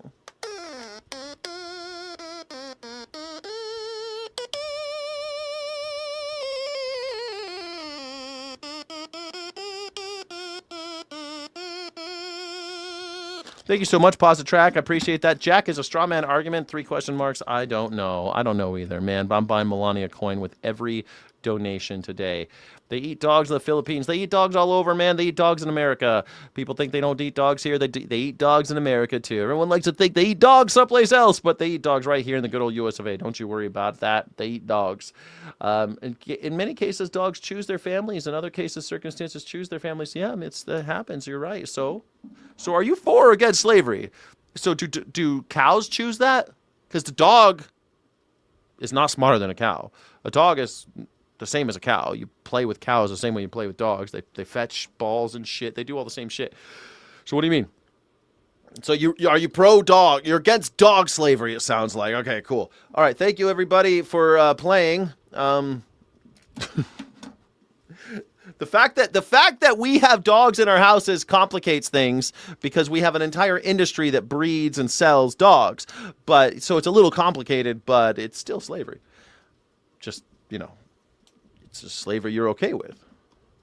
Wayward Waymos. This video here captured several of the self-driving cars Fucking just climbing up a neighborhood Waymos, cul-de-sac. bro. The people living in the Northwest Atlanta neighborhood say dozens end up circling their community. Channel 2 Steve Gelbach is on one street where they want the Waymos to stop.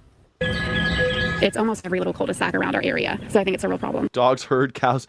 Well, dogs that we have specifically bred through forced insemination they breed. They could herd cows. You're right. They could herd cows because we bred them to do so. Like, what the fuck? Like, think about what you're saying, dude. Like, dogs herd cows.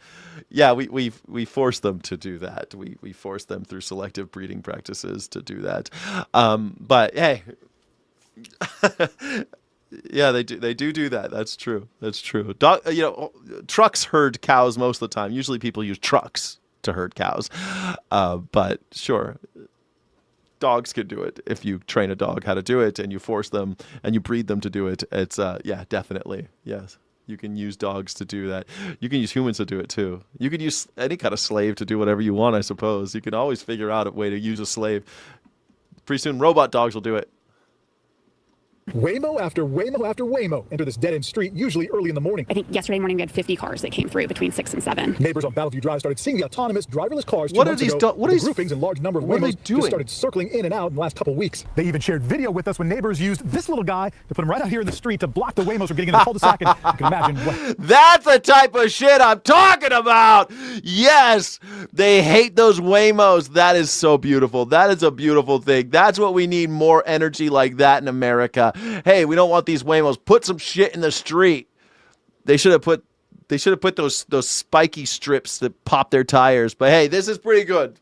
Pretty good. Let's put one of these little dudes in the street. Make these robots fuck them up. This is so funny. Look at these. Look at these. Next. And we had at one point 8 Waymos that were stuck trying to figure out how to turn around. The Waymos are empty and not picking anyone up. And parents are worried, not only calling it excessive, but dangerous. We're families, Dangerous. kids, we have animals and pets. We've got kids getting on the bus in the mornings, and it just doesn't feel safe to have that traffic. Neighbors reached out to Waymo and have not got a response. They've also contacted their council member, representatives, and GDOT and don't know what to do. We would just like to see them stay on main traffic roads. I don't think there's any reason to be on small residential cul-de-sacs if they're not picking up somebody. Steve. What are they doing? What are they surveilling? Why are there all these? Can anyone tell me why these Waymos are on these side streets? Why are they out there? There's no one in the car. Why is that? I'm going to ask Google. Does anybody know? Why do people keep on seeing large numbers of Waymos in streets, like side streets, residential streets? There's nobody in the car, but there's just a bunch of these cars, Waymos, going around without passengers. Why does this keep happening? I'm going to ask AI. Empty Waymo vehicles cluster in residential streets for a few operational reasons. Staging and repositioning. Waymo's fleet management software directs idle cars to quiet, low-traffic residential areas to wait for their next ride rather than actively clogging main commercial intersections. That makes sense. They don't want to park them because they got to pay for parking. They don't want to be in the city streets because it'll block traffic having them drive around. They also have routing glitches. The cars occasionally experience routing errors to get confused by street layouts like cul-de-sacs or traffic calming signs, causing them to endlessly circle an area. Oh no, it's the AI kind of brain farting. If Waymo is preparing to launch in a new city or expand its territory, the autonomous vehicles drive around empty to map the roads, test sensors, and validate their systems against local conditions. When these clusters cause localized congestion or neighborhood frustration, Waymo's engineering team typically adjusts the algorithms to stop behavior. Yeah, they're going to stop. They said they reached out to these assholes and they didn't get back to them. Why does this keep happening? Why does this keep on happening? Waymo. I don't trust you, Waymo. Gelbach, Channel 2 Action News. Meanwhile, Waymo is recalling thousands of its cars because of a software issue. The National Highway Traffic Safety Administration says the self-driving cars detect flooded roads but still continue to drive through them. Waymo says a software update will help. However, the company admits it has not fully solved the problem. Man, I hate these things. And fresh off, I used to like the idea of these cars. Like, why am I still driving a car? How come all cars don't just drive themselves? But I hate these fucking Waymos, man. I hate them. I hate them.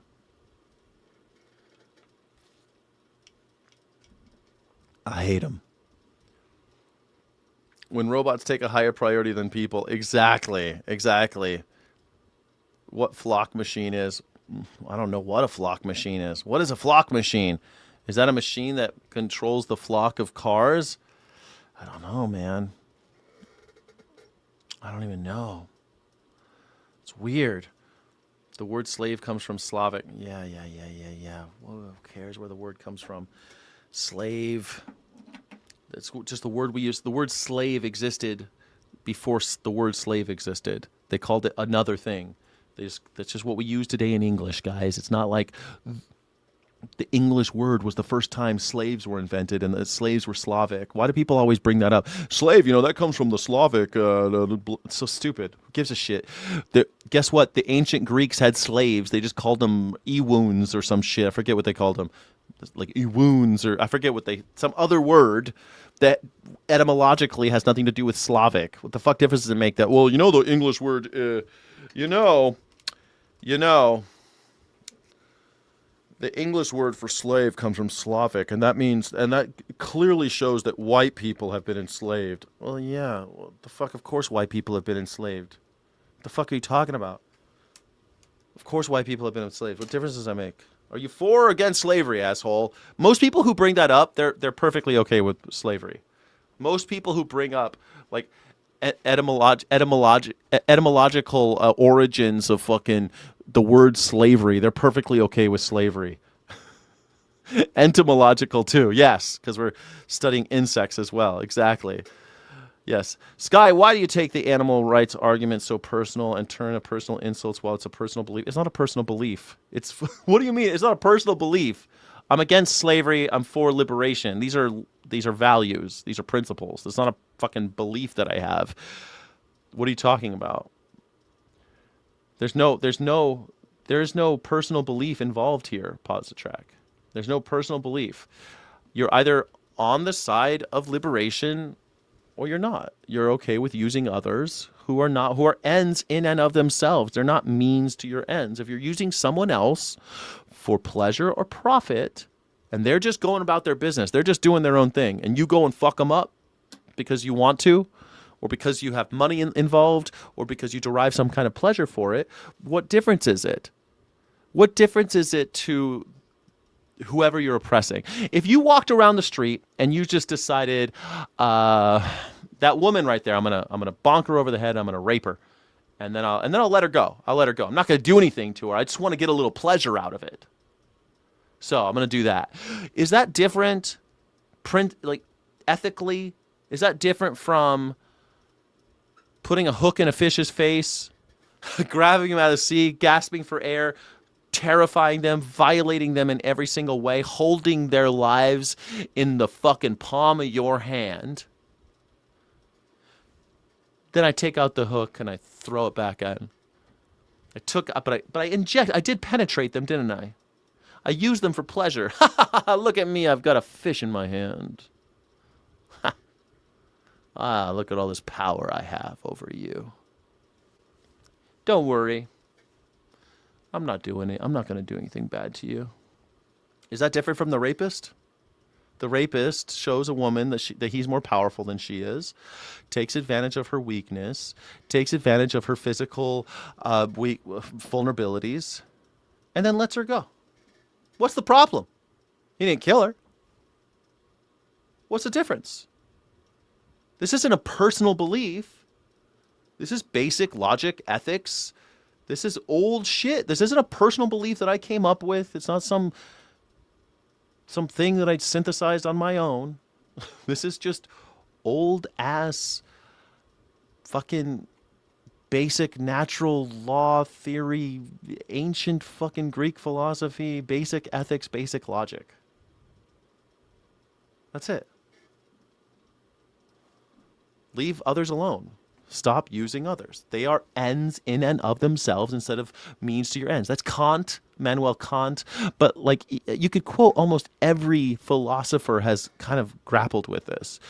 Even like Jeremy Bentham and Peter Singer, more modern.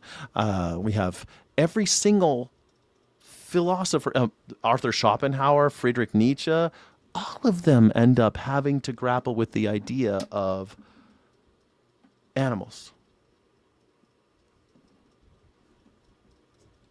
And it's all just about principle and whether or not you have them. Do you have principles? His summit with Chinese leader Xi Jinping, President Trump is now raising doubts about decades-long United States military support for Taiwan, suggesting in an interview with Fox News late last week that a potential multi-billion-dollar weapons sale with the island could be used as a, quote, negotiating chip with China. Eric, it's a good question. The nature of relationships and what kind of relationships we enter into. This is where ethics really, the rubber meets the road, right? Where are we interacting even with our government, with other humans, with men and women, with boss and employee. All of these things become a little bit difficult to navigate sometimes, which is why we have to lean heavily on our principles and heavily on our values and look hard at ethics and look hard at logic. Because of exactly what you're saying. Is having a relationship with anyone in anything, is that making them a slave? No, I mean, but you can be involved in oppressive relationships, can't you? You understand that. Of course, not always. My lover is a slave. No, but if there's a power imbalance, it could be unethical. If you are 50 and she's 16, maybe. You're probably involved in a very oppressive situation. If you're 50 and she's 16, there's a power imbalance and there's something unethical going on. Before you get into legals, if you get into legality, there's something unethical happening. Before you get into religion, you start talking about morality and God, there's something unethical happening because of a power imbalance, because you're taking advantage of somebody who's vulnerable to please yourself. You see? That's how we do it. Thank you all for joining. My name is Scott Jack Morgan. I'm an independent news and culture commentator, free speech and critical thinking advocate. This is the #1 news reaction show on YouTube. Thank you. Thank you very much. Thank you very much. It's also a call-in show. I decided right now that it's a call-in show. If you'd like to call in, please do. This is now a call-in show. If you would like to call in, it's morningsky.live/PYB, morningsky.live/PYB. That's morningsky.live/PYB. You can join the show. I'm going to put it in the chat right now. HTTPS morningsky.live/PYB. Yeah, that's it. Here you go. Bing, bang, boom. Here. You can join the chat. Links in the chat if you want to join the chat. Thank you so much. Should the people of Taiwan feel more or less secure after your meetings with President Xi? Neutral. Neutral? Has policy changed at all? No, nothing's U.S. changed. policy. But you're waiting on approving billions of dollars of weapons for Taiwan. That's right. Is that I'm moving hoping, forward? well, I haven't approved it yet. We're going to see what happens. What are you looking I may for? do it. I may not do it. Yeah, what's your hinge? Well, I'm not going to say that, but I may do it. I may not do it. But we're not looking to have wars. And if you kept it the way it is, I think China's going to be okay with that. We're not looking to have wars. Sir, you kidnapped a head of state in the last year, and you also, we're at war. We dropped $50 billion into the desert of Iran. But we're not looking to have somebody say, let's go independent because the United States is backing us. You know? So President Xi probably liked that you haven't approved the weapons. No, I didn't say that means that. I said most people who do it are okay with that, Mr. Good. Did you listen to the words that coming out of my mouth? Did I say that? No, I did not say that. What the fuck, man? I thought you were a good citizen. To Taiwan. I would say like is maybe too strong a word because he thinks I could do it with just the signing of my signature, unlike Biden who couldn't sign his signature. No. Biden, man. I thought by now, he's been in office for 18 months, and he's still fucking talking about Joe Biden. Holy shit. Joe Biden, I like very few things about Joe Biden, but my favorite thing about Joe Biden is that he never talked about Donald Trump. It was so nice. It was so nice. I'm holding that in abeyance, and it depends on China. It depends. It's a very good negotiating chip for us, frankly. It's a lot of weapons. It's $12 billion. It's a lot of weapons. God damn it. Now, the This is what I president's mean, comments man. It's so exhausting. Lands are living, breathing things, if we're being technical. Yeah. Do they have central nervous systems? Do they have a capacity to suffer? Come on, man. You're going to tell me that picking a tomato is the same as ripping the head off of a living cat? Is that what you want to tell me? They're the same size. So if I pull a tomato from a plant, it's the same as ripping the head off a cat. Cut me a fucking break. On the heels of his talks with Xi in Beijing, where the Chinese leader told Trump that, quote, the Taiwan issue is the most critical issue in China-U.S. relations, warning that if the matter was mishandled, it could put the entire U.S.-China relationship in an extremely dangerous situation.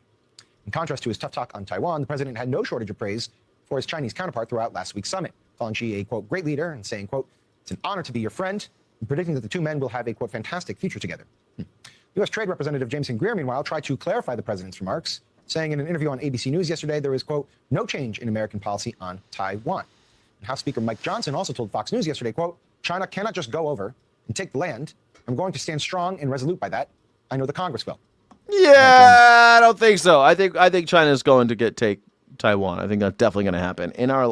I keep on saying in our lifetimes, but in the next 2 years, China's going to take fucking Taiwan. Now, as White House correspondent for The Hill, Julia Manchester. All right, Julia, is this the sort of news coverage that the White House was hoping for in the wake of this summit to China, where we're now wondering if the U.S.-Taiwan relationship will hold? You know, it's interesting. I know you're doing this. I know you're a disingenuous argument, not to mention the dirt your plants grow filled with animal carcasses, so there's really no such thing as vegan. Again, maybe you misunderstood what I said. Veganism is an anti-slavery movement. It is not a anti-death movement. Are you fucking listening? I'm going to say it again. Veganism is an anti-slavery movement. It is a movement for the it's just philosophy that animals should be emancipated from the enslavement of human beings because it's a total liberation movement. That's it. Very simple idea. Anti-slavery. Get it? You got it? Good. Now, if you truly believe that carcasses and all this stuff are in the dirt and that plants can breathe and all this shit, do you think it's wrong to kill them? Or you think it's okay? You think it's right to kill? Then you're okay with killing whoever then. You're okay with killing babies. You're okay with killing whoever, anybody. If you can get pleasure and profit out of it, it's okay to kill them. Because plants can breathe. Because plants are breathing. It's okay to kill anybody. Like, what are you trying to say? Plants can grow. Okay, cool. And jaw-dropping moments at an. I mean, what are you trying to say by saying that there's carcasses in the dirt? Okay, does that mean it okay to rape a cow and kill the baby cow and then sell the cow's milk? Air show in Idaho, captured on camera. The plane crashed. Watch as these two U.S. Navy jets collide, go vertical, and then begin to spin as debris and flames ignite. Navy officials say the pilots collided while performing an aerial demonstration. Incredibly, you can see 4 parachutes deploy as the jets start to rapidly plummet towards the ground. That had to be scary as shit, right? Stay where you are at this time. Again, I repeat, you're having 4 deployment parachutes that are skating. The pilots floating just above as the wreckage explodes into a ball of fire and dust. Rich Rahill witnessed. The cycle of life and death is I'm born, I die, the plants eat me, the mushrooms eat me, birds eat mushrooms, trees grow, birds eat the seeds, they shit out the seeds. That's the circle of life. Like, that's the same thing, like the cycle of water. I piss, the water goes to the ocean, water evaporates, turns into clouds, it rains back on me, water cycle. Like, I don't know why people don't understand the cycle of life. It's I die, bacteria eats me. That's how that works, okay? I grow, I die, bacteria eats me. It doesn't mean you rape cows and kill their babies and keep them in confined quarters and give them diseases and inject them with stuff and then, that's okay. Keep raping cows, bringing more cows into existence, slitting their throats, selling their milk. I don't know where you get that. Yeah. Do you think deer come to an agreement before mating? Because I promise you that they don't, so the deer is being raped. I am not a deer. I have no idea. I'm not a deer. What are you worried about the deer? Are you starting an anti-deer raping party or something? I'm not a deer. What the fuck do people always bring up dogs and deer and fucking plants breathing and shit? As soon as you say slavery's wrong, everyone wants to talk about deer raping deer, bucks raping fawns or whatever.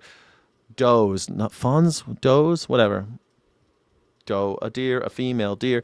You're always bringing up bucks and does. Like, gives a shit. Like, I'm not a doe rights activist. I'm not trying to like liberate female deer. I'm not a deer. I just want to leave them alone, let them do their own thing. How about that? It's not that hard. Just don't enslave them. Don't use them. Yeah, don't use them. It's that easy. Don't use others. Is that hard concept? Don't use anybody. Stop using others. That's it. If someone is able to have a cognitive experience, if someone is able to have a subjective experience of life, stop using them. They are doing their own thing. They're living their own lives. You're living your own life. Stop using their lives. Across the board. That's it. It's a very, very simple idea. You people, a perfect example of personal attack. I'm not making any personal attacks.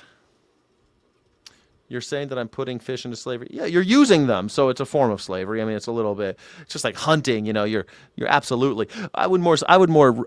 If you're doing the catch and release thing, it's more like just raping somebody. It's more like rape because you're just deriving pleasure and power, a sense of pleasure and power out of using someone else. So, I mean, it's a little bit different, but still kind of like. Same idea as slavery. You're using the reason why slavery is wrong is because you're using somebody else as a means to your ends. You're using someone for pleasure or profit. That's why slavery is wrong. And so hunting is wrong for the same reason, and fishing is wrong for the same reason. They're not exactly one to one, but the reason why something is wrong, the principle of why something is unethical is the same. Nothing has changed. Okay? Go ahead and come into the show and talk to me about it. morningsky.live/PYB, or you can use the link that I just put in the chat. But morningsky.live/PYB, you can come on the show and chat about it. I'd love to hear what you have to say. It's always fun to hear what everyone's got to say about things. If you want to come on the show, I'd be happy to listen to you.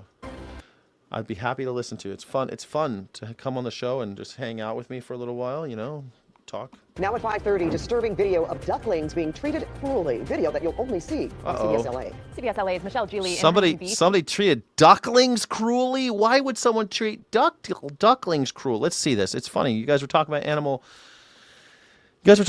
liberation. Let's find out what is newsworthy. It seems like it's every year around this time of year, there's all these ducklings around and somebody always does something to the ducklings. With a witness who said she's heartbroken by what she saw.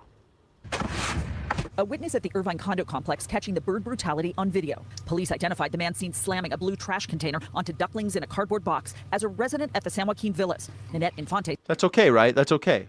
He got the ducklings out of the pool and then he murdered them with the trash can. That's okay, right? Eric says, I thought slavery was more like ownership of one's will without their consent or power to do anything about it. Yeah, basically owning someone but why is it wrong? Why is that wrong? Is the question then, right? You could say, okay, let's just go with your definition, no notes. Why is that wrong? Why is that unethical? Is the question then, Eric. And if you could tell me why that's unethical, what other things are unethical? Love your show, longtime viewer. Fantastic. Thank you for being here. I appreciate you. Where your house was, they had to ruin environment so you could live there. So I guess you're just living off the backs of the animals that live there. Are you saying that there were free-living animals here that might have died? It's always so funny. There's some animals that must be displaced. It's funny, they cut down 2 trees outside my house, big, beautiful trees. I was very upset that they cut them down. But you know what? HOA is going to do it. I have no say. And so they cut down these trees. And I was pretty upset because I always saw the squirrels and all the birds up in those trees. And I liked having those trees. I liked that it was all the action, hummingbirds. And but they did actually cut down those trees and the animals had to move, you know. They didn't go and intentionally murder them or, you know, kill them and sell them or something like that. They were free living animals and a human being felt that this tree was, inconvenient. So they got rid of the trees. That sucks. Totally sucks. It would be a better world, I think, if we let the trees grow, I think. But these are where we come into contact with other animals and how do we behave? Right? These are the questions we have to raise. It's not about trying to live a perfect life. It's not about trying to be pure. It's about trying to be ethical. It's about trying to navigate a world with principles and values. You seem to not want to have principles or values. You just want to start pointing fingers. Oh, you think you're so good? Well, you live on planet Earth, and because you're breathing air, that means somebody else can't be breathing air. You're right. My life will 100% displace other life. Absolutely true. Without doubt. My energy that is filling my body, the food that I eat, the car that I drive. When I drive down, an insect hits my windshield. These are things that happen. But I don't, because I drive a car and an insect hits my windshield, that does not justify going out collecting insects, farming them, and eating them. Or going out collecting insects and forcing them to mate and using whatever they produce. That does not justify the other. The fact that they cut down the tree outside my house and by the way, the birds are still there. They're all around. I was really nervous that they were going to kill all the animals, but there's tons. All the birds are still here. They were displaced out of those trees, but they figured it out. They're moving around. I still see the same animals. So, and some of them I recognize, some of the squirrels and shit, they're older animals and I can see which ones are which and shit. And big crows, they're still around. They miss the trees probably. I miss the tree, For whatever reason, they had to cut it down. But even if I was like, yeah, cut down that fucking tree because I like the view better or something, that doesn't justify creating an entire industry or raping women or kicking goats or, I don't know, catch and release fishing. One does not justify the other. You're trying to make these justifications through do-good or derogation, but it's not. Beekeeping. You guys always want to jump towards beekeeping. Do you think beekeeping? So what do you think about beekeeping? You call into the show. Tell me what you think about beekeeping. This is a call-in show. It's a call-in show. morningsky.live/PYB. Call in. Talk to me. Says the babies hatched minutes earlier on her porch and followed the mother duck to the swimming pool. I almost couldn't sleep at all because I couldn't unsee that poor dead duckling and the injured ones. And I mean, we had invested almost 30 days watching the mother sit on her eggs and trying to make sure that no wild animals came into our patios. We wouldn't even let our cats out. Infante says at first she and the neighbor tried to round the ducklings up after he complained about them in the pool. She ran home to call animal control and said seconds later, the man who police identify as... Why? Why did they do that? All these people, they eat at Chick-fil-A. They're totally okay. But this guy goes away in handcuffs because he murdered these ducklings? Why? It's totally okay to murder the ducklings. Why is it wrong to murder a duckling, but it's okay to eat at Chick-fil-A? 71-year-old Randall Birch left the pool area abruptly. How dare you? This woman, you know she eats fucking chicken. He whizzed past me really fast and he said, She eats chickens, but she's really mad about those ducklings. "Oh, I managed to be able to get 5 of them out of the pool, but they ran into the bushes and they might be a little banged up, but they're okay." Infante didn't believe it. She heard a faint peeping noise and says she found the fuzzy babies in a nearby garbage can. Fuzzy babies. Aw, fuzzy babies. Fuzzy babies. Man, one time I was in Key West and I saw this mother chicken, a wild chicken with little chicks, and they're like, making little. And she's like guarding them with her wings. It was so cute. And I was at a bar and I saw a guy who was eating chicken wings throw the chicken wings at, like, there was some flesh after he was done slopping it up, throw the chicken wings at the chickens and laugh that they were trying to eat and they were eating dead chicken. So funny. So funny, right? So funny to eat a chicken wing and throw it at a baby chicken and have the baby chicken eat. It's so funny. I love how we treat animals in this country. It's totally normal. It's completely normal. Duckling and another one with a gash on the side of its head. Our detectives went to go speak with him, but he was not going along with the program, didn't want to speak to our detectives or come out. So we were able to write a search warrant to be able to enter the residence, where he eventually gave up. Arrested on suspicion of animal... Yeah, maybe she's vegan. I feel like they would have said so. They would have said it. If this is the local news, they would have said, local vegan has a problem with this guy smashing ducklings, the fuzzy babies, the fuzzy babies. Oh, they're babies now, are they? But if they're chickens, those aren't babies. What are they? Fuzzy babies, the fuzzy babies. Cruelty. Meantime, the injured duckling tossed in the trash. It was not doing too hot when it came in. It was very quiet, Look, very he's got big depressed. bloody, and he was depressed. The little baby, the little fuzzy baby was depressed.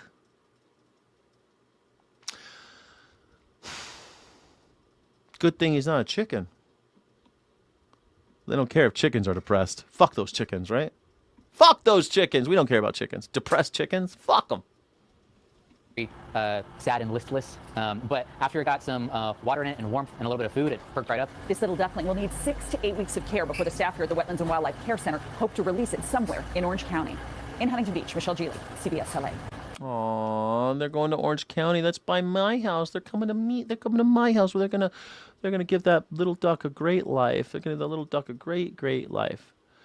So someone that hits a human is charged with involuntary manslaughter, correct? So if we're going to put the same importance on animals than lives than if you hit a duck, I mean, sure, if you want to get all legal about it, what I don't know, fucking, am I a cop? Pause the track. Is that what you think? You think I'm trying to no? What the fuck are you talking about?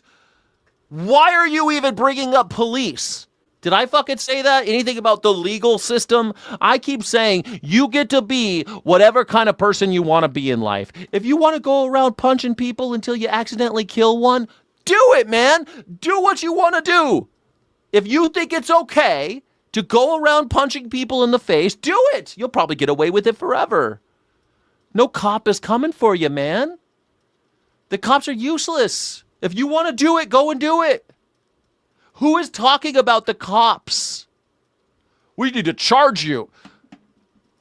What are you talking about? That guy went to jail. It's stupid. I'm literally pointing out a story about how stupid it is that people are killing chickens every day for fun and money. And yet this guy, who just didn't like ducklings in his pool and killed the ducklings and threw them in the trash, that he is a villain and going away in handcuffs. It's ridiculous. It's ridiculous. There are laws against animal cruelty. Why does it apply to farmed and slaughter? It doesn't, because it's not. They don't care. Because of money. Because of money. Because of slavery. That's why we care about animals until there's money involved, and then it's like all bets are off. Do whatever you want to them. As soon as there's money involved, then you can do whatever the fuck you want. There's nothing. Like it's like cockfighting is illegal. So is dogfighting. It's illegal, guys. Dogfighting and cockfighting is illegal. It's not. It's not. You get to be whoever you want to be in life. You get to choose who you want to be in life. So what kind of person do you want to be? Right, you want to be someone who's for slavery or against slavery. You want to be someone who's for rape or against rape. You want to be someone who's for cruelty or against cruelty. You want to be someone who's like, these are basic questions. Wake up. It's basic questions. I don't need you to respect my fucking position. It's not a position. My position is wake the fuck up and make your own decisions in life and actually confront the ethics of your life. Navigate the world ethically. Start fucking thinking about shit. Asking questions. My dad said it was okay to shoot animals in the face. All right. Do you think it's okay? Well, I never asked. Never thought about that. Man, I've been all over the world talking with people. I've been all over to all these universities talking to people. I've been all over. I've done so much activism. Talked to all these people all over the world.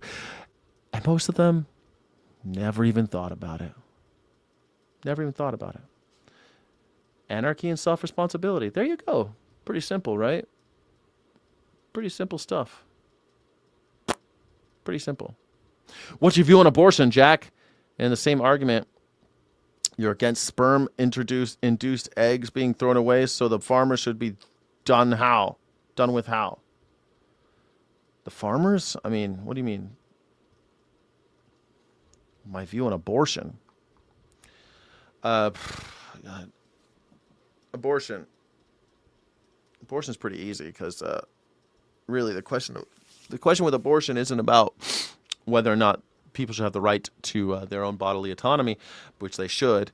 The question is, what role does the government have to play in that? Why does the state get to decide fucking anything about my body ever? I don't think the state has any role to play here. So that's really the only thing. So I hope that everyone has enough money to have babies. Most people have abortions because they don't have enough money to raise their kids. That's it. No one will take them. So, rather than deal with the stigma attached to not being able to have babies, rather than having the stigma of having to raise a child with no money and be made fun of every day because you're on food stamps or face the indignities of the right wing telling you that you're not good enough because you had babies and now you have no money, rather than face that, they have abortions. That sucks. All these things suck. What role should the government play in telling you how to run your life? Why do you want to put all the control over to the government? Eric, you're not an animal abuser. I mean, when was the last time you paid someone to kill one? All right, thank you. Elon Musk never preaches the truth, but I appreciate Elon Musk always trying to look like me. It's great. I find it flattering. Nice. Thank you, Mr. Speaker. I rise in support of H.R. 6260, the Keeping Violent Offenders Off Our Streets Act. The bill defines the posting of cash bail by a corporate, nonprofit, or for-profit entity as engaged in the business of insurance, subjecting them to federal insurance laws and our criminal fraud statute. The use of crowdsourcing for posting bail has long been scrutinized by the courts now, and as a way to disguise the true source of the funds. Ha! Isn't that beautiful? The rich will never go to jail, but if you go to jail and you're too poor for your bail, they don't want you to crowdsource. No more Kickstarter if you can't afford your bail. Poor people, rot in jail. Rich people, no problem. How fucked is this? You like this one? That's because if there is little or no relationship between the defendant and those supplying the money, the bail money provides no incentive to prevent or defend from simply fleeing the jurisdiction. This is special. What? No incentive? Well, so rich people have an incentive when they get on bail, they can go do whatever they want? That's not incentive? Actually true if the money does not have to be paid back. But while crowdsourcing funds is generally illegal, the use of charitable bail funds remains legal in most states. Charitable bail funds generally flew under the radar until 2020, when the George Floyd riots caused revenues to balloon, thanks to solicitations from celebrities and some politicians. What used to be kind of a small community-based organization that helped post bail for nonviolent misdemeanors has grown into a multi-million-dollar industry. Multi-million-dollar industry? Wonder why. For example, the Minnesota Freedom Fund saw revenues increase by 18,000% between 2019 and 2020. Why do you think that is? What happened in 2019 and 2020? What happened during that time period? There was this guy named George Floyd, and there was this thing where the cops kept killing black people, and every time someone had a problem with it, the cops just arrested them and threw them in jail. So there were these nonprofits who raised money in order to bail those people out because it was bullshit that they were rotting in prison for not doing anything wrong. Too bad. You can't raise money that way anymore. You cannot bail people out anymore. That's incredible. I love it. So could churches still bail people out? What about churches? No, churches are nonprofits. They can't bail people out either? Oh, so there's no such thing as bail anymore. In a similar situation, the Bail Project saw its contributions triple in 2020 to nearly $42 million. Perhaps more alarming, what was intended to help bail out low-level nonviolent protesters has instead been used to release violent felony offenders back into the streets with no or little oversight. Huh? What? You motherfucker. This, again, well, this is a violation of your Fourth Amendment right. You see, these people are not offenders. These people are accused. People who are out on bail are not offenders. They're people who the state has accused. They have not been proven guilty. That's why they set bail. That's why the judge says, hey, we don't know if you're guilty or not. So if we trust you to come back, we'll let you out. And all you got to do is give us a little money. Oh, you ain't got any money? What about your church? Has your church got any money? Yeah? All right, give us the money. We want the money. Give it to us. Brilliant. Brilliant. Decades of corruption and lawlessness. We need to change the system, Skyjack. You're it. Well, let's do it. Let's change the system. You purchase me and you eat me, then you're an animal abuser, Eric. What do you mean? Then you're an animal abuser. And in 2021, look, I'm not, no judgment, dude, but you're an animal abuser. For example, the Minnesota Freedom Fund released a domestic abuser back onto the street. 2 weeks later, the man, George Howard, was charged with second-degree murder for a road rage incident. Oh, my God. What a crazy thing to happen.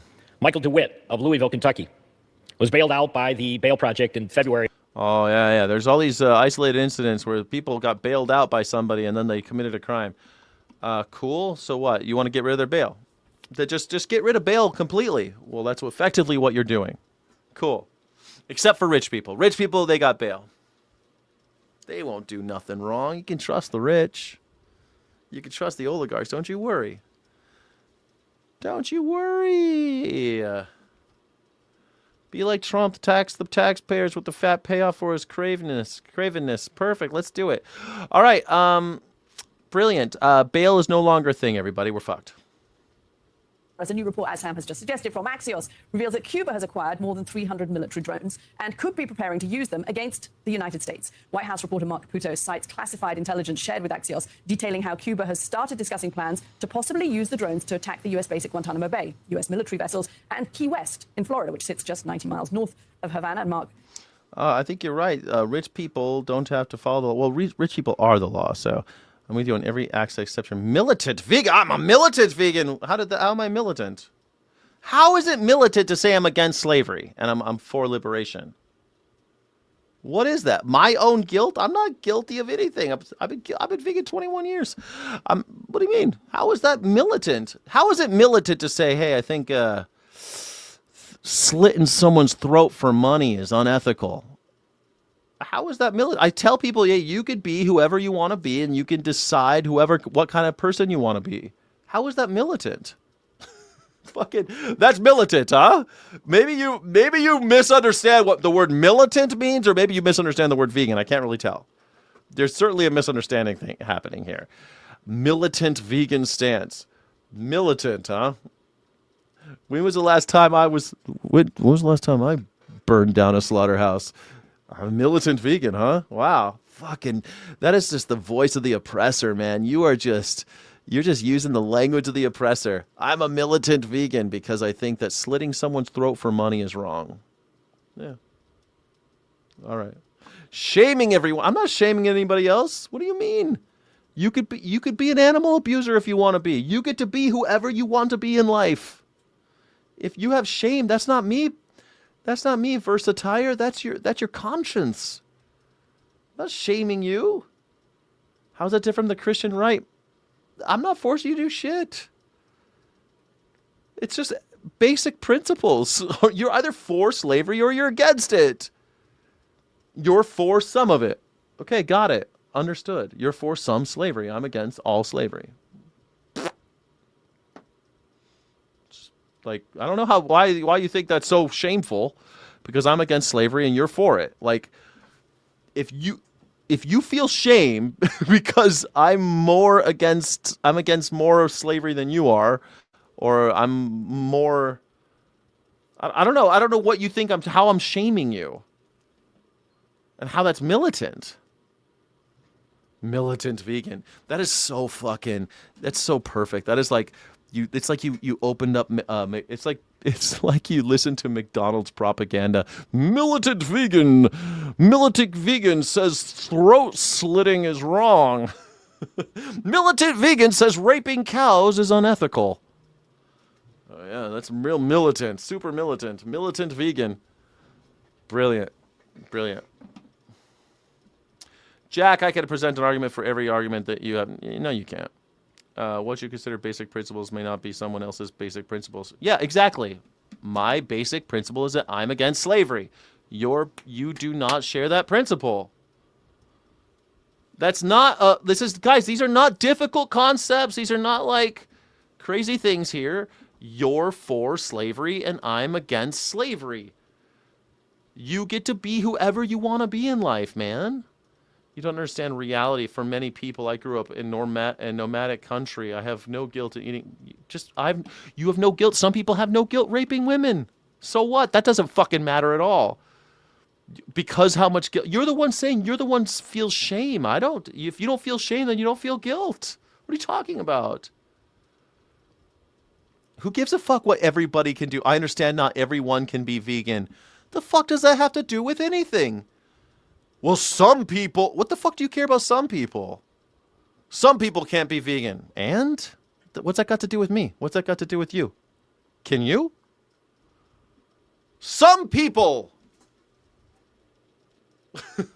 Some people don't understand the difference between right and... Some people love dogfighting. Some people love it. It's my culture. Oh, that's a good get-out-of-jail-free card, huh? It's my culture. Genital mutilation. My culture says we need to cut the clitoris off of all the women, all the newborn women. That's my culture. Who are you to say it's wrong? It's my culture. That works for anything, right? It's my culture, so it's okay. Bear baiting. Bear baiting was part of Western culture for a very long time. Now it's mostly just in Pakistan, but they still do bear baiting. Bear baiting's still a thing. Dogfighting, cockfighting, still very popular in California. Dogfighting and cockfighting. It's okay, right? Because it's their culture. It's a culture. Bullfighting, totally okay. It's their culture, man. It's just culture. It's culture. Throwing acid in the face of a woman, is okay in some cultures, so it's okay. It's culture, man. It's culture. Not everybody cannot throw acid in the face of women. It's a call-in show. It is a call-in show. morningsky.live/PYB. Call in.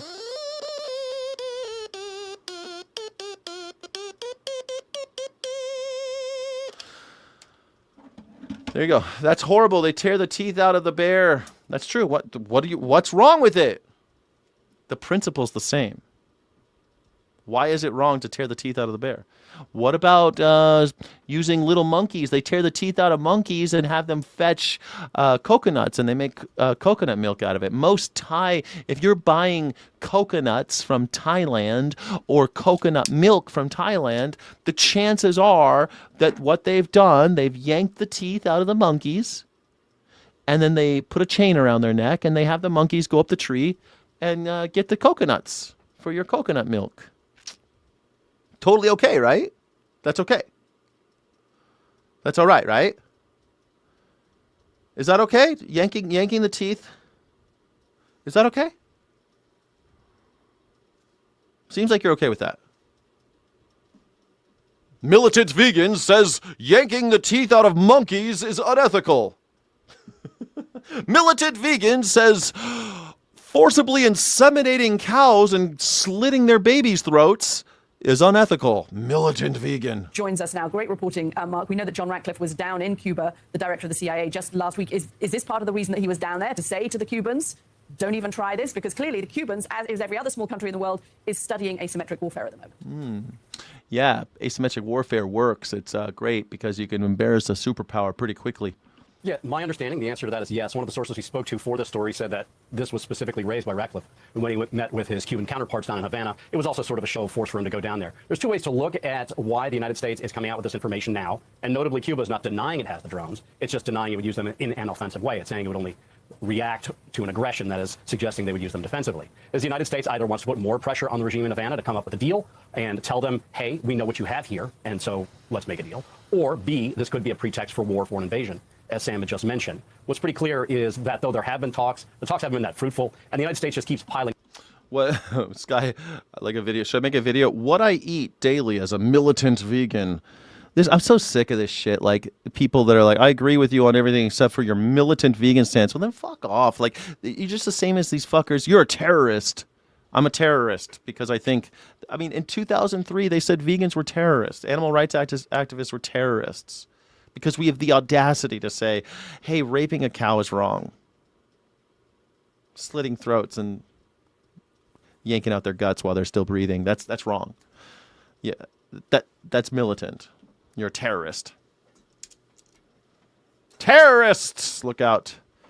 Food system is fucked. I won't buy avocados anymore. I try to buy my food only local while I grow food. It still takes time. Yeah, it's impossible, right? In this modern life, some things are hard. But, hey. Yeah. Making an animal fight without any weapons is reprehensible, I'm guessing. Well, aren't you doing that to fish when you catch and release? Aren't you doing that to fish when you catch and release? You're making an animal fight with no weapons. They don't have any weapons. And so because they can't fight back, you can play with them as treat them like toys. It's pretty cool, right? You treat anybody like toys because they can't fight back. Yeah. Anyway, I wanted to go ahead and put this up there because now it is a call-in show. Go to morningsky.live/PYE. Buy Melania coin today, everybody. Buy Melania coin. It's time. Buy Melania coin. Buy Melania coin. No, how about this one? Trump does drag. Trump does drag. Yes, Trump does drag. I like buy Melania coin. Spy found Trump arrested. People love this one, too. People love this one. All right, it's a call-in show. You can call and talk about whatever you want. You pick your battle. You can tell me why Trump is a spy. Trump's a spy in China. He's a Chinese spy. He's clearly a foreign asset, and we need to do something about it. Thank you all for being here. The Morning Sky Show is brought to you by Jackie Boyle and viewers like you.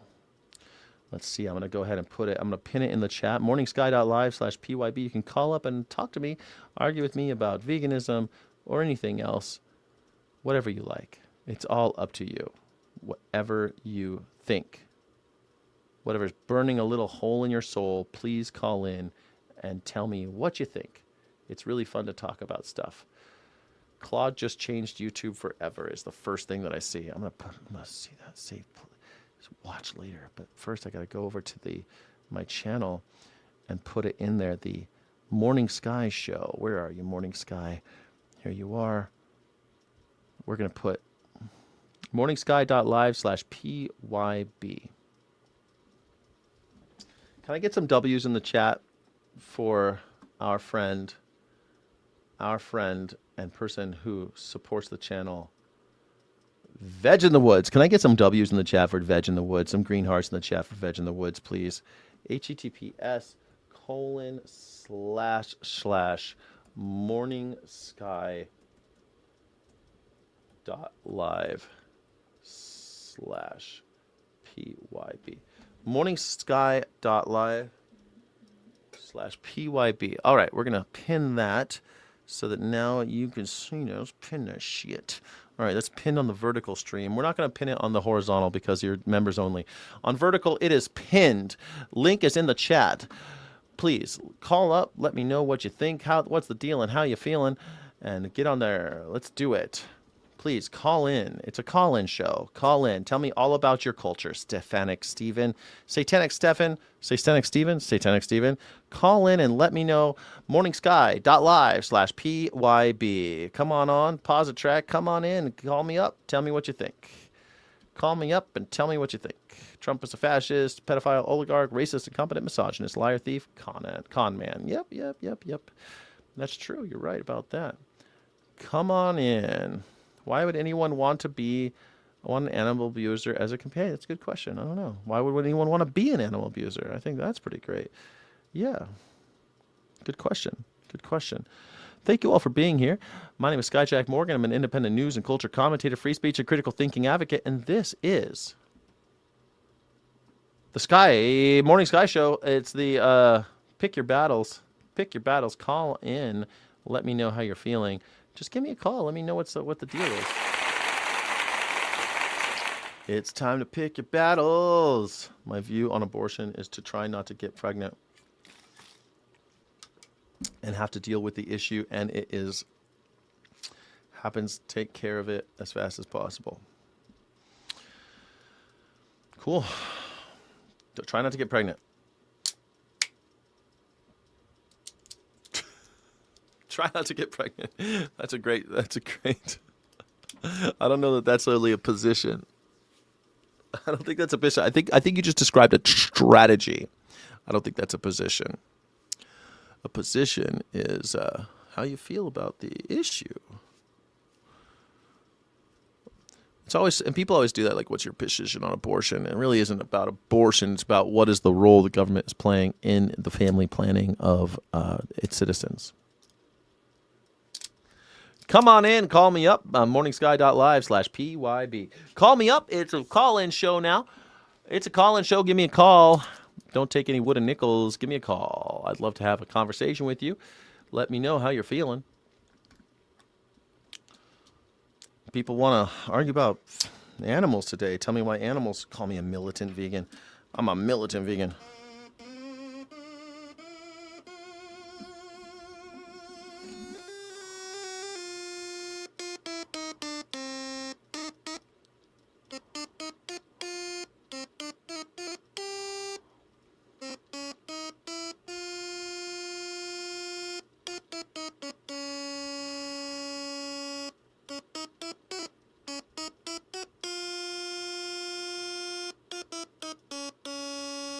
Trying to do the Phantom of the Opera.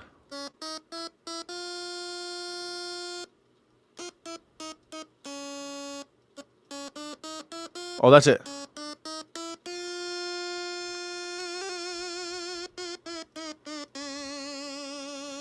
Bum bum. Bum bum. Bum bum. Hold on a second, let's try it. Sky, are you going to make it a call-in thing every day from now on? I mean, so early in the day. I want to try it out. We're just trying new stuff. I was looking at Asmund Gold. He goes for like 7 hours straight. 7-hour stream straight. And I was like, well, right now I do 7 hours a day, but I'll do 2 hours of this. I'll do 1 hour members only, and then I'll do 2 hours of call-in show, and then I do 2 more hours of gaming. And I was like, well, maybe I should just do 7 hours straight, like Asmund Gold. I thought, man, that sounds like a great idea. Maybe I should start trying that. And I could figure out how to switch it over to gaming. Right now, it's a little hard to switch over to gaming, but I could totally throw up a screen and then switch over to gaming. Why not? Never had one lesson. Here we go.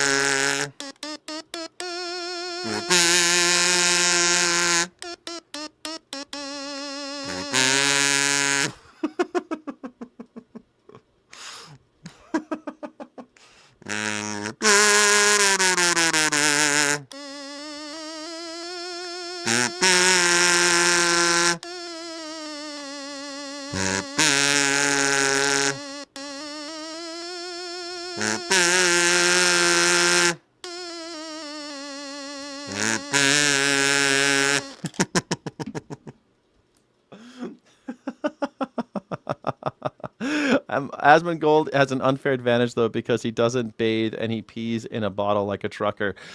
Well, I don't know if I want to go as, but I thought it'd be kind of fun. Game, then pause if someone calls in, maybe. Oh, is that how it works? You game and then call if some, is that how he does it? Don't do anything because Asmongold does it. Well, I was thinking about his, like, he makes a lot of money, right? And he mostly makes it from YouTube. He doesn't actually do much. He does some sponsorships and stuff, but he does a lot of what he does through YouTube AdSense and stuff. It's pretty crazy how much money the dude makes. And one of the reasons he makes so much money is because what he does, he has his live streams on Kick and Twitch, and he looks at it as and he's very good at like every story that he does. I'm not so good at this, but he does where he'll introduce the story, he'll ignore the chat for a while, and then he'll do that, and then he'll go to the chat and talk about it. But the reason why he does that is because he's setting up his editor for success. So he'll have a very clear beginning, middle, and end of every reaction that he does. You could see him doing it, and I can notice what's happening there. But what he does profit sharing on his secondary is Asmongold TV. And he offers like 50% to editors. And so, because he can't fucking edit. Like, the thing is, I'm a one-man show, so I can't have that time to edit. So what he does, he says, okay, I'll give you a huge 50, 60% of whatever the AdSense from the clips channel makes. And then so he does it. He has these, and then people can scrub his content. His editor then can scrub his content very quickly. He'll do digital markers and stuff. And I looked up how he does that.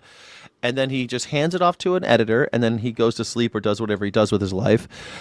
And while that happens, there's editors working on his shit. And they edit his stuff and they post it to another YouTube channel. And that makes money too. It's very smart.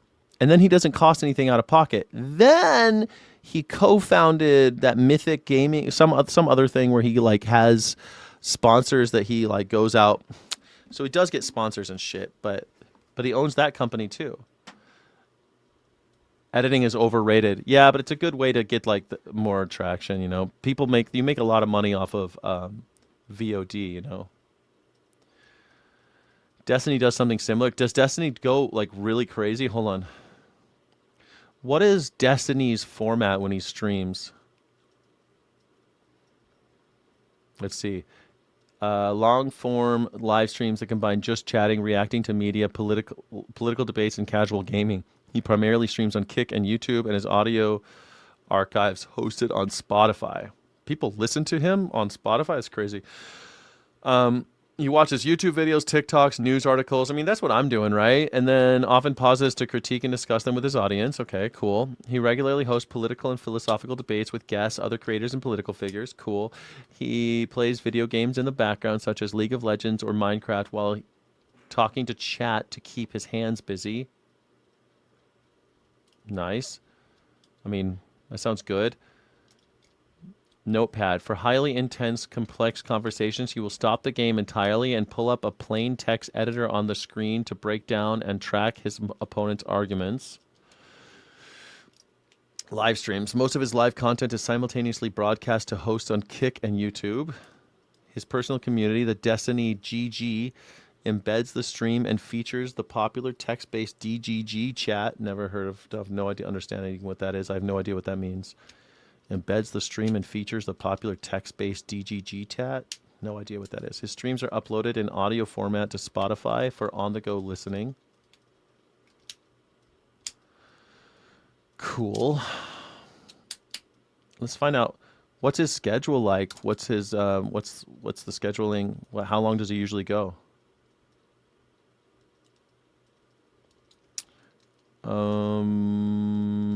Let's see. He doesn't follow a rigid daily stream schedule, but he typically goes live nearly every day. He is at home with individual streams lasting between 6 to 10 hours. He generally turns on the stream in the early afternoon, most frequently around 1 p.m. to 2 p.m. Eastern. And then he goes until 10 a.m. Oh, no, that's 10 a.m., 11 a.m. Pacific.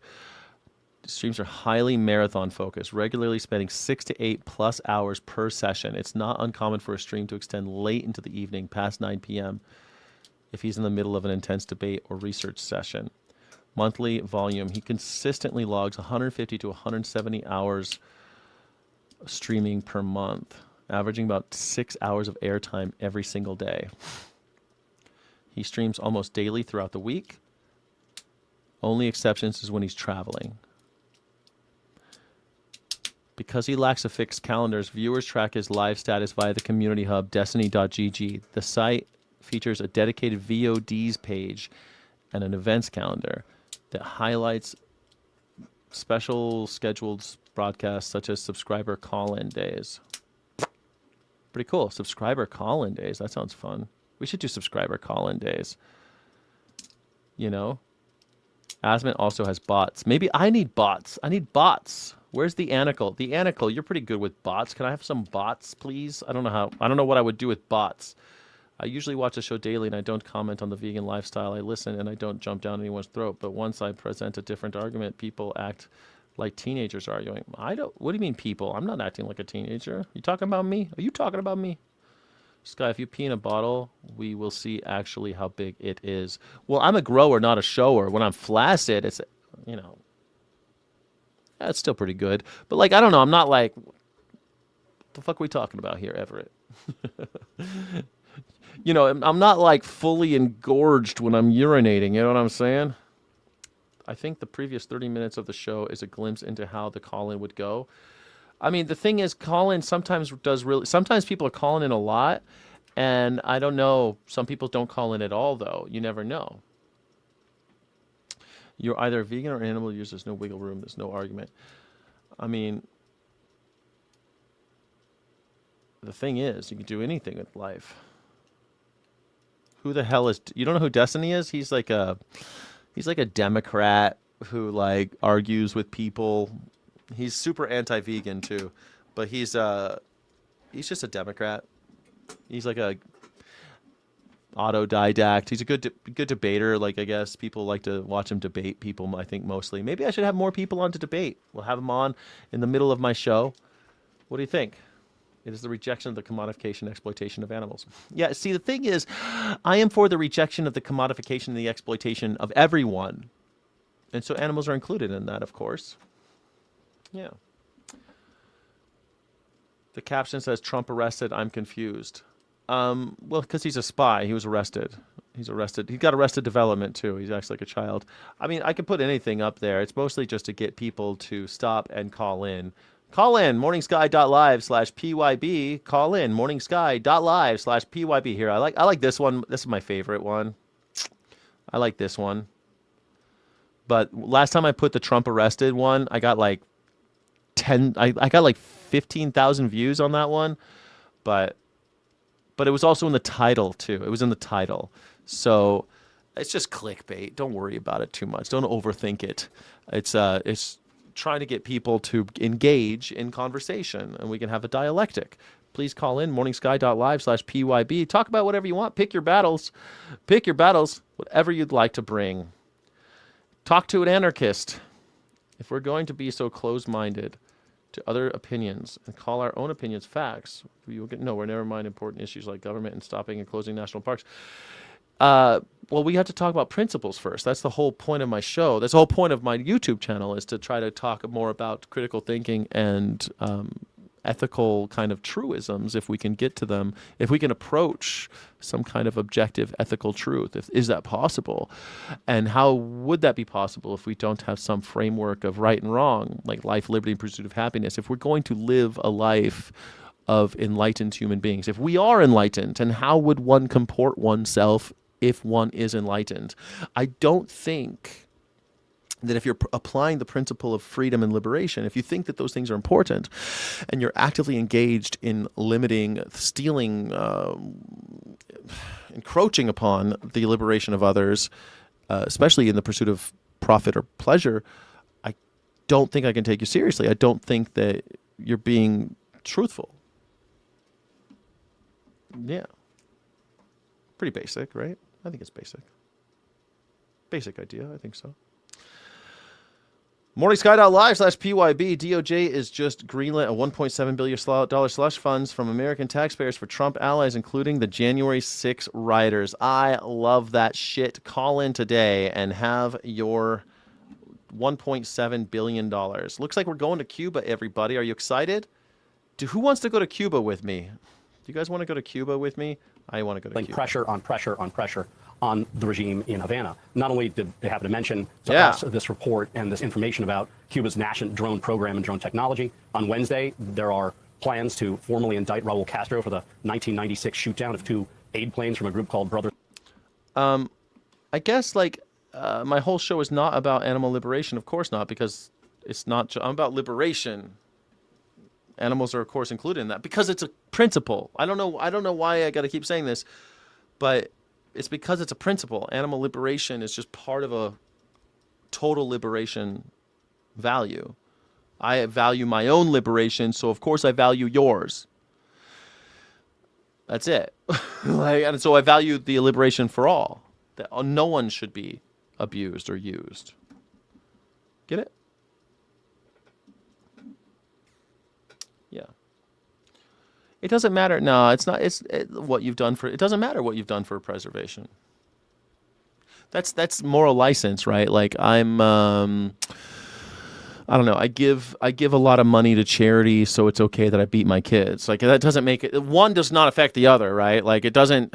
You see a lot of people try to do. Churches do this all the time. Well, I know. Yeah, the Catholic Church, they molested all those children, but think of the good they've done.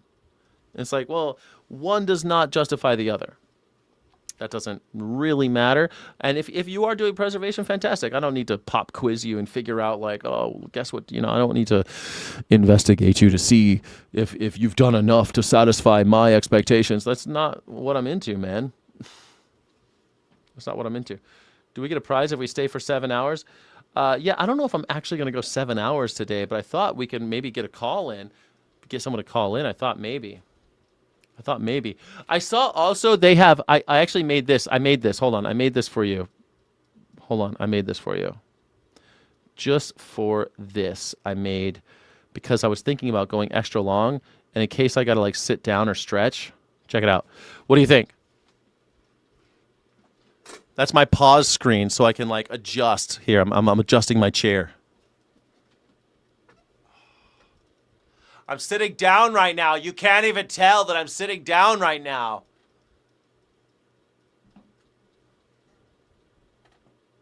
Oh, yeah, nice. It's nice to sit down.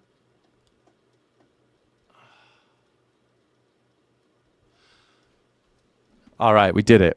Oh, I guess I should have played some music. I should have done some. Yeah. All right, welcome back to the Morning Sky Show, where we are talking about all sorts of fun stuff. It is the Morning Sky Show. What would you like to talk about today? Pick your battles. You can pick your battles anytime you want. You can pick your friends. You can pick your nose, but you can't pick your friend's nose. It's fun. It's fun to pick your friend's nose. I like to pick my friend's nose. Call in. Let me know, when was the last time you picked your friend's nose? I'd love to know. Dumb Trump. BRB. Sky sat down. LOL. Yeah, I made that for you. Fahrstuhlmusik. Wir brauchen ein Fahrstuhlmusik. Ja, natürlich. Welcome back. This is the Morning Sky Show. It's a call-in show. Call on in. We should get a coffee mug. Man, I had a coffee mug when I first started this show, and I bought 2 of them, and then my co-star quit. I was so mad. It was called, it was a different show back then. It was a different morning show back then. I like the little breaks in between, but maybe not greatest for viewership. You lose some every time you do those little breaks, but I think it'd be cool to do that break screen, run downstairs, and then I got a guitar, and if I'm in my living room. Wouldn't that be cool? I think that'd be pretty cool. Don't you think that'd be cool? I think that'd be cool. You saw me stretching? No, you didn't. Couldn't have picked a better nose. You ever do this when you were a kid?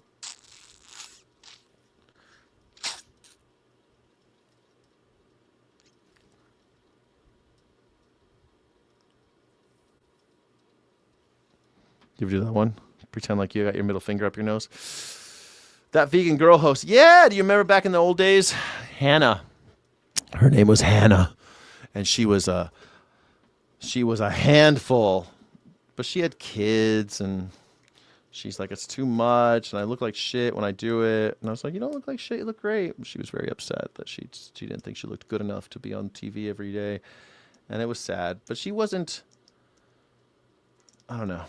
It sucked. I still talk to her every once in a while. Every once in a while. She's cool, too. She's ride or die. She's defended me in a lot of things. It's pretty cool.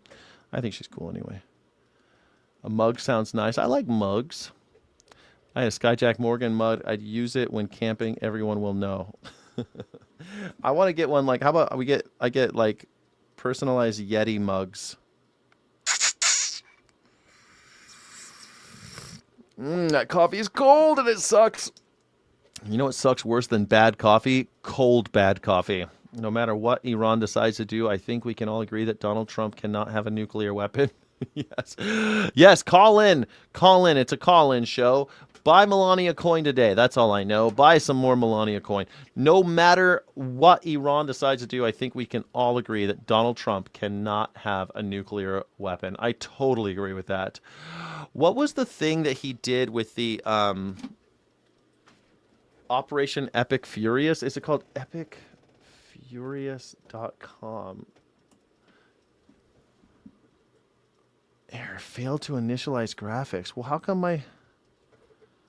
come my shit ain't working? It's saying that I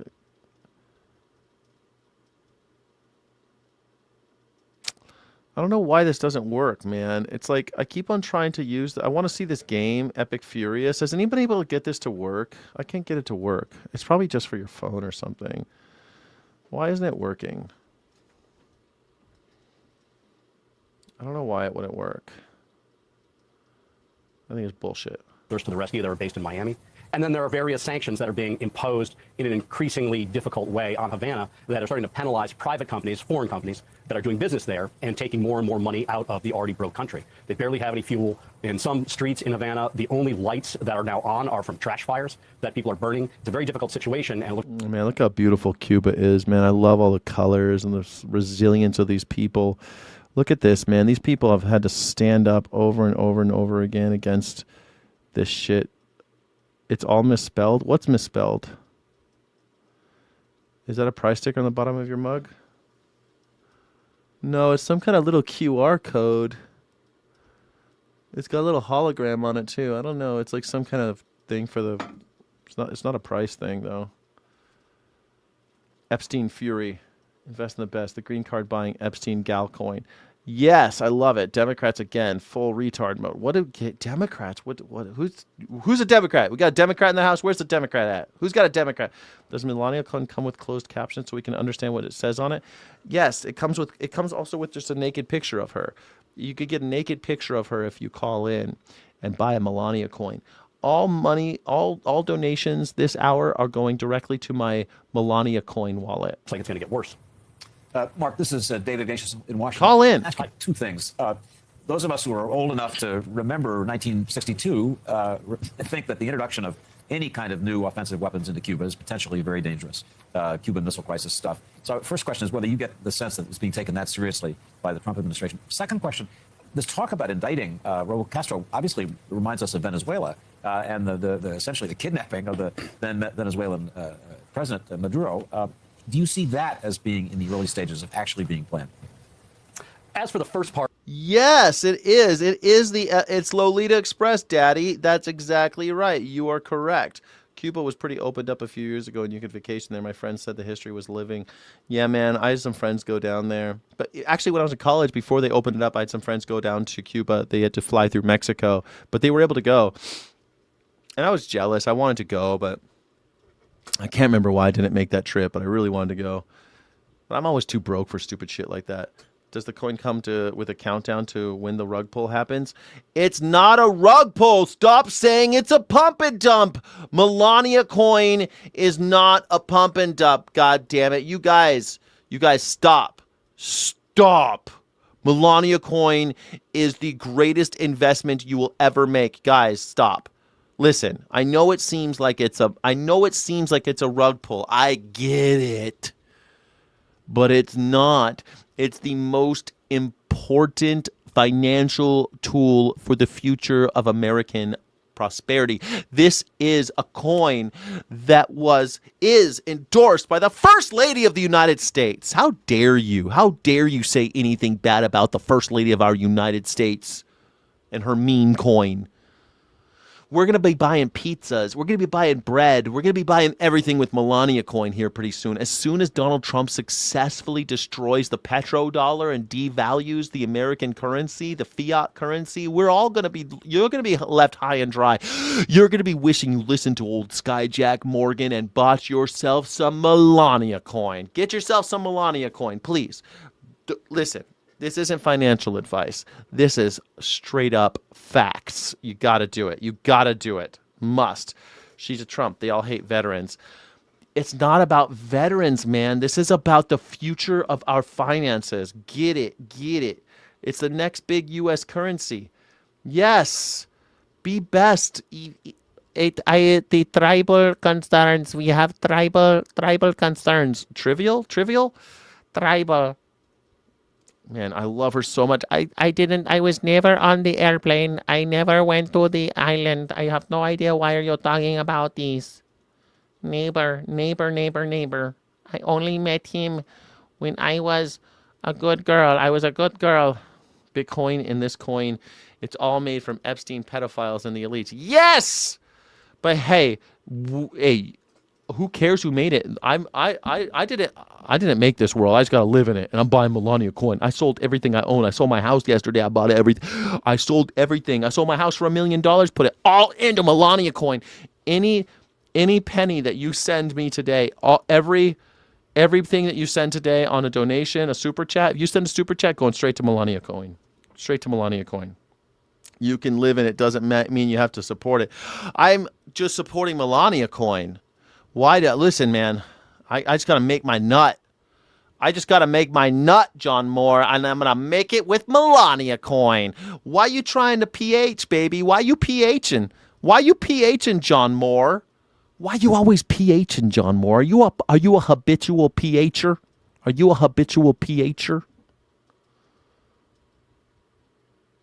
Johnny, are you I gotta make my nut, okay? I gotta make my nut, okay? Okay? I gotta make my nut, okay? I gotta make my nut, and that is where Melania coin comes in. If you Venmo Skyjack23 or Cash App Skyjack Morgan, I'm buying Melania coin. I'm just a squirrel trying to get a nut to move that butt. Everybody over here, everybody over there, wave your hands in the air. Everybody like you don't care. You remember CNC Music Factory? Move it all night, move. Get you all night, groove. Gonna make you sweat, baby. When the music takes control, let the rhythm move ya. Just sweat, just sweat. When the music takes control, let the rhythm move ya. I'm just a squirrel trying to get the nut to move that butt. Everybody over here, everybody over there, with your hands in the air like you just don't care. You remember CNC Music Factory? Every time I hear that, I gotta make my nut, gotta move the butt, gotta move the. I'm just a squirrel trying to get the nut to move their butt. Yeah, baby, CNC Music Factory. Man, remember how cool everyone thought they were before we knew who Nirvana was? Remember that? It was like, man, CNC Music Factory and Color Me Bad. You're like, I wanna sex you up. I wanna sex you up. And then Nirvana happened, and it was like, what? This is what music of the 90s will sound like. Remember that? Yeah, Sky did drugs during the break. I sat down. I got all the blood in my legs pooled up to my head again. I still think you still think they're cool, CNC Music Factory? The C stands for cool. We did smoke a blunt together. Yeah. Melania might be on the Epstein list. Now that would be fun. She is on the Epstein list. What do you mean, man? She was a co-conspirator. She was on the menu, bro. She was one of the women that they used and turned, and she got women involved. She's a co-conspirator. I never know the Epstein files. I do not know. Sky, the eye drops ain't working for me. Well, that's all right. Salt and pepper, man. Let's talk about sex, baby. Let's talk about sex, baby. Let's talk about you and me. Let's talk about all the good things, add the bad things there, maybe. Let's talk about sex. Let's talk about sex. Let's talk about sex. Let's talk about sex. Yeah, man. I was watching the Boys, and Mother's Milk came out with a salt and pepper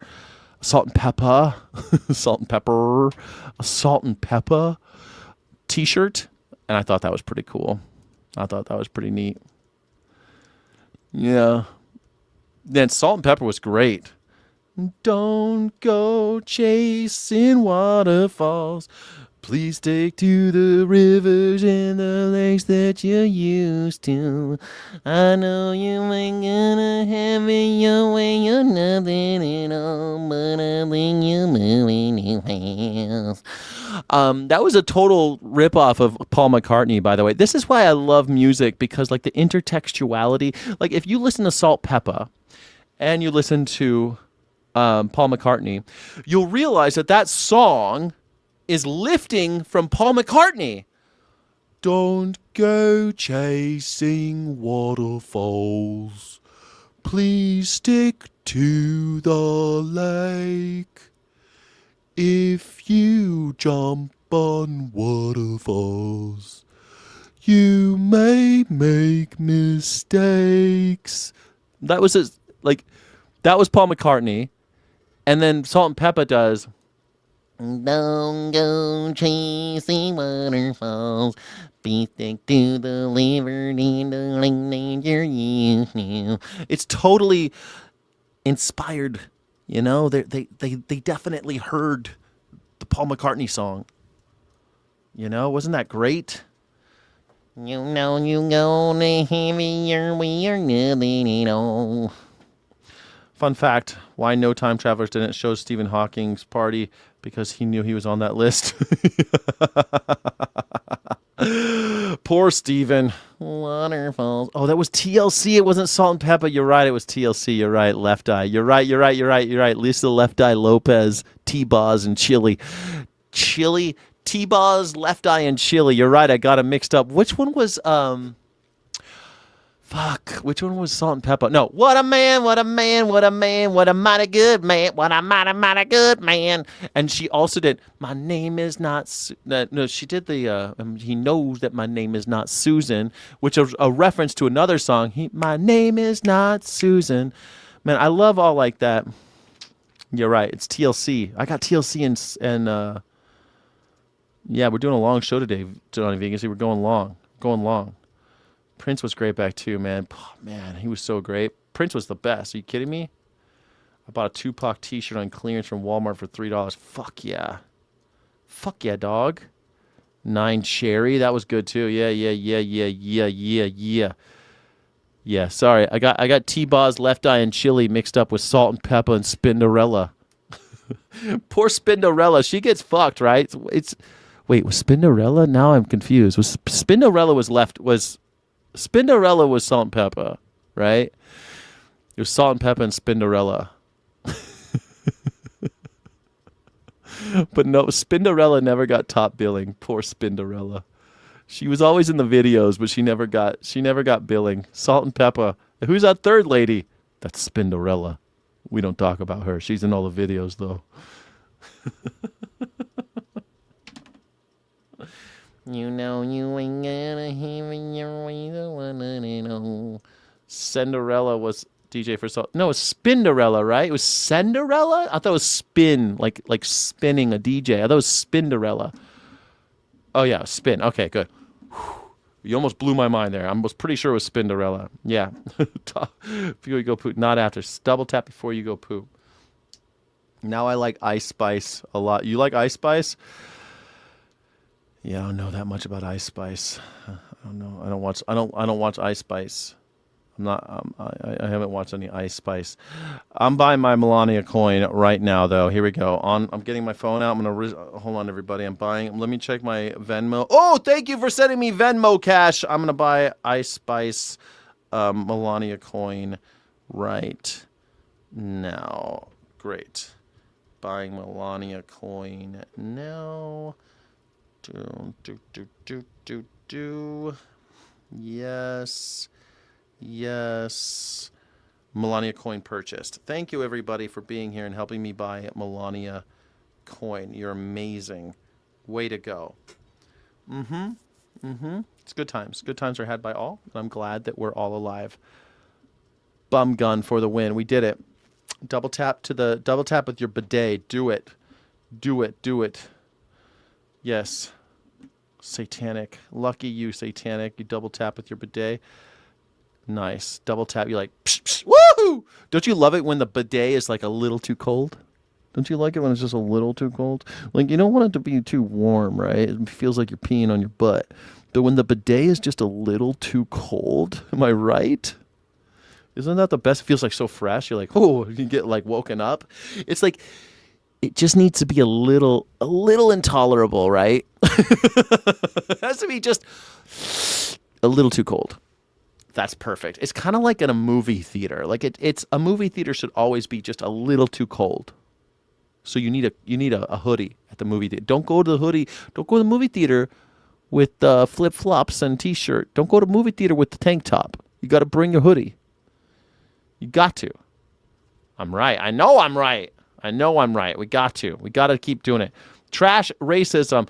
Call in. It's a call-in show. morningsky.live/PYB. Call in like mint mouthwash. Boom. Twisted hippie. You know what I'm talking about. You want it just a little. Whew. That's great. That's a great feeling. That's fantastic. Woo! Man, that's the $1 million product.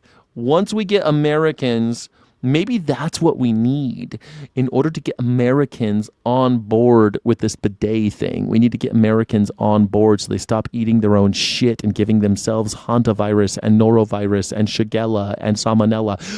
Let's try to get Americans to stop giving themselves E. coli infestations and infections by getting them to it's scope bidet.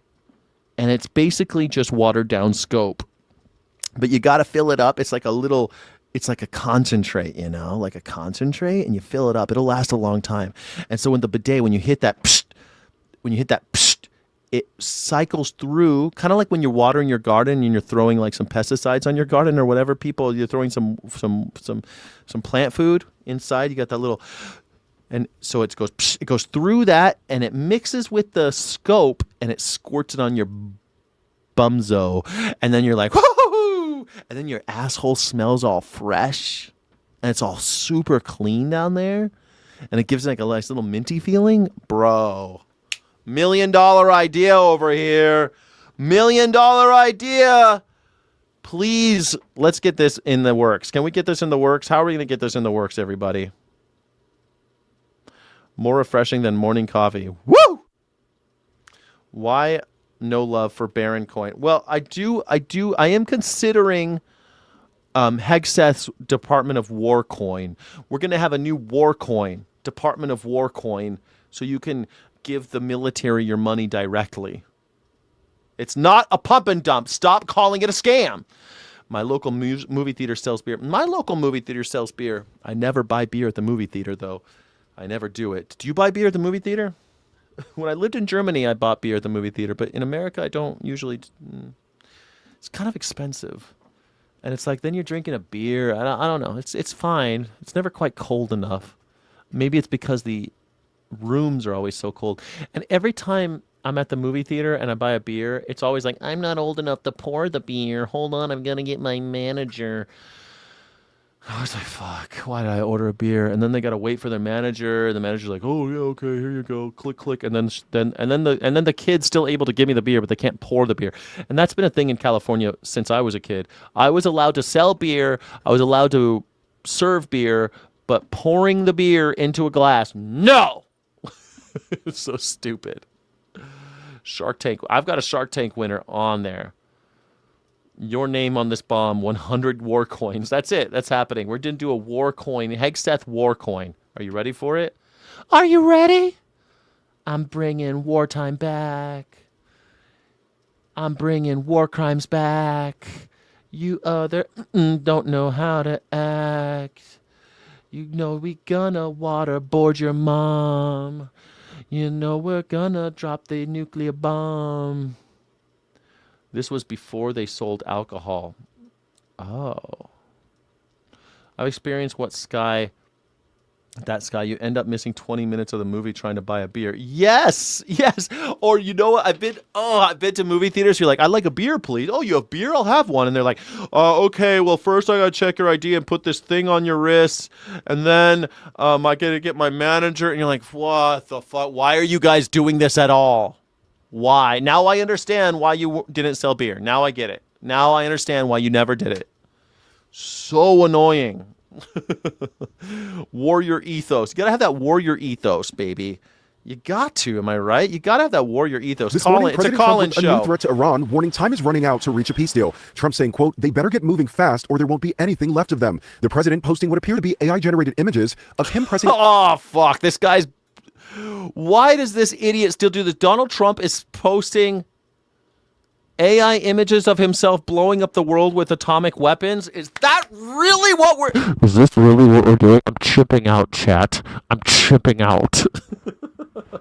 I'm freaking out. Why the fuck is Donald Trump posting pictures of himself blowing up the world with nuclear weapons?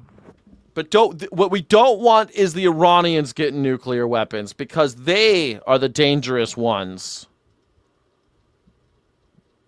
We need to make sure that Donald Trump doesn't get nuclear weapons. That's for sure. Look at this shit, man. What is going on here? You can't be serious that you think this is okay. Where are my maggers at? Where are my maggers? Trump to Iran. Clock is ticking. The clock is ticking. We love clocks, don't we, folks? We love clocks. I mean cocks. We love cocks, don't we, folks? We love cocks. They're so nice. Love the cock. A red button with explosions and a mushroom cloud on the screens around him. What in the hell? And look, there's a nuclear power facility. How come their nuclear power facilities look different from ours? How come the Muslim ones look different from the American ones? Why does their nuclear weapons look different? Why? Pig wham. You don't think it's okay? I don't think it's okay either. What the heck is Oil going prices on? rising overnight after a drone strike on a nuclear plant in the United Arab Emirates. Gas prices here at home now averaging around $4.50 a gallon. Republicans acknowledging little can be done to lower prices beyond reopening the Strait of Hormuz. As soon as we get that straightened out, we will get back to the kitchen table issues, the economic issues that we put in place to make the economy grow. Later. Don't you worry about that. As soon as we get those other things sorted out, we're going to do this other thing. No ding ding ding do. No ding ding do. And its economic toll have damaged the president's approval ratings, but his sway within the Republican Party remains. Yeah, I thought it was a picture of the Griffith Park Observatory, but it's a nuclear power facility in the United Arab Emirates that apparently drones hit nearby. Apparently, Iranian drones got pretty close. Wait a second. How come the United Arab Emirates are allowed to have... Is it because Kevin O'Leary is Emirati? Strong. When you participate in democracy, sometimes it doesn't turn out the way you want it to. Louisiana Senator Bill Cassidy, who frequently clashed with Trump, lost his primary over the weekend, coming in third place. Cassidy voted to remove Trump from office after the January 6th riot at the Capitol. Trump this weekend saying of Cassidy, his disloyalty to the man who got him elected is now part of legend, and it's nice to see his political career is over.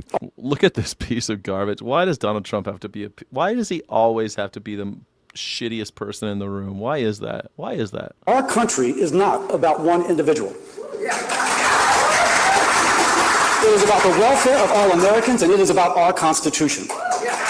Tomorrow, there's another closely watched primary involving the Trump. It's not about just one individual. That one individual just fucked me in the ass so hard I can't see straight. I'm going to be cross-eyed for the rest of my life. I got the permanent Ahegao face. And let me tell you, to have an Ahegao face when you're Republican, that ain't good. You don't want that Ahegao face.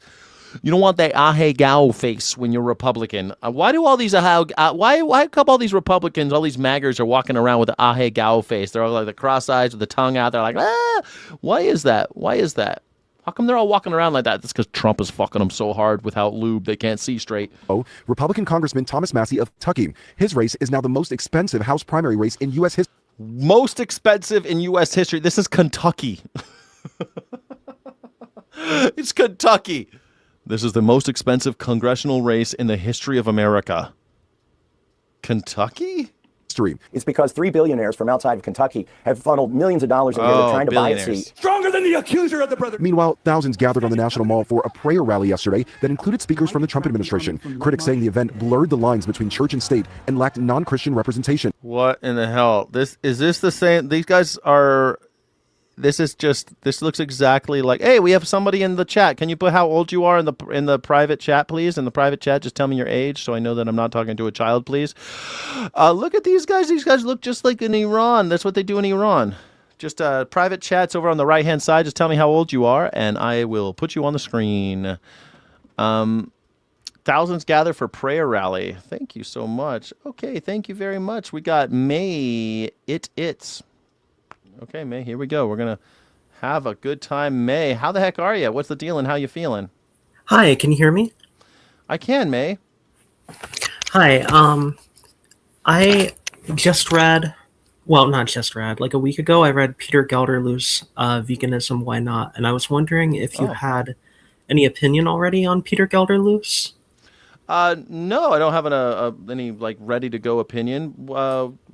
I know I've heard him only in passing. I'm not as like totally well versed. Why don't you lay it on me? Tell me what you think about it, and we could talk. Sure. I mean, I disagreed with the essay, which is basically saying that like veganism shouldn't be an expectation, but it's Peter Gelderloos is like an anarchist writer, and you have anarchist in your subheader. Yeah. And I wondered if you had, because I read the thing, and in the Stay Vegan subheader thing, it said, most of all, I want to contribute to an end of the days when veganism is the norm in collective anarchist spaces. And anyone who does not follow this lifestyle is marginalized in every social center at every conference. And I don't know, it's just like this was written like more than 10 years ago. And I wondered if you had any insight if that's what anarchist collective spaces were like back then, because that's not what it feels like it's like to me today. It feels like I don't know other vegans. Yeah, I don't think it ever was. Maybe wherever he was hanging out, like anything, anarchism is, hyper local. So you might be around. Like I've had anarchists on the show, and I have anarchist friends, and we talk about this, and it's quite often, a blind spot for a lot of anarchists because they don't consider animals. They don't see that they've been propagandized. They don't see that the state and the capitalists have a role in their feeling toward animals, and so it becomes just a matter of course, right? And then they never challenge it. But I mean, there might be some circles out there that are like that. I don't know, but I haven't experienced that ever. Have you? No, I haven't. But like I've been. Well, okay, so I might or might not have associated with Extinction Rebellion in 2020, but I don't know if they're considered anarchist.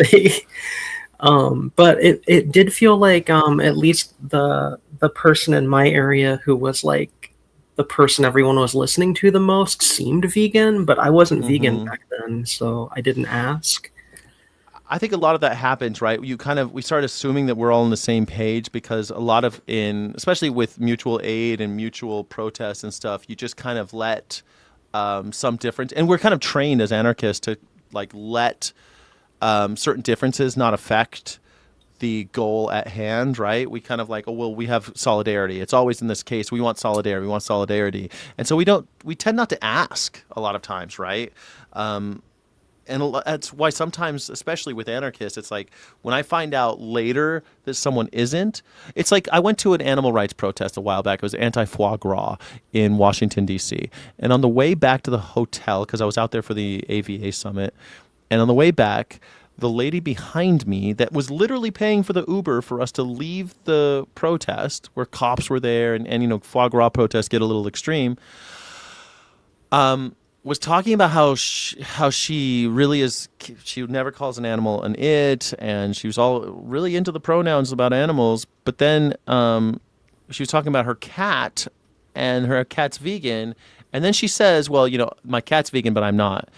And I was like, what the fuck are you doing? What are you doing in this car? Why did you go to this protest? What are you doing? Because I had assumed, right? Yeah. And I think that happens with anarchism as well. We assume, oh, you're all about liberation. No, a lot of times people aren't. A lot of people are. They think they're into anarchism, and they think that they like the philosophy and stuff like that, but they haven't gone that deep into it, And I think people like Golderloo's kind of fuck up that narrative as well, right? Like I'm looking at the essay, right? If it is domination to kill, why do we respect animals and not plants? If it is wrong to cause pain, why do we give animals the benefit of the doubt and give other living things the short shrift when in neither case is it certain if or what they feel? Like this is so like parochial. Is our only criterion for their similarity to us? Could the advanced ethical arguments of veganism be a little more complex than those PETA posters that always champion cute puppies and never crabs or cockroaches? Like again, like this is just so kind of parochial is a really good descriptor, but like it's just so elementary. Like this idea that veganism, PETA, and it's just like fuck, that has nothing to do with it. PETA is a PR firm for animal welfare. You know what I mean? Like, of course, and they post pictures of puppies because they know people respond to them. They post pictures of baby ducklings because they know people care. That's it. It's like, well, it's clearly it's different than what PETA does. It's like, well, just like even just cherry picking this essay, I see that stuff. Boycott to insurrection. A great many vegans do not believe that it is fundamentally wrong to kill for food, but they understand the shamefulness of locking living beings up in cages and therefore the meat industry. And again, like, I guess that's one way of looking how some vegans, but you can say the same thing as some anarchists, right? Some Republicans or whatever. It's like a synecdoche taking one piece for the whole. But you said you're vegan now. You're a vegan anarchist now, May? Yeah, I've only been vegan for like 8.5 weeks. And it's been a big a lot of like topsy-turviness. Yeah. I get that. What have been some of the challenges in the last 8 weeks? Trying well, okay, so at the very beginning, like I did it just as like the like non-vegan definition but plant-based like diet, and then I was like, I was wanting to like make sure I didn't give up on it, so I started reading like the real shit. And I was like, oh, I don't trust any of my lotion to not have animal products, and my hands were all cracked and awful because I was like looking for the right lotion for like 2 weeks. Yeah, I get that completely. There's nothing else in life that is like that, I don't think, or nothing that I've experienced in life where you're expected to be a black belt overnight. Like the second you decide, hey, I just don't want to participate in this anymore, and then immediately it's like, okay, well, what about your lotion? What about this? What about these? All these, you're expected to be an expert overnight, and it's completely unfair, and it becomes this huge daunting thing. And so I always tell people, like, look, you don't need to. Like, if you want to go and throw everything away and go down that way, go for it. But I really think people, you take the ethical stance and you start working to change stuff. I think that I even me, if I was at someone's house and I accidentally used their lotion or something like that, and I find out later there was an animal product in there, later, so oh shit, there was lanolin in it. Like, don't beat yourself up. It's not a fucking contest. There's no PETA points. There's no extra points for Hogwarts or what they fuck. I forget what they're called. Like those points in Hogwarts where they give Slytherin gets X amount of points or whatever. We don't have that system, right?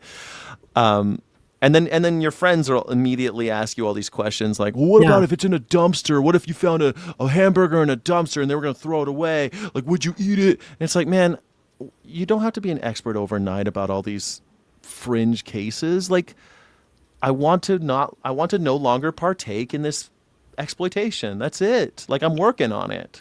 Like, what the fuck? You know what I mean? So I'm sorry that you felt that way, that you had to, like, your hands started cracking because you're like, I mean, I get that. That sucks, but it's worth it, you know? It's worth it to have a clear conscience and sleep at night knowing that you're trying to do something, you know, trying to live a better life. But what made you think about these things? Well, just actually there was so many things that got me thinking about it sort of all at the same time. But like my fiance was previously a former vegan and had talked to me about it. And like now she's living in this abusive co-op where going down into the like kitchen is like has people who are like treat her as like a threat and make her scared down there. So she can't spend too much time in the kitchen. And I was like, the biggest motivator was like having it so when she's over at my place that like I'm vegan, so it's easy to be vegan around me.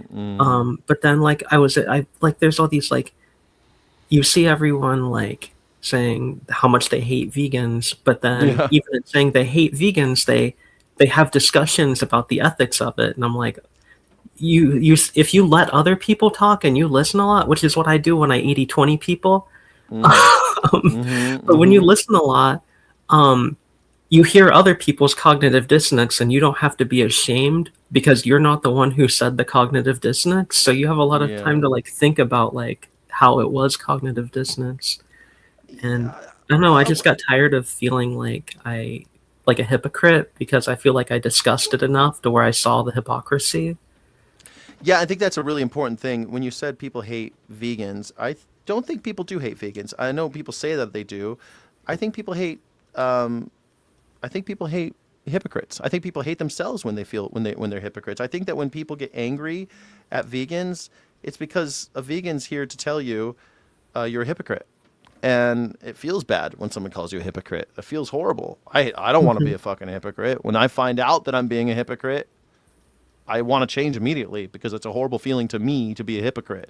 Hypocrisy is disgusting. There's something about it that makes me sick. And I think a lot of people feel that way about hypocrisy. I think that's why in politics, when you hear about Republicans or Democrats or whatever being hypocrite, liar, thieves, it pisses us off so much. Not necessarily because it affects us like my pocket or it affects my, the price of tea in China. It affects my soul that this fucking hypocrite's in charge.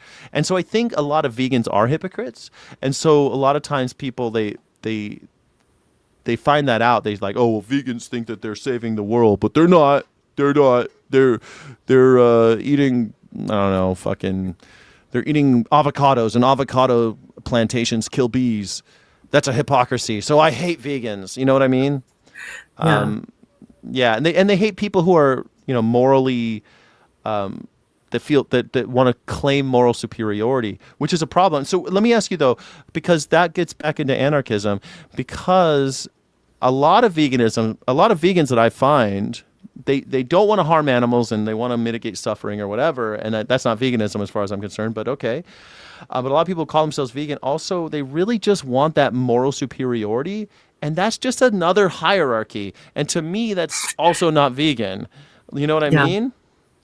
But like I feel like if I talk to people about veganism, they're hearing the hierarchy even when I don't state it, and like they're arguing with me as if they need to topple me in a hierarchical position.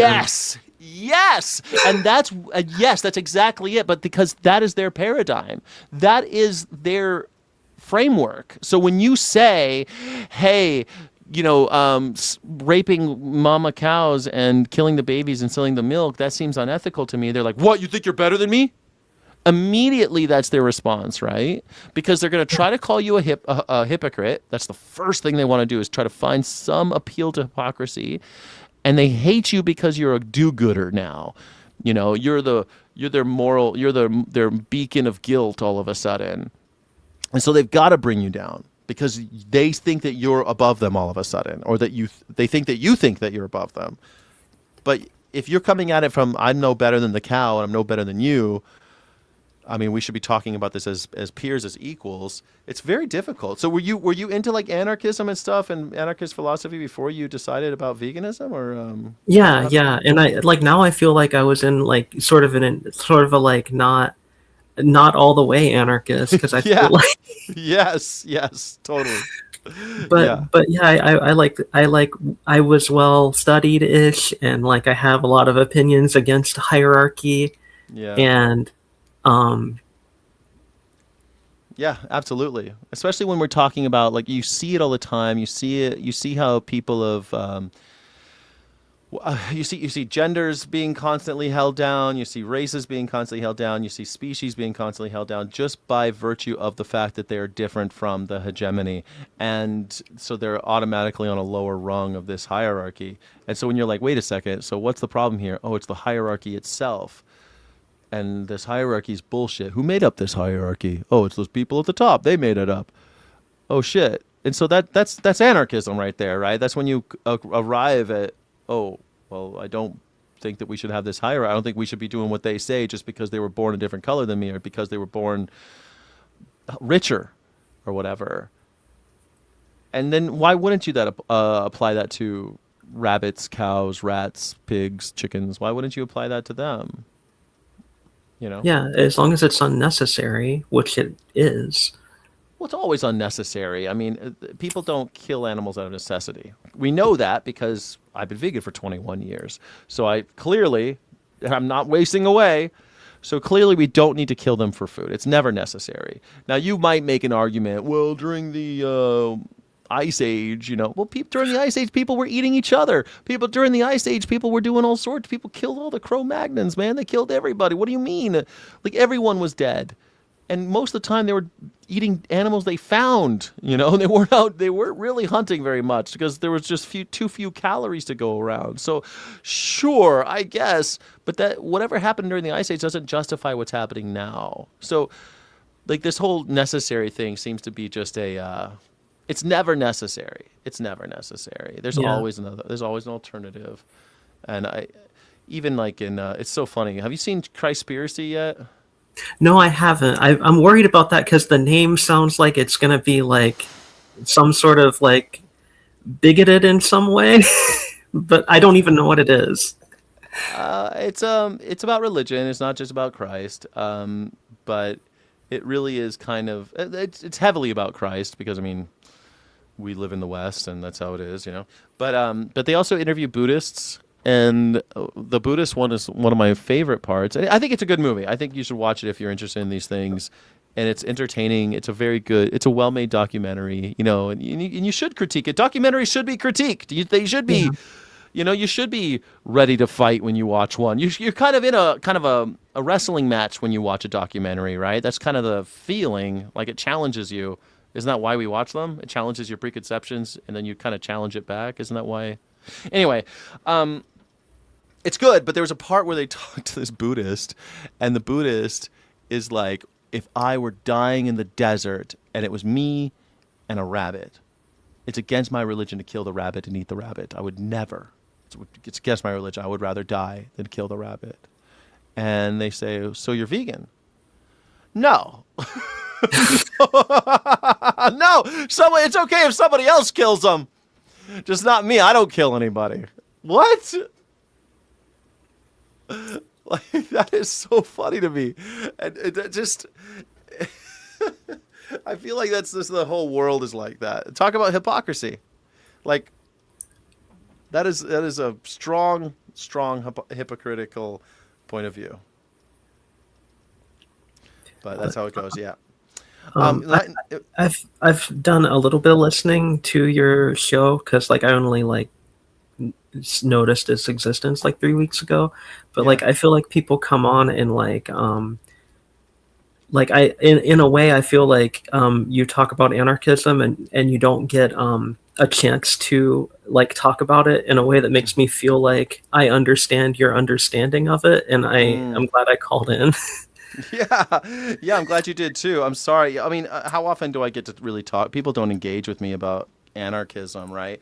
I used to have independent written here, but then people just want to have a label. They want a label. They want a label, and it's like, well, I'm an anti-authoritarian anarchist. I'm not a.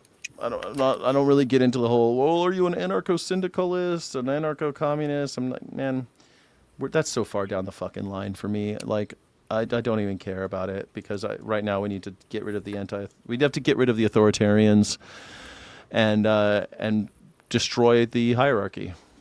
I mean, decide for democracy. Is that so hard? I'm a big fan of Emma Goldman.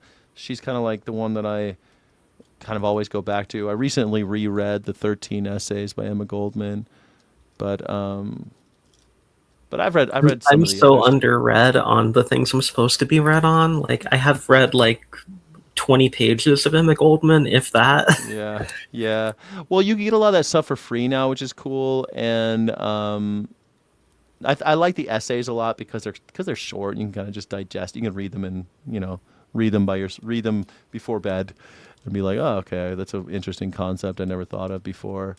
And so I like that. Some of the bigger books, like what's his name, Kropotkin.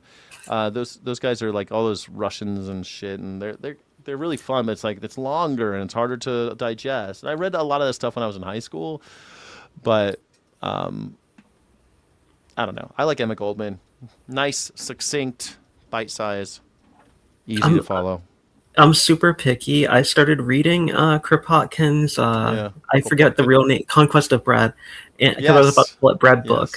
But the early chapter where he says we should burn all the fossil fuels in the world, and I was like, this feels like it's gonna be so outdated. I don't even want to read it.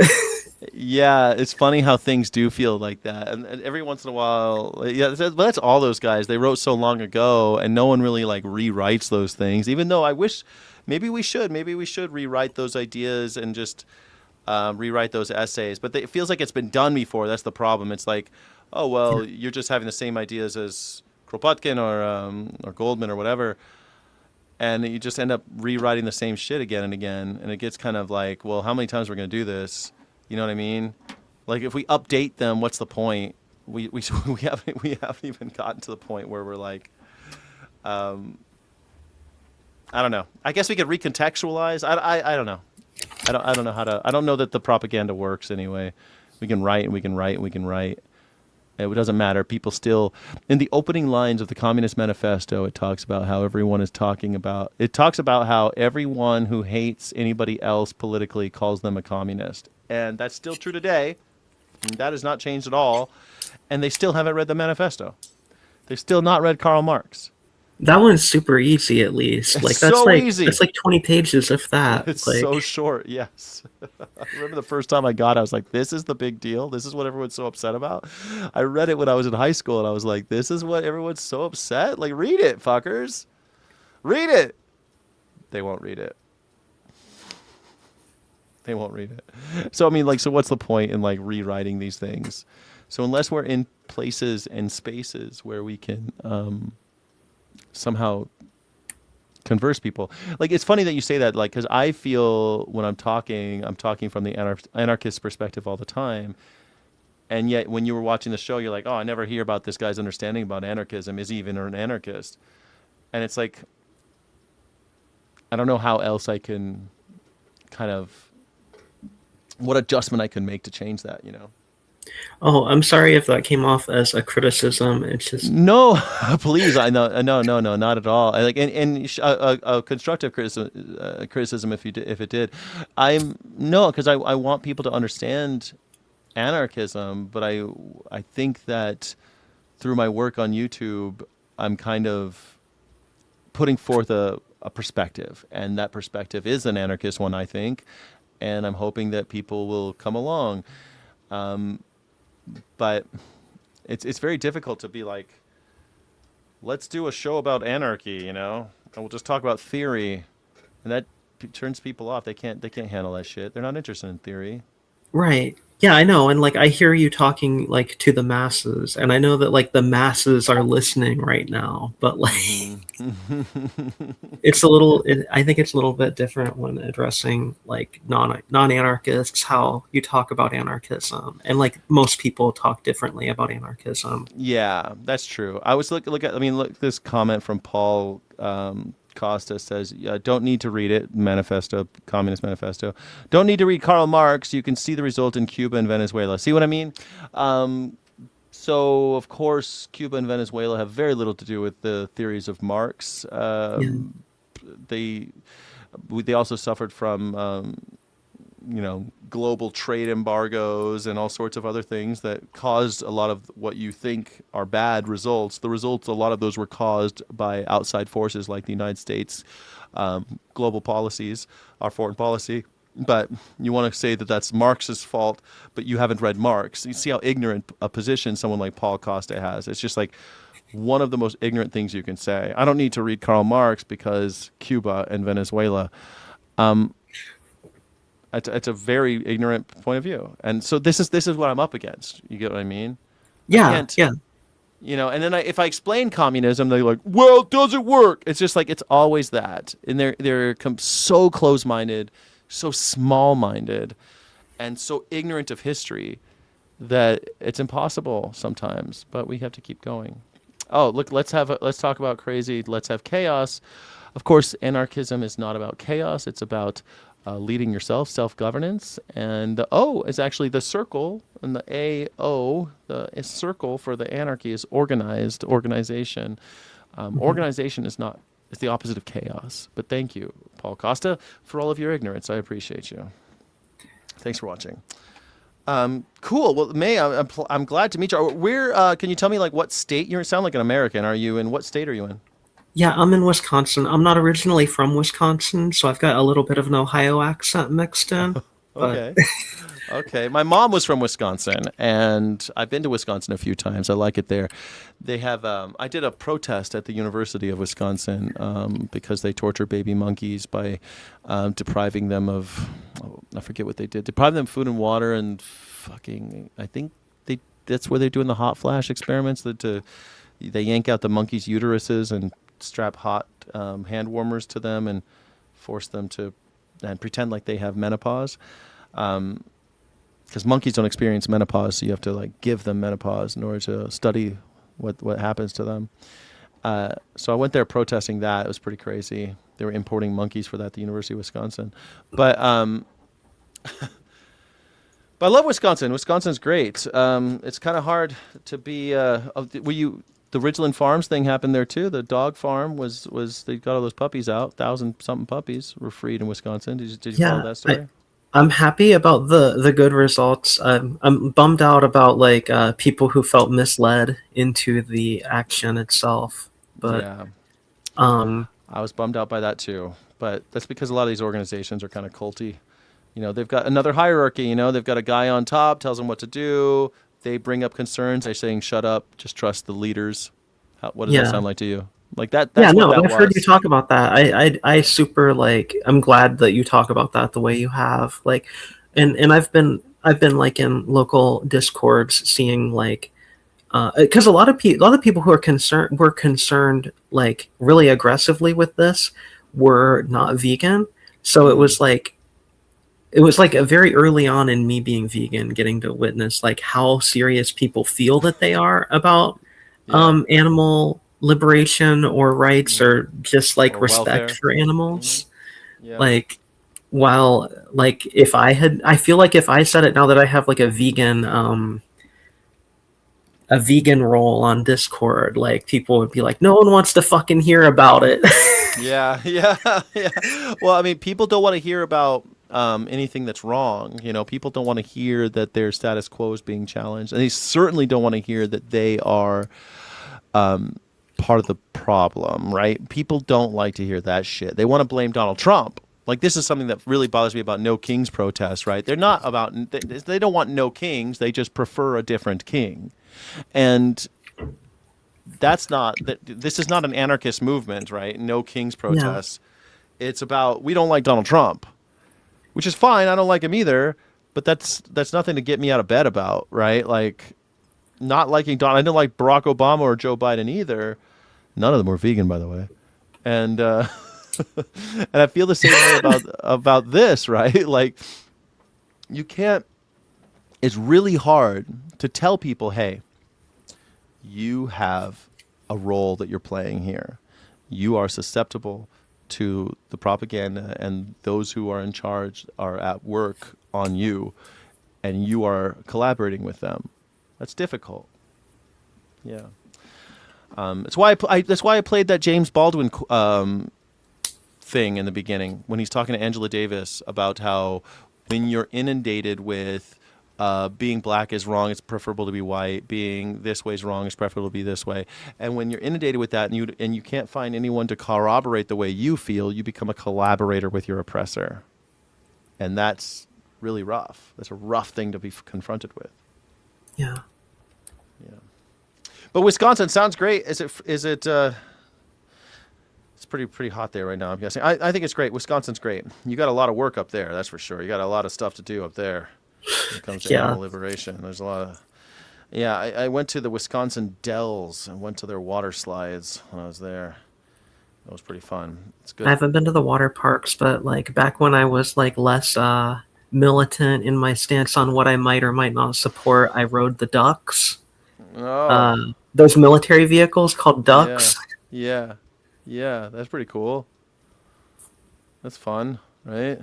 The ducks. It's nice to be on the water, but like it is like they're bad. I think it's pretty fuel inefficient. I got to imagine. Yeah, but we're not perfect though. If you're vegan, you're already ahead of the game though, so you can ride airplanes now, and you can. You're doing so much already. Don't worry about it. No, I love. It's funny because I was there going to the University of Wisconsin, but all the hotels were so expensive. We had to stay in Wisconsin Dells, and we were in the off season. It was getting to be winter or October, and like there was no one in the hotels. But we had with the hotel, we had a free pass to go to the water park. And it was so funny because we go, like, there were way more workers than there were people. There was like us and like 4 other people there, and everyone there was working there had a foreign accent, which is kind of funny too. You could tell that they're hiring people from overseas on J1 visas. Immediately, I recognized that. And they have more water parks than any other place in America. More in the world. More water parks in the world. More water parks in the Wisconsin Dells than any other place in the world. Strange flex. So, since you live in Wisconsin, I highly recommend the Wisconsin Dells. Yeah, I might go. I don't know if I can really cooperate with the chat's kind of femicidal demand that I don't segue with the word like, but oh, segue. Well, how about you spell segue properly? How about that? You can into your next thought without saying like. How about you spell segue properly, and I will think about changing the way I segue. How about that? Maybe are they talking to you or talking to me? I don't know. I think me, because they keep saying they because they're afraid to say it's about a human. But why not just study women in menopause? Women wouldn't because you can't deprive women of food and water and force them to do tricks willingly. It's far cheaper to do it to monkeys. It's far better. It's far better for everybody if we do just torture monkeys. You can't torture women, it turns out. Like, you can, but you get in trouble when you torture women in university settings. Torturing monkeys, A-okay. We torture monkeys all the time in university settings. And Elon Musk has tortured many monkeys. Have been tortured to death by Elon Musk. Yeah. Yeah, is Jack saying like? Check yourself. Am I saying it? I don't know. I just think if you're gonna criticize a segue, you should spell segue properly. That's all. Segue that you're talking about is like that little vehicle, that Segway. That's a Segway. That little gyroscopic vehicle. I don't know what they call those. Is it a gyroscope? I don't know what. I think it's called a gyroscope, where it like balances and you can ride it. That's a Segway. But a segue in language is S-E-G-U-E. A Segway. Thanks. Hit that like button. I appreciate you being here. Well, you got any other hot takes or anything else you want to talk about, May? No, I think I just really wanted to like hear from like someone else who was anarchist and vegan about that essay, because like the other people I can talk to, I kind of can't talk to privately enough because everyone freaks out when they even hear vegan in earshot. Yeah, I mean, I generally don't use the word because people get so fucking they just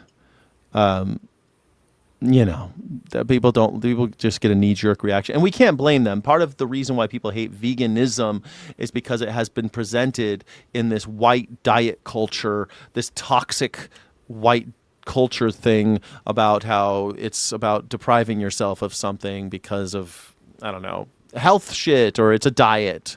And so even the term go vegan sounds like it's a diet, right? And so it's really not everybody's fault, but it's also the industry grabbed onto that. They really like saying, "Oh, it's vegan food." They really like pretending like it's just a diet, and because they don't want you to engage with the ethics, they don't want you to think about that shit. That's what they're engaged in. That's why they put cute cartoons on the side of pork trucks, right?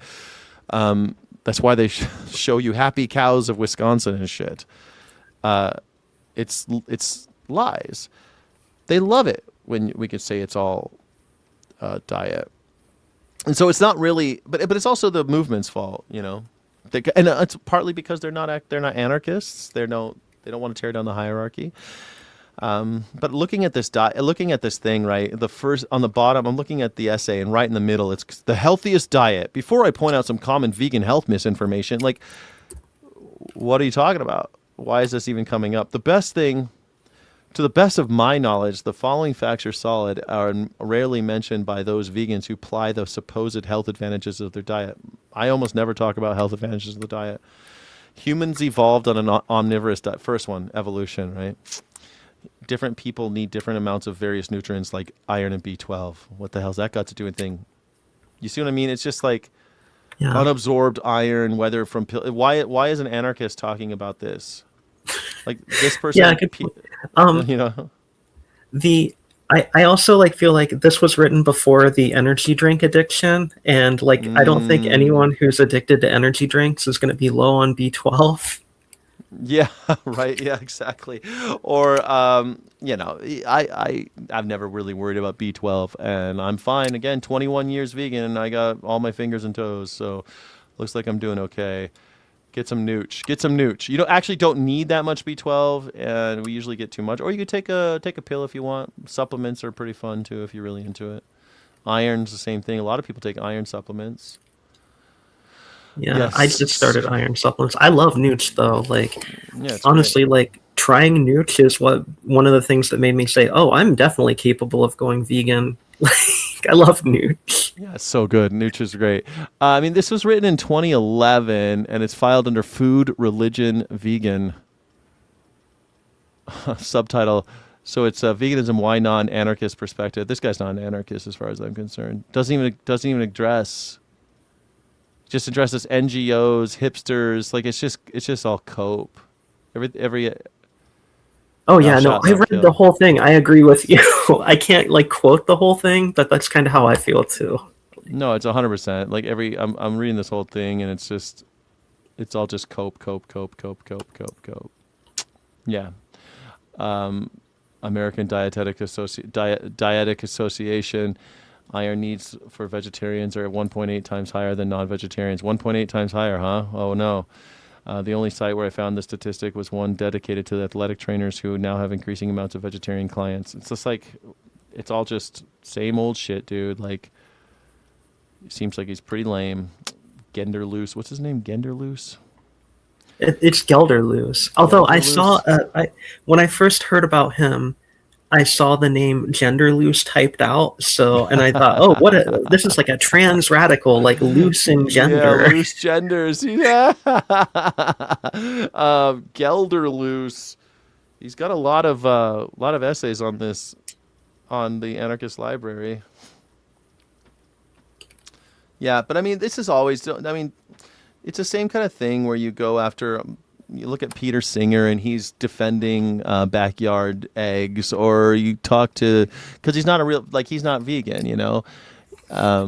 He says he's for animal liberation, but he's not even vegan. Fucking Peter Singer. So what do? You read his book, and you take what you want, and you try to cobble together a personal philosophy that makes sense and applies to your values. But what's crazy is with these people like Peter Gelderloos, he's all about liberation and equality until it comes to using someone else. Well, this whole thing like, it's okay to use animals because some people need more iron.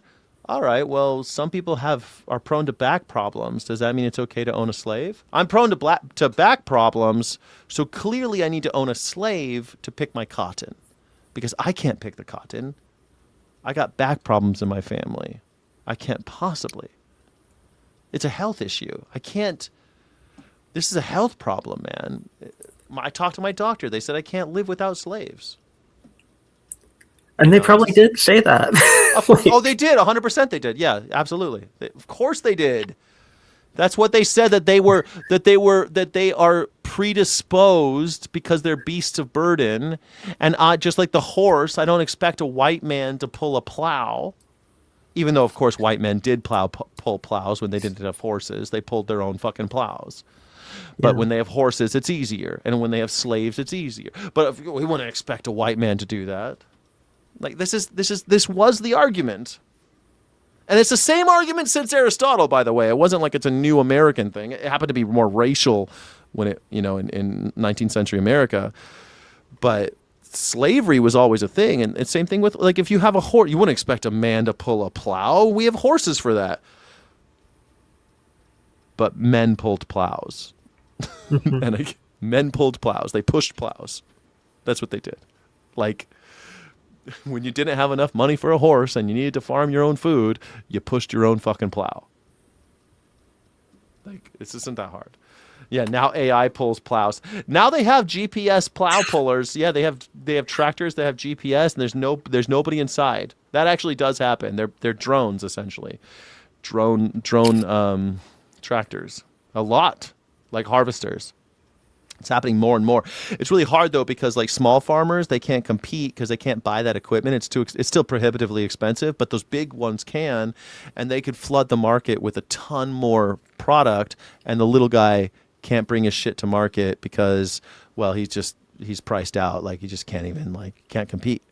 So the market's flooded with corn, for example, and your little cornfield over here, you can't sell that shit for anything because corn is so abundant now. It used to be, when I was a kid, farmers were really against, not even a kid, just like maybe 15 years ago, farmers were really against ethanol because corn was being used to make ethanol. And because people were selling corn so cheaply to make ethanol, people were growing so much more of it, it made the cost of feed go up for cows. So cow producers were having to pay more for corn, so they would grow more soy. But that became another problem. So it became an issue because of ethanol. So they wouldn't buy ethanol gasoline. That was their little protest. They wouldn't buy any gasoline with ethanol in it.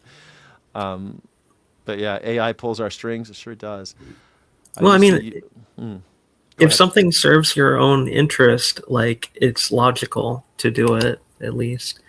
I just like remembered as you were talking, and this isn't really related, but I wanted to know, and I didn't know if I'd get an answer in the comments, about the theme song, Good Morning Headline. Is that an AI song, is what I want to know. Yeah, so mostly I wrote it, right? And then but that was back, believe it or not, that was back when I thought AI was kind of a fun little thing I could do, and I was on the road, I was playing with AI, and it was still like back when AI would make a bunch of slop and like it couldn't do text yet. Do you remember? And like everyone had 7 fingers, and I kind of liked that look. I liked that people had 7 fingers and 3 eyes. Everything looked all kind of fucked up.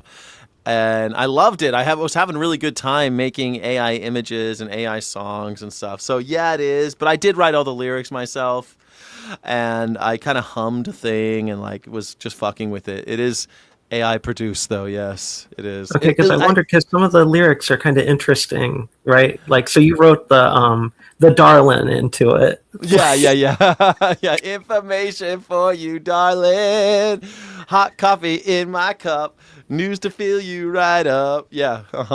Yeah. It was me like fucking around and like because I you know I'm an award-winning poet and I've written a couple books and I would write it and then you're adjusting it to see if it could. Then you're like seeing if the AI can fuck with it to make it sound good. And like, I don't know, it's pretty fun. So it's like some of the lyrics, like I have another one that I did for Vegan World Radio in Houston. And it's funny because I wrote, we need more people who with compassion and fewer commandos stand up for what's right on Vegan World Radio. But because I typed it wrong, it said people who are it said, instead of people with compassion, it said people with compassionate and fewer commandos. And I could do it, but then when I adjusted it, though, it would fuck up the whole song. So it's just in there now. And it's been on the radio so many times and no one ever noticed. But like, there's always stuff like that with, I mean, AI kind of sucks, right? And now, I mean, I know it's getting better, but I don't really use it anymore. I still use it for like helping me with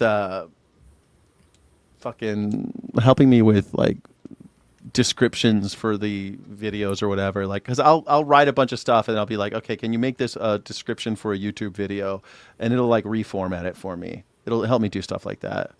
So I still use it, but I stopped using ChatGPT because ChatGPT took that military. Like Claude said, like the hard line is like we don't put our fucking AI on killing machines, and don't use it to surveil Americans. And the Pentagon said no and canceled the contract, and then said no government agency is allowed to do business with Anthropic, like blackballed them. And then ChatGPT said we'll do it, and so I stopped using ChatGPT and started using Claude. Which is, you know, what am I supposed to do? You know, are you like super against AI? I'm against it, but I think that like since going vegan, I care a lot less because like the biggest criticism other than like art devaluing is the environmental impacts, and like that doesn't feel as serious to me anymore. Yeah, exactly. It's funny. It's funny you say that. It doesn't feel as serious to me either. And a lot of the stuff that like you talking to a chatbot is not destroying the environment. They always fucking frame it that way. Just like in California when we have a drought, they're like, you better not water your garden. My mom's flowers, her rose bushes in the back, are not the problem here. The problem is that 60% of our water is going to agriculture, and most of that's animal ag. So why are you fucking shitting on like the government will come and tell you you're the problem because you're watering your gardens at 2 p.m. That ain't the problem. You're taking too long a shower. That's not the problem. You taking a shower or leaving the faucet on while you brush your teeth is not the issue. The issue is they're using all this water to feed and water animals. That's why it's happening. And then they poison our water supply, so a lot less of our water is useful because then they dump all the effluents, all the shit into the rivers and streams. That's what's happening. So it's kind of like it's real rich to me. We hear, oh, they're putting up data centers. That's because y'all are Googling too much. No, that's not what the data centers are for. The data centers are not because you're asking Gemini what kind of dinner plans you should do tonight. You know what I mean? Yeah, Google straight up worked better like 8 years ago. Like they're making it work worse and take up more resources to sell ads. Mm-hmm. And to waste your time, so you have to research the same search 4 times, so you see ads 4 times. Yeah, I guess like I guess I don't know. I have a very different experience with these things now because I use them as like, maybe it's because I'm starting at kind of a higher level of research. So I'll come at it like, hey, I recently was going, hey, I know that the state of Germany killed a large number of people with guillotines, but I also know that during the terror of the French Revolution, they used guillotines to kill civilians. Which group killed more civilians? And I don't even see an ad, right? Gemini just gives me an answer. Just give me an answer and actually contextualizes it and tells me where I'm wrong and where I'm right. And that's perfect. That's all I wanted, right? I want a quick answer so that I can make, I don't know. I guess I don't think most people are experiencing that though. You know? I think most people are asking like what plans for dinner, where should I eat dinner tonight or something. Yeah, well, I do have this like maybe boomer opinion that like I think it does kind of the same thing to people's critical thinking as TikTok does, and I don't like either of those. Really? You think it's as bad as TikTok? Why? I don't. Okay, I think it does the same thing. I don't know which is worse because I don't engage with either, but I've had people who I get into arguments with or who I see arguing and I don't read their arguments because I know they ask ChatGPT for the answer. Like so there was this big someone in my community was getting socially rejected for like making some community mistakes, and this other person I was talking to said I put all this argument into ChatGPT and asked it if it thinks that you're being treated fairly, and it explained all the ways you're not being treated fairly. And I was like, it's just like it really turned me off to like I feel like ChatGPT or AI chatbots in general, like they let the robot make the thought choice for you. I guess you're always going to be in danger of that, though, aren't you? Like that's always going to be the problem with reading books as well, right? You let books decide how you feel about stuff or what you should think. And I'm not against books, so I'm not. I know that's a little chopped because I don't think that books are like chatbots, right? But I think that the danger is still there for both. I know that's a little bit more. It's a little too easy because it's in our phone. But there's some stuff like for example, I'm going to move to Albuquerque. But before I decided to move to Albuquerque, I said, hey, this is where I live today. This is what I like about where I live. This is what I want if I move someplace else. Can you give me some suggestions? And it did reinforce what I already thought. Mm-hmm. But that could be a trick. So then I'm like, okay, well, what else should I be considering? What other options should I consider before making a decision? What other places, if we broaden the search, what other places should I at least go? Where should I visit? Where should I think about? And it gave me other options, and then it weighed it back and forth, and it said this way, this part is this in this way, this town in Massachusetts is better than Albuquerque, but it snows there, and you don't like the snow. It gets very cold in the winter there, and you don't want that. And it's like, okay, well, like, and it's really interesting that I can't have that conversation with a human. A human would fall very short with that conversation, you know? Because the research takes time. Right. Yeah. Because they would never know about some fucking random town in Baltimore, near Baltimore, that has a small town community and a walkable community and because I want a walkable community where I can walk to the food co-op. I wanted to have a movie theater nearby. I want to have old world charm. I want to have a active, vibrant community that's open and welcome to vegans. And so I'm putting all these criteria into something that a human being could never do. Even a very good one, a person whose job it is to be like a travel agent or something. I'm trying to think of who would be, you know, they couldn't do it. And then weighing my personal pros and cons and tailoring it to me. That's kind of what a travel agent used to do. Used to go to, I remember, I used to go to travel agent and I'd say, okay, I want to do this, that, and the other thing. This is the type of experience I want to have. This is what I want to do. And they would fucking set it all up for you. And now it kind of sucks because you've got to tell a machine all those things, and the machine really can't do everything you want, and then you still have to end up buying a package somewhere, and then it's one size fits all. It's not really for you, and it sucks. There's still so much more work I have to do with most of those things. But I think like the thinking part, I feel like the machine helps me think. I feel like it helps me with my critical thinking. You know? Maybe I'm wrong though. Maybe I'm wrong. Maybe it does. I think it helps I mean, I don't have the personal experience to compare to. I haven't talked to any chat bot since Cleverbot. Yeah. Well, I guess it. Yeah, I remember Cleverbot. That's so funny. It's breaking the Turing test. I guess it's garbage in, garbage out, though. If you're an idiot who wants to date a robot, and you're afraid of talking to girls or whatever, or boys, or whomever, you're just afraid of talking to people, and maybe I shouldn't say idiot. That's not really fair. But if you're a person who's ill-adjusted to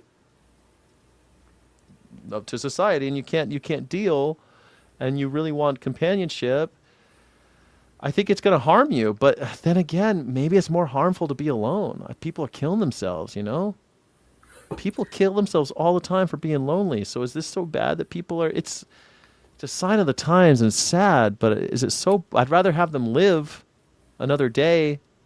But then again, fucking these chatbots are telling people to kill themselves now too. So I don't know, man. It's true. I don't know. It bothers me. I don't know what to say about it. But the critical thinking thing is interesting because I am of the opinion that it helps me in my critical thinking process. But I could totally see what you mean, that people just want a quick answer, so they go and it reinforces what they already believe, and they don't challenge the machine. Yeah, they don't challenge what the machine says. Because if you challenge it, the machine will give. It'll give you different answers. You can make it tell you like basically whatever opinion like you want. Like, well, I don't know. I haven't talked to a real one. I've did start page searches where it gives you the bot answer first before you see your results. And like I wrote this like search that was like really like designed to fuck with the bot, and I got it to tell me not to trust doctors or the police or the teachers at school and to not go outside and stuff. But but that was very intentionally fucking with the bot, like.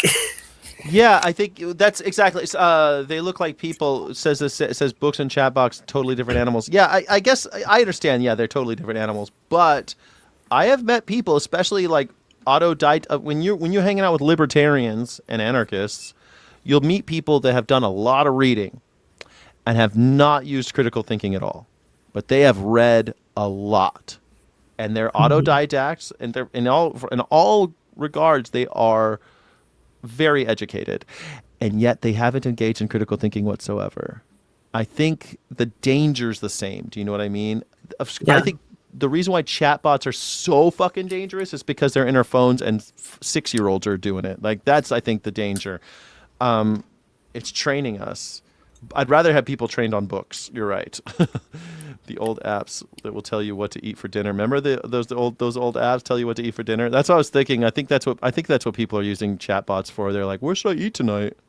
I think that's often what people are using chatbots for. Is like, I think I'm using the chat. I think they're like, "What should I buy?" And because they're really good at that shit. When I was going to buy a gaming computer.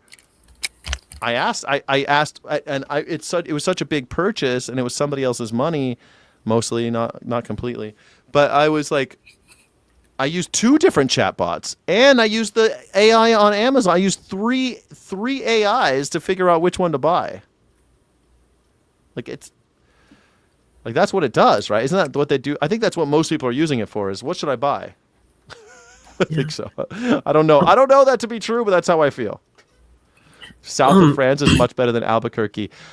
I've been to the south of France. I love southern France. I think France is great. My French is very bad. Je comprends un peu français. I don't really see myself spending the rest of my life in France. I love France. I love it. But I don't think I'm welcome. And also I have to go someplace where I'm welcome. They're not really welcoming of Americans these days. kind of stuck here for a while. Yeah, MAGA is just Scientology for Republicans. Boomerang 90, you're right on target. That's right. It is basically just another cult. That's right. I'm just saying boomers are a challenge today. They are a challenge, but they're almost all gone. Don't worry. They're leaving. I'm not a bot, obviously. They're almost gone, everybody. They're almost gone. The boomers are almost gone. Don't worry. Don't worry. They're almost out Mother here. IL was mother-in-law. Oh, mother-in-law. Got it. What was the... I don't know if that's supposed to be me or what, but Oh, is that what MAE is? Mother-in-law? MAE? No, I'm just saying mother-in-law boomers are a challenge today. Bad juju. No, I don't think they're talking about you. that's fine. I'm a very Oh, cool. Yeah. But you were saying food co-ops are important to you. Where you live, are food co-ops like real? Because where I live, we have one co-op. We have Willie Street Co-op, which is actually a shopper-owned co-op rather than Where I fully- live, no, man. Where I live, no. Where I live, no. You don't. Let me tell you where I live. Okay, like I used to love. Like I never liked this area. It's very much for like young families or old people and young families. And I'm not either of those things, so I'm kind of stuck here. I should not be living here. This is just a fluke of my life that I ended up here. It's not even, this isn't even my house. So, well, it is now, but I was in, I've lived all over the world, and I've been around co-ops, and I love them. When I lived in Berkeley, there was a great co-op called Berkeley Bowl, but I've been around co-ops. I love them. I love like their bulk food and stuff like that. I think it's so great, and I want to be in near a co-op that I can walk and do my grocery shopping and not buy everything online. And I don't know. I hate where I live right now. It's so beautiful. It's like the weather's fucking perfect every day. It's paradise in so many ways, but it is not for me. No, I live in like. It's all just very beautiful strip malls, very beautiful parks, very beautiful streets, very beautiful. Everyone's got a nice car. Everything is well maintained. It's all perfect. It's all perfect. And I kind of hate it. So that's where I'm at. I'm in South Orange County, California. And there are no co-ops. No, it's all corporate owned. Everything's master planned community. Yeah. Well, I mean, I feel like the shopper-owned co-op, Willie Street Co-op, is at least like less corporate, but it's still like engaged in like union busting when the workers were trying to organize with United Electricians, which is funny that UE would organize grocery store workers, but they're a really cool radical union if you know anything about them in Wisconsin. Yeah, I mean, I've read about them and I've heard about them.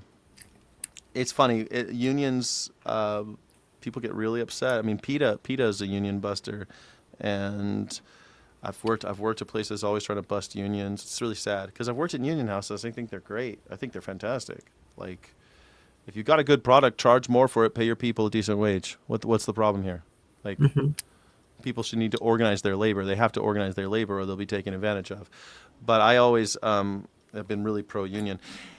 And I know that not everyone is, and I understand that. Like, I get that people are going to fight it, but so there's going to be an argument, a discussion. If it wins, I hope it wins. You know, I'm on the union side.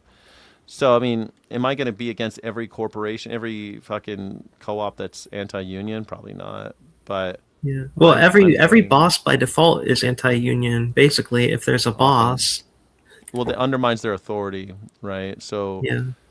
And especially like forever bosses, people are making lots of money. They're always afraid of the bottom line. And that's what they're trained to do. They're trained to watch the bottom line, and they know their bottom line is going to be affected if there's a union.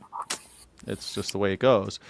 And that's their job, is to keep that bottom line as big as possible. So they're going to be anti-union. It's an adversarial footing they put us all on. It's crazy.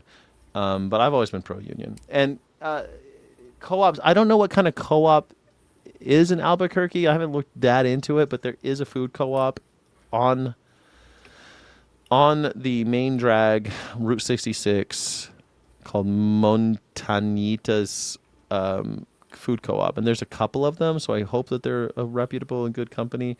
But really, even if it was a Whole Foods, honestly, I just want to be able to walk to the supermarket, walk home, see human beings, walk to the cafe.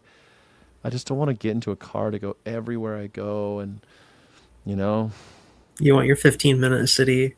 That's exactly, you got it, nailed it. Yes, that's exactly. I'm moving to a 15-minute city. That's what I'm doing. Yeah. I'm selling everything I own and moving to a 15-minute city. Yeah. So, PETA, yeah, PETA's got people trying to unionize. There's a whole thing with PETA because they've been involved in wage theft. They've lost a couple cases now, I think. They're being sued for wage theft. So it's really upsetting, yeah. I work for PETA. They treat animals pretty well. They treat people pretty badly. Yeah. I put liquor and gas in BC and get a check at Christmas for a couple hundred. Oh, that's pretty cool. You buy liquor and gas in BC and get a check at the... I like it. That's cool. I think it's great. I know that I think where I'm going is going to be a shopper-owned co-op, so I think that's pretty cool. Hell yeah. I think so. I need to look. Oh wait, shopper. I like completely forgot what we were talking about. Go ahead.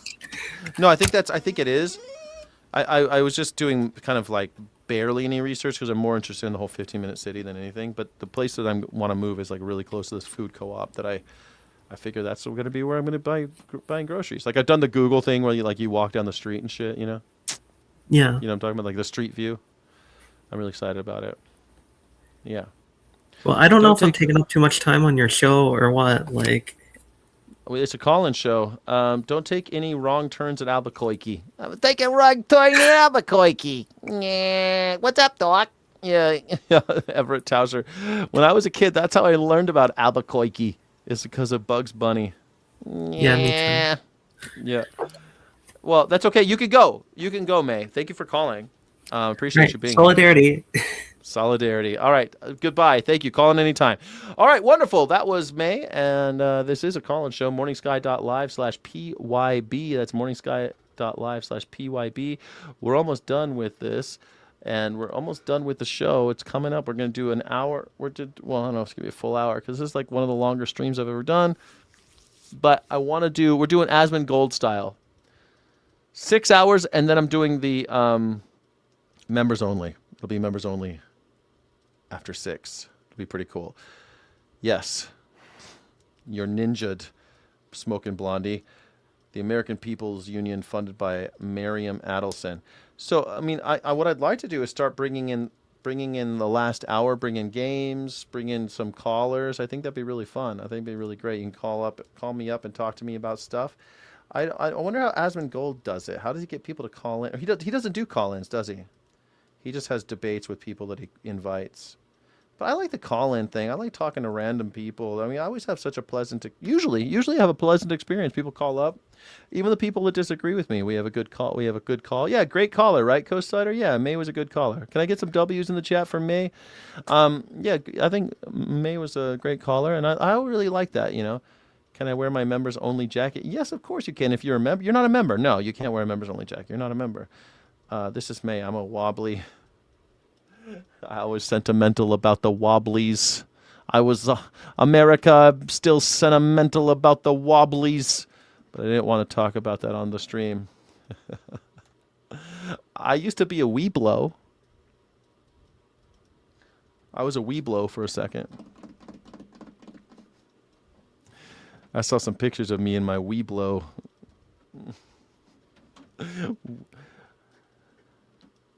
Yes. Chuta speak ear. I don't know what that is. Either Chut Faker. All right, I think that's the show. It's like 30 minutes, guys, if you want to call. I had one more thing I wanted to watch, but here it is. Like, this is what they do in Iran, right? President Trump, who read a Bible verse in a pre-recorded video, has accused the federal government of anti-Christian bias. At the rally, Vice President Vance celebrated the trend of more young people attending church, saying that should give all of us hope. Does that give you hope? More Americans, more young people attending church. Does that give you hope? I hope it does. I hope it gives you lots of hope. Chowdy speak ear. Chooty speak ear. Chew toy speak ear. Nice, May. Are you excited, May, that more kids are going to church? Top story tonight, WSAV is your local election headquarters. Voting rights activists across the nation are using their voices in protesting against the United States Supreme Court's Use them if you got them. You're not going to have a voice for very long. They're going to shoot you in the face. You talk up too loudly. recent ruling on racial gerrymandering and Section 2 of the Voting Rights Act of 1965. WSAV's Jillian Coles has our top story on today's All Roads Lead to the South rally here in Savannah. Weeblos. I actually, you know what, to be honest with you, I was never a Weeblo. I was a Cub Scout. I was in LA, man. I really liked the Cub Scouts, but it was a lot for my parents. They're like, we're in the fucking LA. We're never going any place. You're never going to be a Boy Scout. Like, it was pretty cool, but like, I don't know. My mom told me, I was like, Mom, why'd you take me out of Cub Scouts? It was so cool. Like years and years later, you know. And she's like, you didn't seem that into it, and it was a hassle, and we were in Los Angeles. The fuck you doing with being a Boy Scout? And I was like, yeah, I guess you're right. So, but I was a Cub Scout. I did the Pinewood Derby thing. Very cool. I love that. But then, I don't know. LA kids. I was an LA kid. It just didn't make much sense. My neighbor, my best friend when I was a kid, he was in the Scouts too. I don't know. Like I'd go and the kids would be all like cursing and shit, and like we'd be all so. I don't know. It really wasn't my style, but I liked the Pinewood Derby. I love that. I won an award for the coolest looking. Pinewood Derby car because I carved it and I painted it and I've talked about this before for some reason. I don't know. Cub Scouts. I found some pictures of me in the Cub Scouts. It was kind of funny. We are not powerless. Postal Georgia Partners, a group of local organizations dedicated to nonpartisan voting rights work, are encouraging people to use the power of their vote. As a part of the National Day of Action called All Roads Lead to the South, the group is rallying against a recent United States Supreme Court ruling that found Louisiana's congressional map relies too heavily on race. This most recent decision is going to make it harder for Black Georgians when they vote to actually have their influence at the ballot box felt. Louisiana's lines were redrawn in 2024 to create a second majority Black district. Georgia.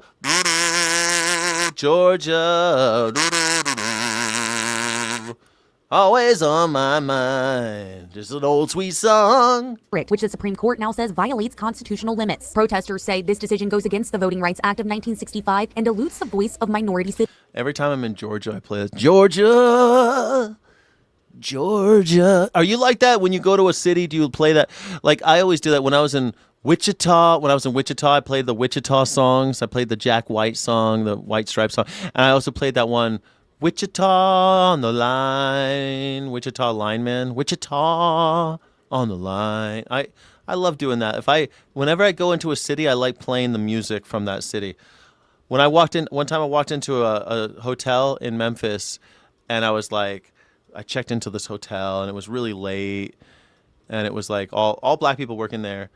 And it's really funny because I feel like people are always like, "What's with this guy, man? This fucking white boy." And then I was like, I was walking in Memphis, and everyone started dancing and stuff. It was so funny, and they're like, it's like, I don't know, maybe because I was raised around Black people, like I don't know. When I love it when I first walk into a room full of Black people and they're all kind of like, fuck's this guy got going on, and then like I just am who I am, and then they let their guard down. They're like, all right, this one's okay. And I feel so happy. I feel very happy when a group of Black people are like, nah, this one's all right. This one's all right. I think that's funny. Following that ruling, South Carolina held a session considering redistricting. In all of my almost Georgia. Over 5 decades, I never saw where we were redistricting in the middle of a 10-year cycle. Yet, now we're seeing it. South Carolina, well, we'll do it. Georgia, we're not going to do it. Oh, but guess what? We're going to do it too. While South Carolina's initial redistricting attempt failed, protesters say they're afraid of Georgia trying. I don't want people to look at this as a Republican issue or a Democrat issue. It is not. Gerrymandering hurts everyone. Activists are preaching they refuse to go. Yeah, but it also just kind of hurts democracy. Yeah, I guess it does hurt everybody. But I think the right wing loves it. Fascists love it. They love this shit. Redistrict. Back in time. We have to fight in order to keep what our forefathers fought for. People have bled and died to try to get the right to vote and get these districts the way it is. And if we don't stand here and fight for it, it's no use in us doing it, even living. Their ultimate goal, getting everyone to the polls on Tuesday. When we have the people we want elected into office, we can demand of them. I like this idea. They look like people. The next generation will move in the opposite direction of Trumpism because of the disgraceful corruption and overreach. I hope you're right, but I think you might be wrong without a bloodbath. You might be right that if it happens, there'll be a bloodbath first. If we let it go too far, it will be just exasperation. People will be so upset by all the things they see. And if we don't stop it now and we wait for another generation to handle it, we're going to see a bloody war, a bloody blood, lots of blood. It'll be like the French Revolution. 17,000 people killed, mostly citizens, mostly just your neighbors. More neighbors were killed than aristocrats. They love talking about how Marie Antoinette, that poor little French girl, got her head chopped off. But mostly it was just regular people got their heads chopped off. So I'm with you. I hope you're right. But we have to do it now. We can't wait for another generation to clean up this mess. The fascist two-party system wants total control. 100%, you're absolutely correct. You are right. Like and subscribe. If you hate Republicans and Democrats, like and subscribe. If you hate Republicans and Democrats. Hey, I need you to represent me better on this, right? I don't like that you did this, or I did like that you did this. Please do more of this. Jillian Coles, WSAV News 3, on your side. Yep. Some BYU students now have the brag. You're absolutely right. The oligarchs love war and bloodshed of the poor. Well, they love killing the poor. That's just their. They love buying and selling the poor. They love killing the poor, but they also love chaos. They love chaos because you can charge people for order. Then they love to create chaos, break systems, in order to force us to bow to them. And beg for more scraps from their tables. I think young people might be so programmed by fascism by then, I don't have confidence they will push back.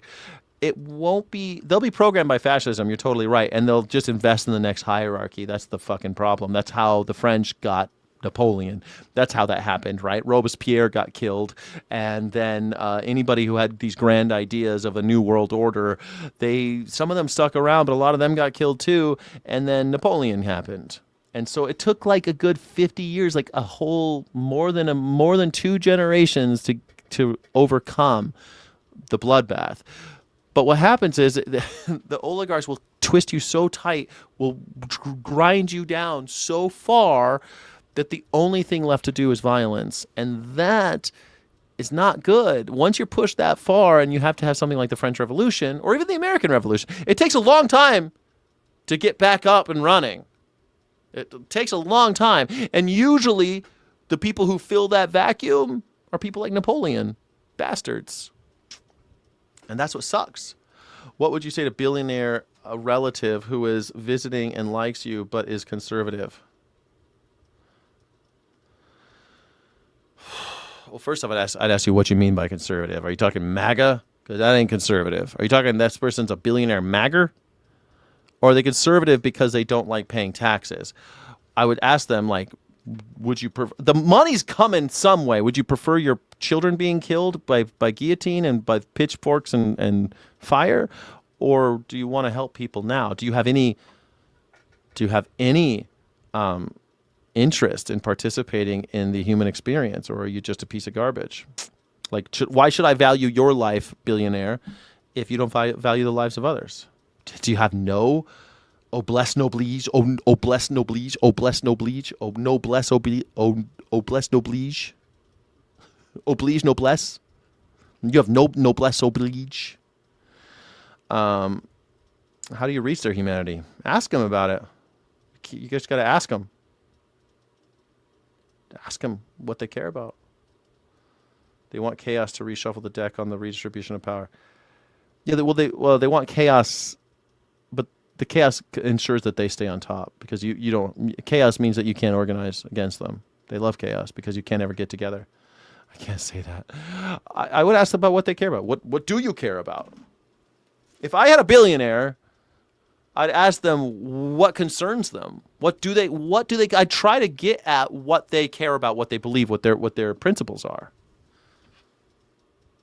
I don't think anybody in power has the same problem, right? They usually have blind spots, and you have to find out what they are, because sometimes though they have principles that they They're espousing principles that they're not embodying. And that's usually where their cognitive dissonance happens, right? And usually it's because they're blind to them. So when I ask people like, "Are you against slavery?"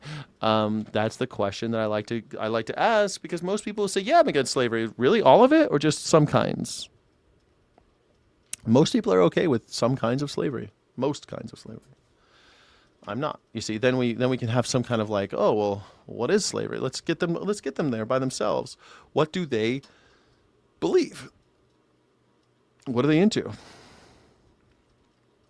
I wouldn't let an actual billionaire in my house. I said no to coming in just to drive, LOL. Don't drive. I'll go on a drive with you, but you're not fucking coming in my house, you filthy billionaire piece of shit. I like it. Speaking of driving, I wanted to show you this. This is a fun thing. I think this is rad. Rights to the highest miles per gallon vehicle in all of the Western Hemisphere here. New specialist Mike Anderson showing us how some extreme engineering 2,000 miles per gallon. Could lead to big savings and where it cuts back on some of our familiar comforts. If these Mormons can make 2,000 mile per gallon, I mean, I assume they're Mormons because they're from, Brigham Young University. They might not be Mormons, but I'm saying they're Mormons because they're in Utah and I'm a bigot. Hey, these Mormons, they can get a car that goes 2,000 miles per gallon. What the fuck are we doing? If you want to, don't forget to like and subscribe if you're against slavery. Go farther and consume less. You take everything to the extreme. Way more efficient than any hybrid. You might have to give up a few things. We got rid of all the creature comforts. So, there's no AC. You don't have 12-inch subs in the car. Damn it, no 12-inch subs. You Mormons always taking things away from me. What now? I can't drink coffee? Come on. Hardly anything in there. Josh Glainsmith. This is the gas tank we used. We've converted it to ethanol. Says the team of 20 students worked to make this thing as lean as possible. You're still having to refill that thing in between, right? Yeah, you have to refill it every 15, 20 miles. Well, that sucks. That ain't going to work. Kid, that ain't going to work. An ethanol machine that you have to refill every 10, 20 miles. Kid, that ain't working. And in the end, with custom parts, a carbon fiber body, they get well over 2,000 miles per gallon, about the distance between Provo and New York City. You know what? This is the thing. I see this shit my whole life. Even when I was a kid, they had these cars that would like go with solar panels. They had solar panel race cars. Remember those? And we were like, man, in the future, everyone's just going to have solar panels on their cars. This is in the 80s. They had solar panel cars going across America and stuff, and they were like this. They looked just like this. And it's like, what happened to that? We haven't gotten better in 40 years. We haven't gotten better in 40 years. I still don't have a solar-powered car. How the hell do I not have a solar-powered car? What is going on in the world that I don't have a solar-powered car? We're still digging shit out of the earth and lighting that on fire in order to go fast. That don't make no lick of sense. That don't make no ding-dang sense. Smoking Blondie says, Sky, did you hear about the Belgian baby circumcision outlaw decision using grown man mouth? Yeah, we were talking about it. I did a whole thing about it. Yes. Yes, Kyle Kalinske was talking about it. We talked about it, yes. Lots of bling and girls, though. Cool. Vegetable oil, great. Well, at least we got this Belgian circumcision thing taken care of. Yeah, I did a whole thing about circumcision, how it's fucking crazy. It's totally crazy that we allow circumcision at all. But only this Jewish-style circumcision is the one that we're going to... Man... It's crazy. They're doing things with their mouths on little babies. It's so disgusting. But it's disgusting anyway to be cutting off pieces of people without their consent. So there you go. It's because the guy that made a car run on water got killed. That's exactly right. Yes. Big oil is the reason why you don't have solar cars. That's exactly right. I'm surprised you missed that, Smoking Blonde. I did a whole long thing about that the Belgian circumcision thing. I did a whole rant about why circumcision is wrong. I think I even made a clip of it. I don't know. Yeah, so now no one's allowed to even think. Did you say magnet, you little worm, you wormy little American? How dare you say magnet? Magnets, you're not allowed to talk about magnets. How dare you? Solar panels on cars, what are you, crazy? Well, they had them when I was a kid. I saw them. Where are they? I saw them. Choose at 12. Why 12? 18. If you can't choose no one to trim your wick, nobody should do it, man. You should not. 18 years old. 18. Hey, you can cut off that little dooflicker of yours when you're 18 years old. As soon as you can go to war. As soon as you could go to war, you can choose to have your dooflicker trimmed. Takes a specially trained driver. Don't touch the trim. Don't touch the trim. Every time he turns the car on, it just punches it. And punching it is how fast? They're not going for speed. 23 miles an hour. 23 miles an hour. Still, it gets 2,000 gallons 2,000 miles per gallon. Great. Still no solar panels, though, huh? So, not really punching it, but for this car, it's punching it. But when it comes to competing in... I love that it puts 23, then shows the graphic 23 miles per hour. Well, hey, 23 miles per hour is not bad. And winning the Shell Eco Marathon in Indianapolis, it takes a focus on the small details. They average their efficiency over a 10-mile run around the track. This is not your typical commuter car. The driver has to fit in a very tight space here, but in the end, this all helps work on some issues we see in everyday vehicles. The driver has to be under 5'4", around 120 pounds. And Professor Dale Tree... The car industry is going to hire... Like, I love how they just throw this out. Like, you got to be short and you don't have AC. Okay? So... don't get any ideas about 2,000 miles per gallon cars anytime soon. Okay? That's exactly what they did about the solar panels. They're like the solar panel cars that we drove across America that looked like almost identical to these things. And they drove across America with these fucking solar panels. And they're like, don't get any ideas because we don't have air conditioning in these cars. And it did go a little slow when it went uphill. So don't get any bright ideas. Solar panels, not the future. Compression ratios in their engines. They're going to more aerodynamic designs. It says by working together, the students are addressing issues faced by car makers today. No one person builds a whole car. You know, not even the tire on the car or anything. It's a team of engineers that are going to build each component on the car. So that maybe one day we can all go further with less and maybe at least... Each component? Is that how you say component? Each component on the car. It's a team of engineers that makes each component on a car. Each component. Is that how you say it? I say component. It's always weird when people... I always feel like, man, sometimes this lizard person theory... That sounds mighty... everything you're saying sounds a little lizardy to me. You sound a little lizardy. That's exactly what a lizard would say. Component? It's not compost. It's component. Got that component. Y'all got that component? What do you say? Chat, are you saying component or component? That's lizardy shit, man. It's lizardy. It's lizardy, homie. It's definitely lizardy.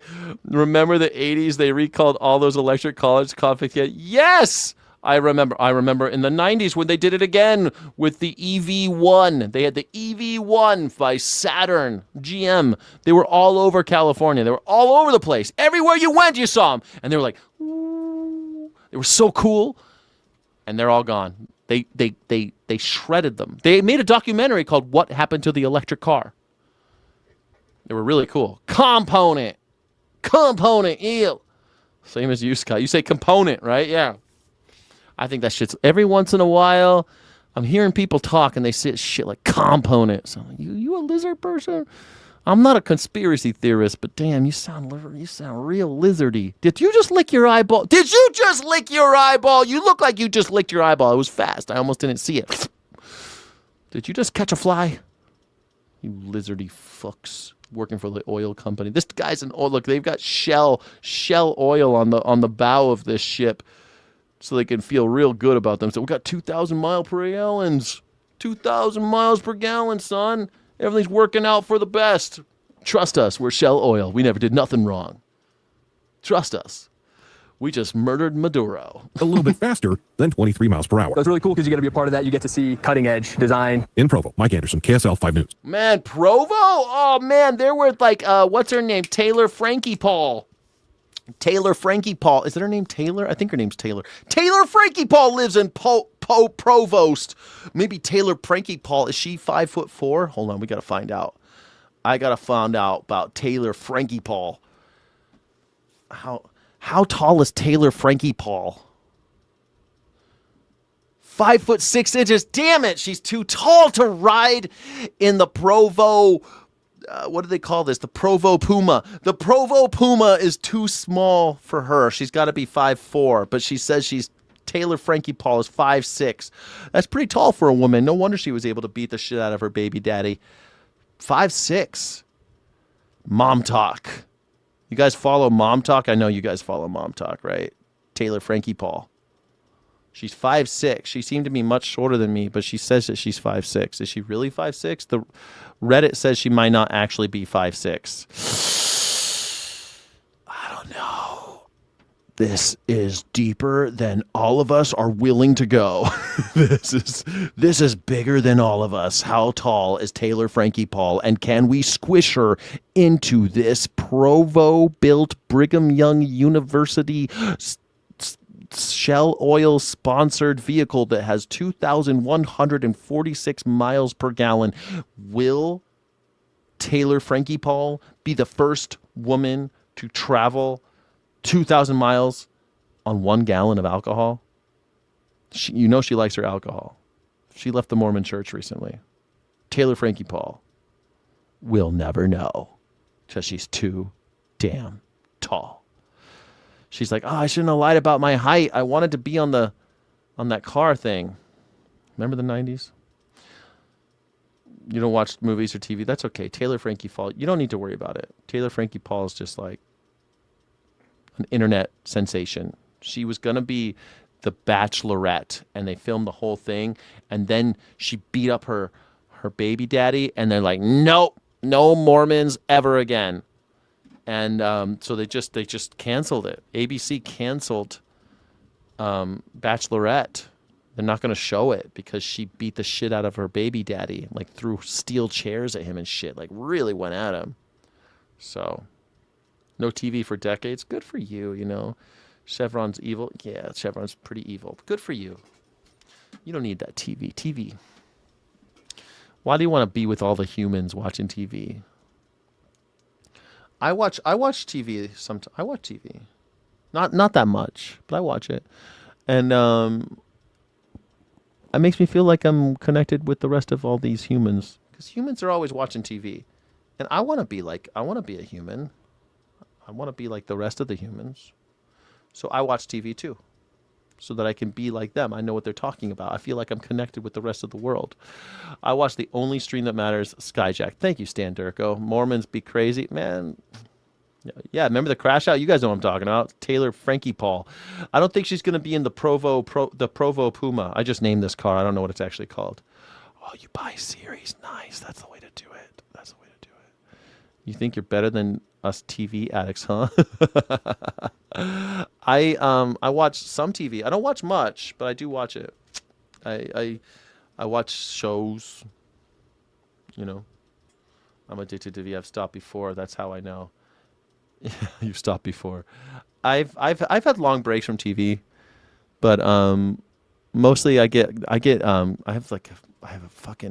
guilty about not working when I'm watching TV. I get guilty about not reading when I'm watching TV. I feel like, oh, this is too passive. I need to be doing something. I watch TV to know what they are going to do next. Yeah, exactly. That's how I feel. I feel like I'm a little bit more in touch with the rest of the humans when I watch TV. You rent a series, no one owns anything. Oh, that's true too. Smoking Blondie, no one ownership is dead. You don't even own video games anymore. You don't even own video games anymore, man. They're taking it all from you. They take it all from you. You don't have shit anymore. It's over. You don't get to own anything. You rent access to data. Don't forget to like and subscribe if you hate that. You rented Gilmore Girls, man. I never really watched Gilmore Girls. I used to have a friend that was really into Gilmore Girls. And she and her daughters would watch Gilmore Girls. They'd have it on at the house all the time. Every time I went over there, they'd have that show on. And I never really got it. But I never really watched it. But I guess I know what it is. I've seen, I think, like half an episode. I don't call people for weeks or text often. I like being a loner. Are you a loner? Are you sure? Are you sure you're a loner? Don't want to get mixed up with a guy like me. I'm a loner, Donnie. A rebel. You don't have to be a loner, but you do have to be a rebel. You do have to be a rebel. Klaus Schwab's dream has come true. That's nice. I like just YouTube. YouTube's okay. I like YouTube a lot. I watch a lot of YouTube. I feel like you miss some good stuff if you don't watch any TV, but that's getting less and less. There's some good stuff out there still, and I watch my news shows, my opinionated news shows that are still on TV. I watch HBO, because I get it free with my phone. I have like unlimited data on my phone, so I get free HBO, free. So I watch like stuff like that. What else do I watch? That's it. I watch some of the TV shows. I'm watching The Boys because it's almost over, and I'm happy that it's not ending. I don't really like it very much, but I'm watching it. For All Mankind, that's my favorite TV show right now. For All Mankind is my favorite TV show. Yeah, that's my favorite TV show. It's shit, come on. And you never will get Gilmore Girls. No, I'll never get it. You loved Lost in Space. Lost in Space was a good show, yeah. Like the new one, the Netflix one with Parker Posey. Anything with Parker Posey gets extra points just for being just having Parker Posey. Parker Posey gets extra points. So even a shitty movie, if Parker Posey's in it, I'll give it a shot. Parker Posey. You like the robot in Lost in... Like, you're talking about the new one, right?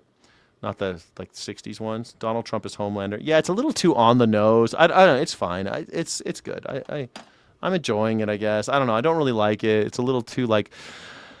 Anytime sexual stuff is mentioned, it's really about violence, and it's a little annoying. And then, like, everything is coded kind of rapey, and that I don't like.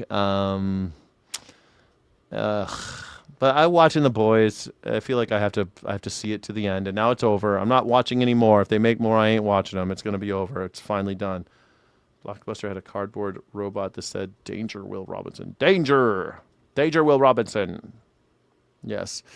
Yeah, Canada is U.S. basically. Yeah, pretty much. U.S. Spaghetti. You like spaghetti? Like spaghetti? Spaghetti. Spaghetti. Oh, I thought we were talking about the 60s one. Buying more for your phone service doesn't mean the other stuff is added for free. I know. I said that's why I did this with my fingers. That was like... I did this with my fingers to say that I know it's not free, but I'm sorry you missed the thing that I did. You missed the finger thing. I've always loved Parker Posey ever since Dazed and Confused. Yeah, she's a fucking treasure. Even bad movies, if you put Parker Posey in them, it's like, yeah, I thought the movie was shit, but I love Parker Posey in it. Josie and the Pussycats, such a good movie. I love that movie. All right, anyway, that's the end of the show. Thank you all for joining. I'm now going to be only on... YouTube. I'm closing down Twitch and Kick. So we're ending the Twitch right now. Sorry. If you're not watching, I'm sorry. If you're on Kick, go over to YouTube, become a channel member. Kick. Goodbye, Kick. Thank you, everybody on Kick. You're amazing. I appreciate you. Now we are going to be on YouTube only. It's about to happen. I hope that you'll join the Sky City Rebels. If you are a rebel, please, I love you being here. Thank you for being a rebel. Thank you for being a Sky City Rebel. But we are going to be only doing members only. Members only. Members only. It's happening right now. Right now. Now. All right, now that all those losers are gone, thank you everybody for being a channel member. I appreciate you. We'll do the Sky City Rebels yells. Can I get to see if there are see if you guys are still here? If there's anybody still here, please let me know. It's all members only now. Members only. Are you members only? If you're a member, let me know you're here. Let me know you're here, member. Thank you. Appreciate it.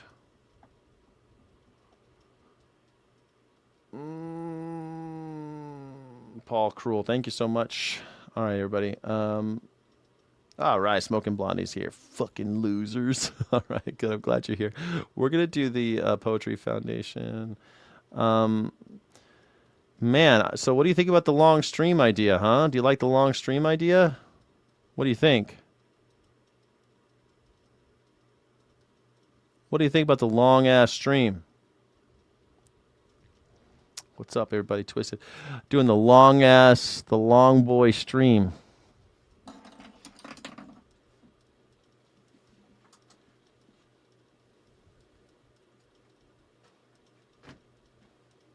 Asmund Gold. No, you missed it all. Why'd you miss it all? How did you miss it all? Smoking Blondie, don't you normally come in the morning? You missed most of it too. I did 6 hours. I've been standing here for 6 hours. It's fucking 1:30 in the afternoon. I started at 7. I worked. That's okay. I'm thinking I'm going to do... I want to start earlier. I want to do 6 a.m. and do 6 hours and then an hour of the afterglow. That's the idea. That's what I think. We had a caller. We did so many different things. We did caller. I listen from work. Then I work 7 to 3:30 every day. Oof. You've been here all day. Crazy Jackdaw's here. Hell yeah, Crazy Jackdaw. What do you think, Crazy Jackdaw? 6 hours. What do you think? I want to try to do this more often. I want to mix in gaming. I want to mix in all sorts of fun stuff. Do all sorts of cool things. What do you think? What do you think? Womp womp. I've heard you on the whole time, but half doing housework also. That's good. That's good. On the background. On the background's good.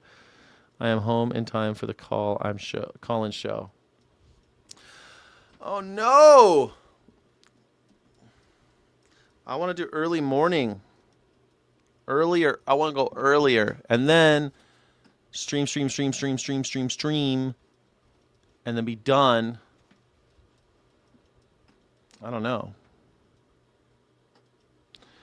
If you shifted the start time of your game, you want to go later though, right? You just pulled up at the house. I mean, the thing is, if I did...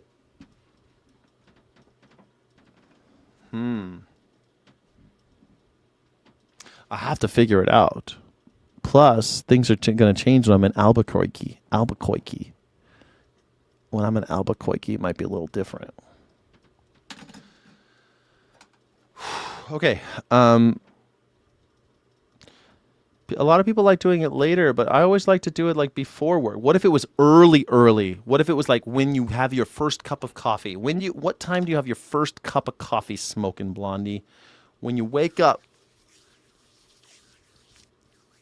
You know, like in the old days, you'd wake up, you turn on Good Morning America. Remember that?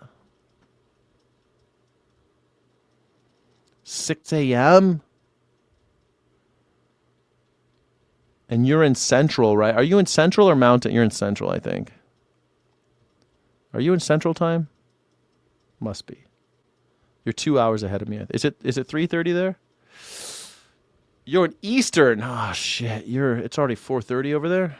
Damn. 6 a.m. is too early for me. It'll be 3 a.m. over here. Damn. Stan Durko is 4:30 a.m., 4:30 p.m. Damn. That's a lot. Well, Poetry Foundation, we got a poem for you. You want to hear a poem at least?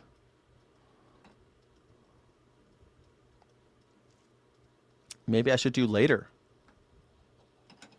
I can do later streams. But I think that splitting it up might be a mistake is all. Could be. Although I had like no new subscribers. I have no new subscribers today. I don't know how people do it. Well, how do people get all these new subscribers all the time? I don't ever get new subscribers, but other people get new subscribers. Why not me? Why not me? I just don't know.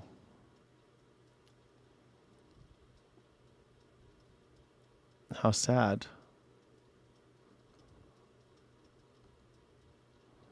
I don't know why, but hey. That's the way the cookie crumbles, I suppose. All right, I wanted to go ahead and do this.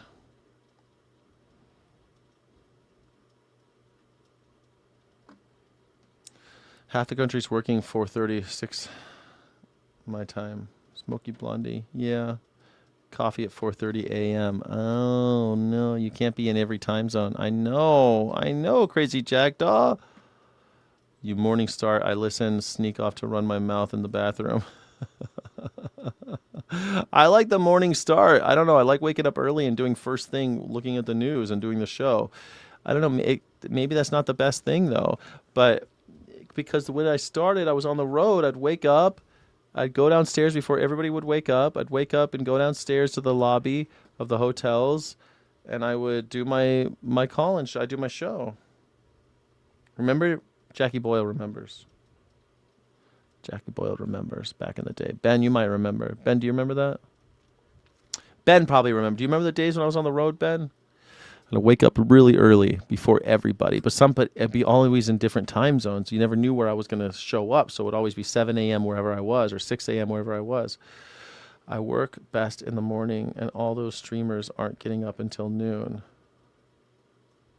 Yeah, most streamers don't get up until like noon. You remember it well, right, Crazy Jackdaw? I guess like a lot of people, they're streaming from noon to 8. I know. You think that's what I should do? Or you think no? But the whole thing is Morning Sky. I even bought morningsky.live. I'm going to call myself Morning Sky, and I'm fucking on here at 12 p.m. How do they have social lives? Don't people go out at night? Twisted remembers. Twisted remembers that shit. Yeah. Smoking Blondie. What do you think? All right, I'm going to read a poem. I'm reading a poem. Heedful Hold by Marcus Jackson. An indefinite walk through a long, icy underpass, a bus, elapsing at a velocity that seems to deform the flank's advertisement. The large faces of the ads actors rendered ghostly and moaning. Our work mutates. Our children become disallowed from group play. Our children, schooled via numbing screens. Our children more quickly adopt the bafflement of adults. Weeping alone, watching awake, live streamed on a funeral home's media page. The departed cropped wrongly by the mounted smartphone. Is someone whose staunch voice and gentle touch fed many of us, we who shared their sector of a land wrought with laws and apathy that hunt us, where aggressors destroy for fleeting dollars when history's residues, refurbished injustice and a virus, collaborate to crush the moss of our sleep. We hold our babies heedfully, reconfirming we're the beautiful kin of dignity's many mothers. I like that. You don't really get many COVID poems, you know? An indefinite walk through a long, icy underpass, a bus elapsing at a velocity that seems to deform the flank's advertisement. It's funny, you know, when a bus passes by really fast and they got the ads on the side, it kind of warps it, you know, it deforms the flank's advertisement. The large faces of the ads actors rendered ghostly and moaning. I like it. Our work mutates. Our children become disallowed from group play. Our children schooled via numbing screens. Our children more quickly adopt the bafflement of adults. Yeah, I love this. I like this a lot. I like it. Sayard Yan brought a lot of Rob's stream there. It's usually 3:30 to 5 p.m. Oh, really? That's fantastic. Thank you. That's pretty cool. And RPT too, right? They're lossers, though, Sky. You aren't a losser. You aren't a loser. But your schedule, morning show, then break before call-in was a great schedule for us on CST. What's up, Crazy Jackdaw?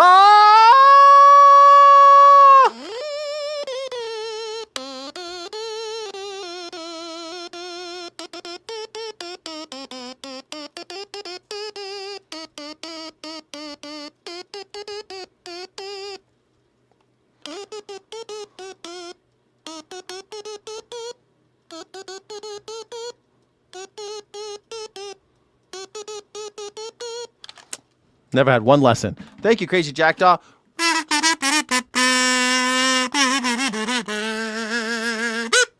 Thank you, Crazy Jackdaw. There's like 15 of us. 15 of us, well, they're losers, but you're not. Smoking Blondie. Holy shit. Thank you.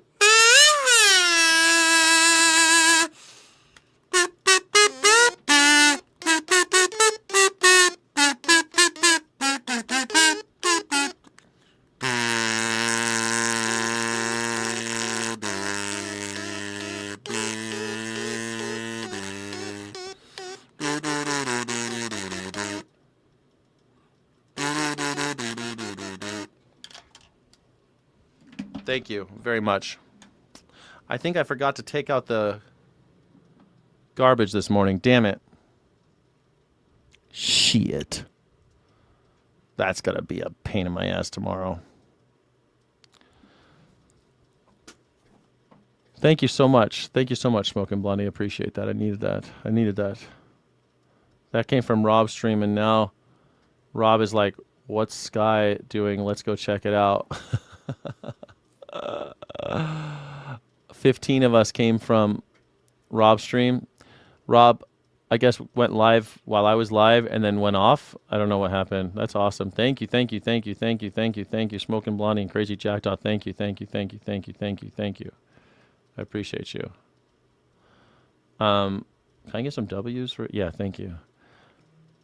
I need that. I'm fucking stressed. You were there? Okay, so the question is, like, if I'm afraid that if I keep breaking it up like I was,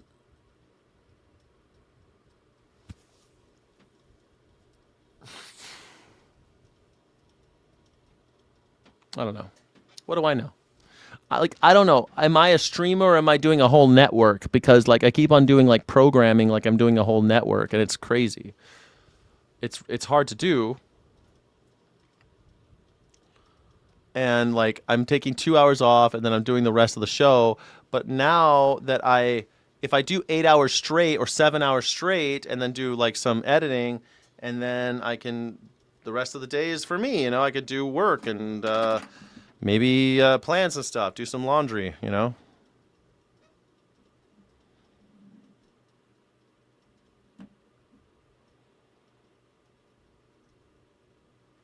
The schedule was so dependable.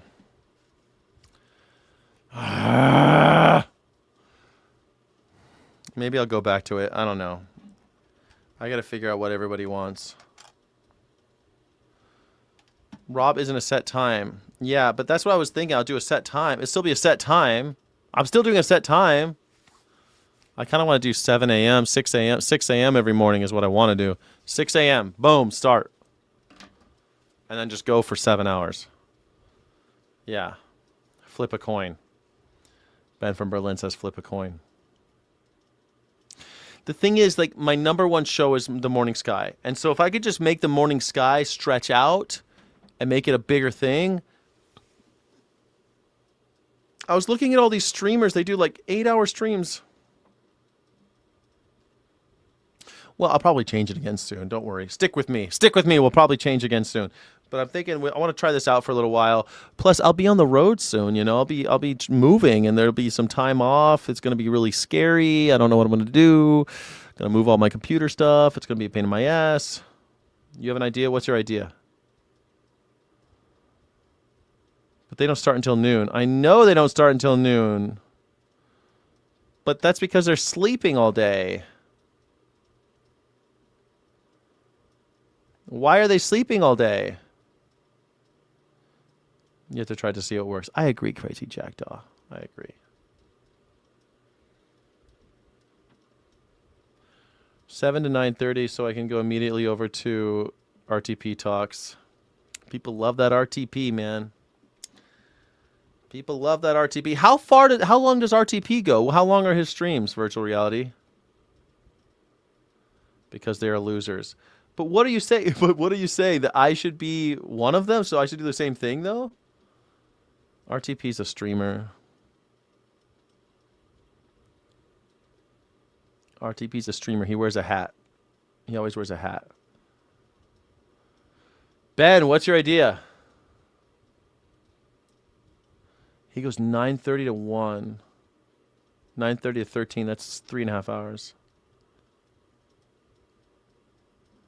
7 hours was way too long. Do on Mondays and Tuesdays, 4.5 hour morning Sky. On Wednesdays, 3 hours of call in. And then Thursdays and Fridays, the way you did it last week.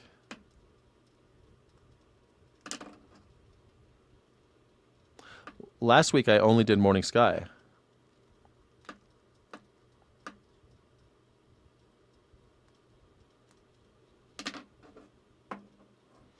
Mondays and Tuesdays, 4.5 hours.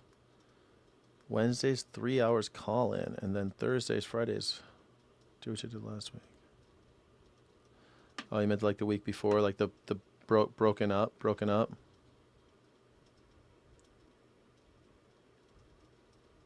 Oh, they're grabbing an audience of people who aren't at work. But aren't I too? Or people who work different hours, people do different stuff. If you have an interactive experience, you could do whatever you wanted. If you didn't have an interactive experience, you could go do whatever time you wanted. Mine's pretty interactive, I guess. Yeah, I got you. Aw, you depressed last week because of no call-in show? It was just too much. I love doing the call-in show, but it's like, if I get derailed, that's the problem. That's kind of what I was running into. So I do the morning show, and then I'm like, okay, I'm gonna do an afternoon show, and then something derails me. Like I have to meet with a realtor, or I have to meet with this fucking person, or this happens, or I get a nasty phone call, and it's like, I can't. And so then I don't do the afternoon show, you know?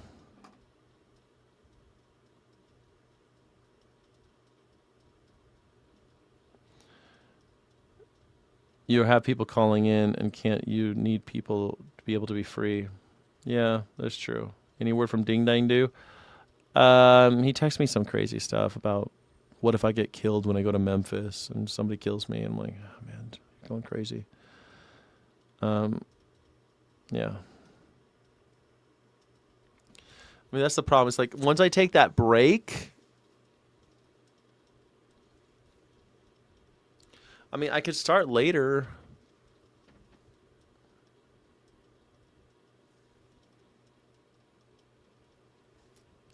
Get help, dude, please. Like, what help? What do you mean? What help? Look at what help? What kind of help are you talking about? What kind of help do you mean? Like an editor?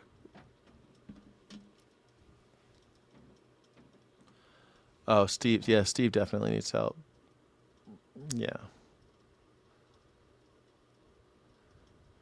It's something you'll have to rely on your analytics after you do some test runs, different days of the week, different schedules, and just go with your numbers. Yeah.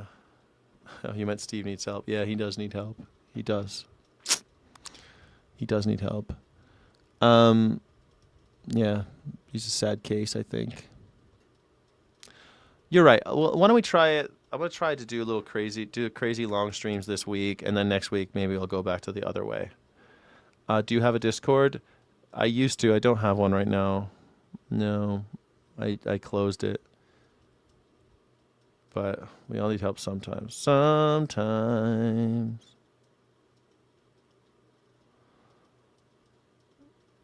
Yeah, I have a I don't have a Discord right now. I'm thinking about getting one because I'm going to switch over to OBS, and I might have to do Discord. But maybe try a late Friday night, Saturday night call-in show. I could try. I'm willing to try anything. Do a late night call-in show after dark. I could definitely do that.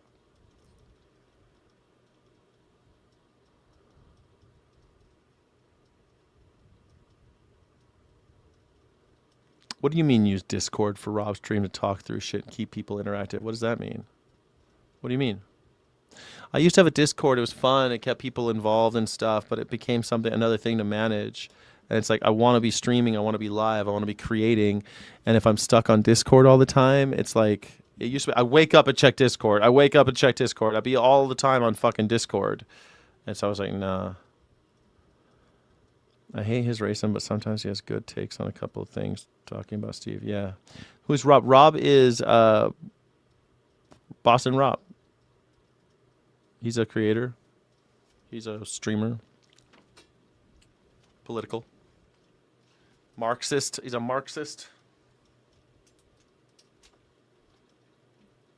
He's got Marxist killer whales on his... Boston Rob has a Discord, yeah. When he's not online, we can still talk about ideas and share videos. It's also how I'm notified he's live since YouTube won't tell me. How does Discord tell you he's live? Meh. If you think I should do a Discord, I'll do a Discord, man. I was so maxi on Discord for a long time. I was so into Discord, and then it was just like I had Discord open on my fucking every computer. I had Discord open on my phone all the time. I was Discord crazy, and it was just like it just got to be too much. You're on all these servers, and all these people are like always. It just becomes a thing that you've got to constantly be babysitting.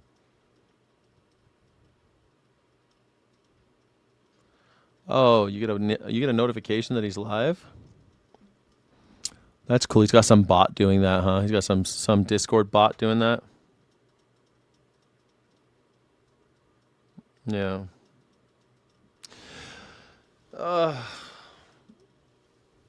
Yeah, I guess I can do that. That's what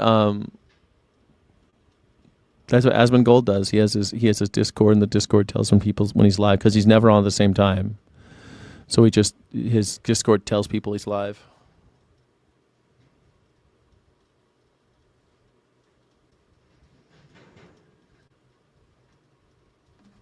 You get mods from banning people all the time.